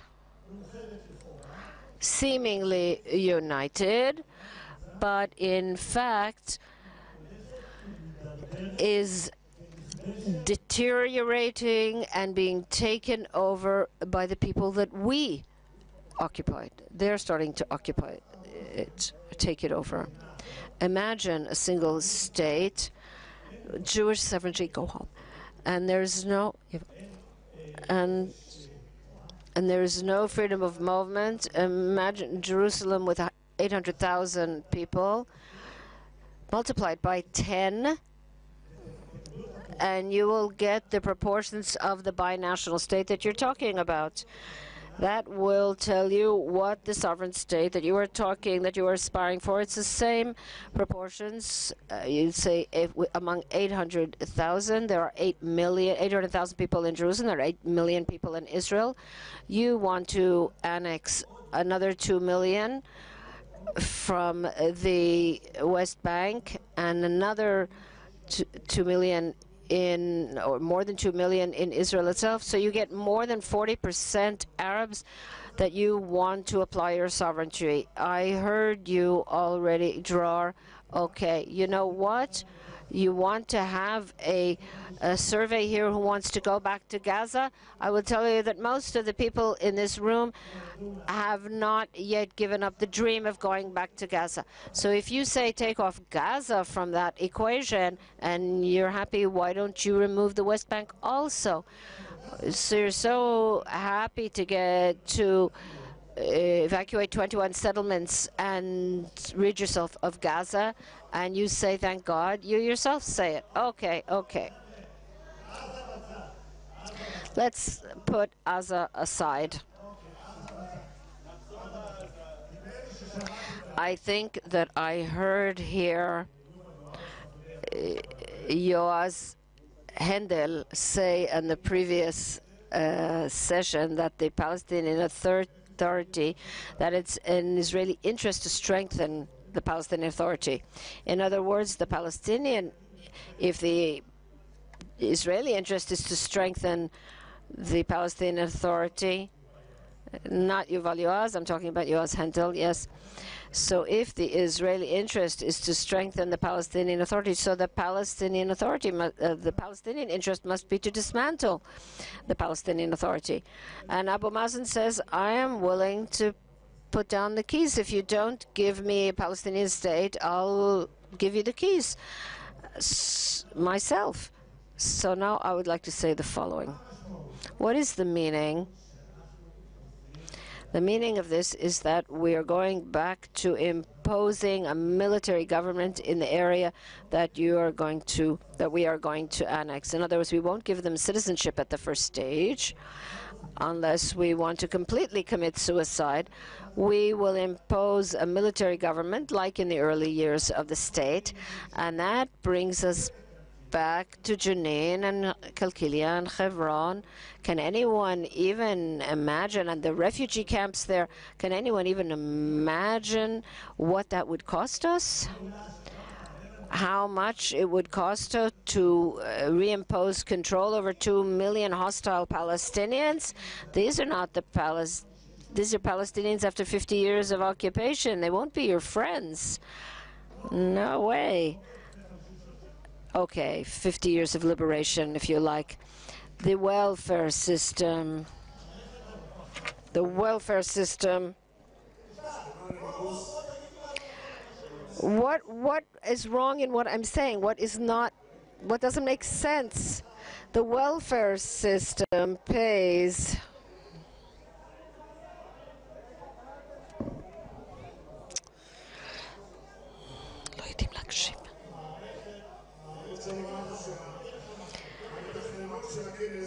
The organizers of this conference are geniuses. They left the person who would wake you up for the end so that the whole audience would wake up. So Shalom, good for you. You've already called us traitors. Okay, you made me a little bit angry, but you provoked me a little bit. Please conclude. I'm concluding. I'll be very brief. The Israeli welfare system, Israel pays billions. I'm just trying to draw a parallel between what's going to happen here in 20 months, seemingly or not seemingly, when you see this binational city of Jerusalem, perhaps under Palestinian rule, and then it makes you rethink what you're doing here tonight.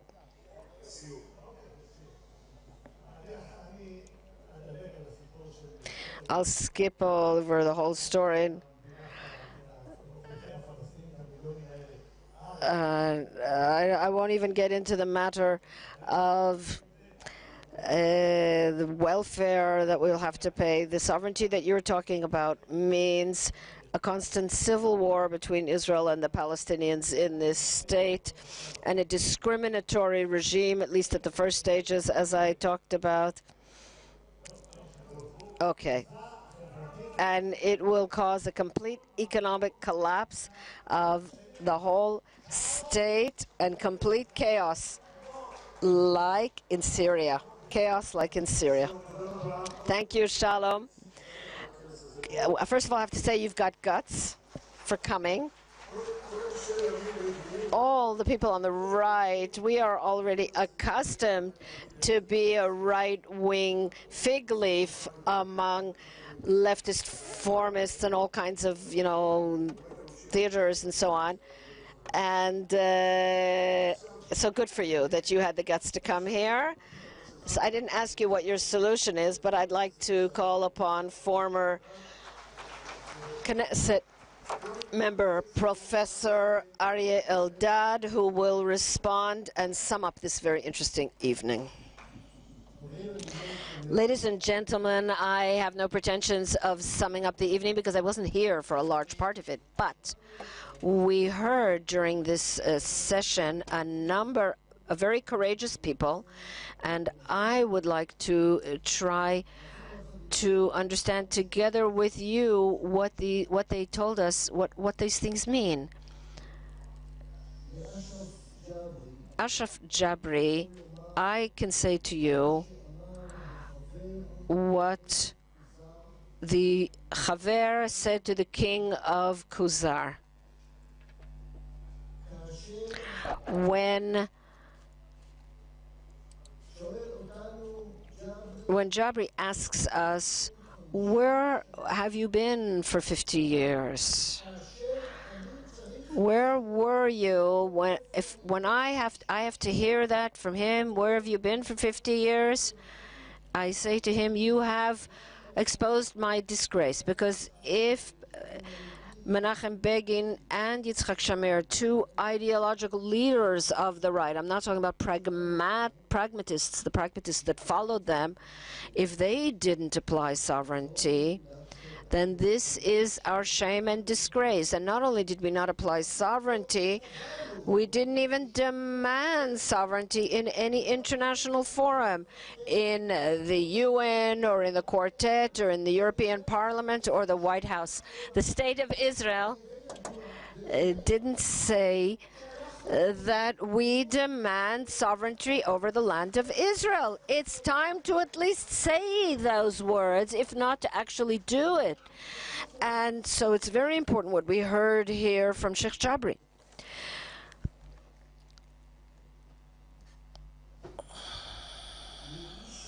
From a person who originated in Lebanon. He's a very polite young man. He won't say things quite openly. But he spoke about the betrayal. I'd like to speak about the betrayal a bit. There was a historical understanding between the state of Israel, the state in the making, and King Abdullah, the grandfather of King Hussein. And it was clear to both sides that our shared enemy was the Palestinians. And then along came Israel and kept its side of the bargain with Abdallah more or less in the war of independence. There were some violations on both sides, but all in all, the Hashemite kingdom grabbed all that territory that was designated for the Palestinian state out of the understanding that it was the shared interest of both sides. Until we betrayed them. Until we betrayed them, Hussein said Jordan is Palestine and Palestine is Jordan, and anyone who says otherwise is a traitor.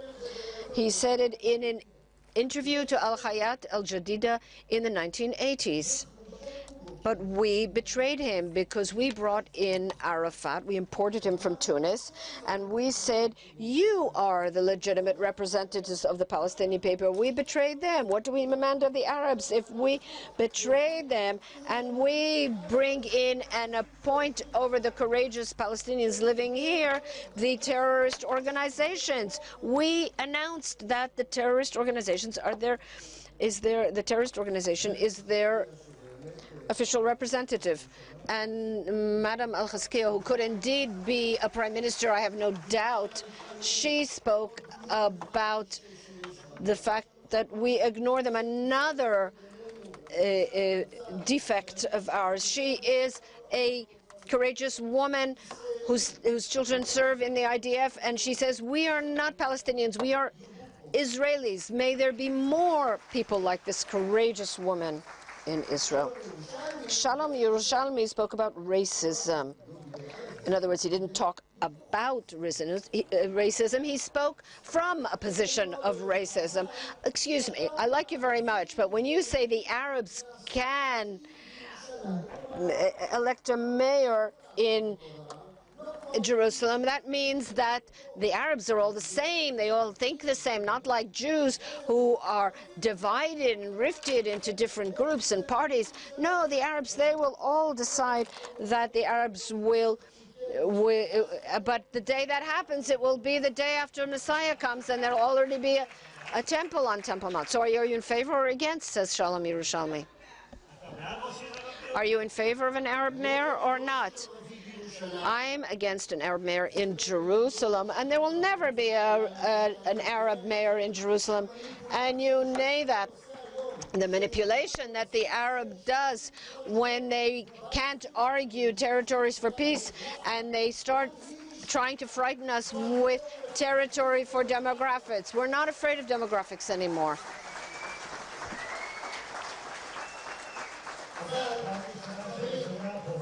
That's the first time I hear a professor for whom 1 + 1 is 3 and not 2. You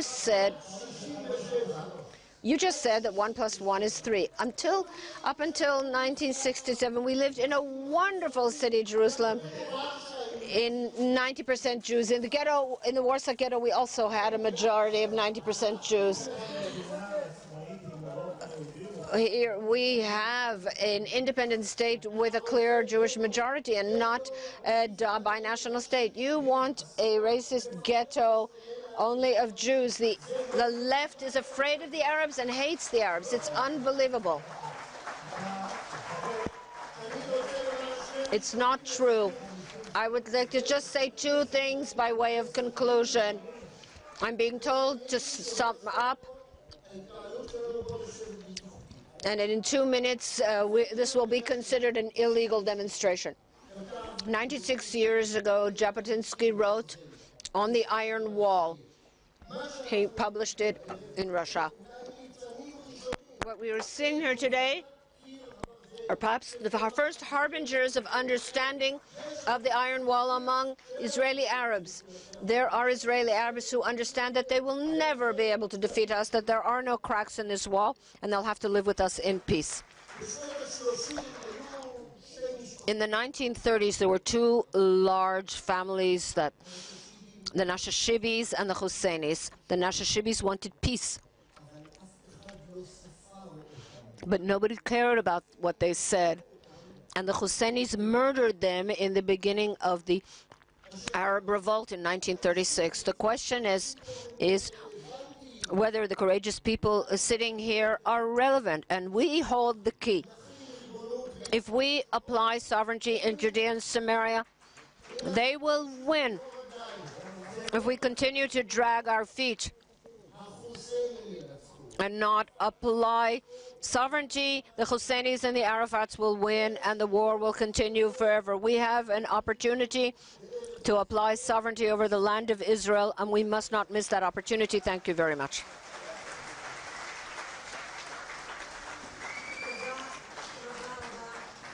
Thank you very, very much to the participants of the panel. I'd like to say one last thanks to you, the audience that held on for so long and listened and participated and shouted. That's okay.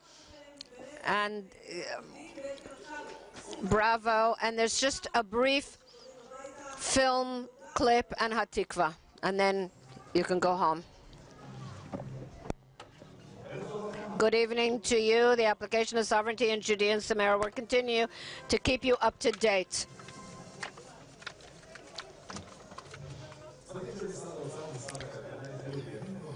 Teams of the Ministries of Economics and Housing are awaiting the expected sharp drop in housing prices.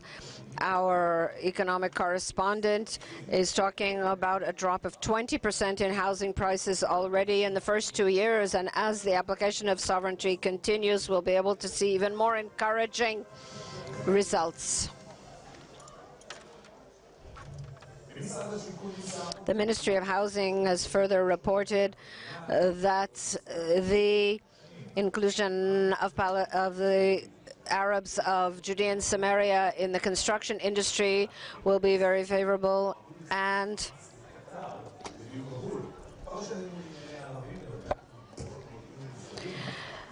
our correspondent reports from foreign sources that Hamas is discussing the meaning of the step, and it is thought that in the next 4 years, the Hamas, with the cooperation of Iran, is planning to take over the Palestinian Authority and with artillery fire on Ben Gurion Airport, with the goal being to paralyze Israel. This plan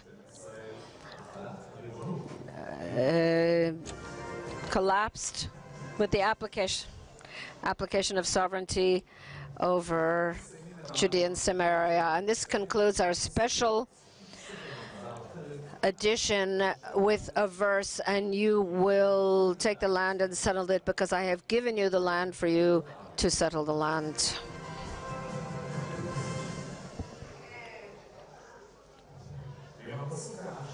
And with this important and meaningful verse, we conclude this special edition. Thank you for being with us. Good evening.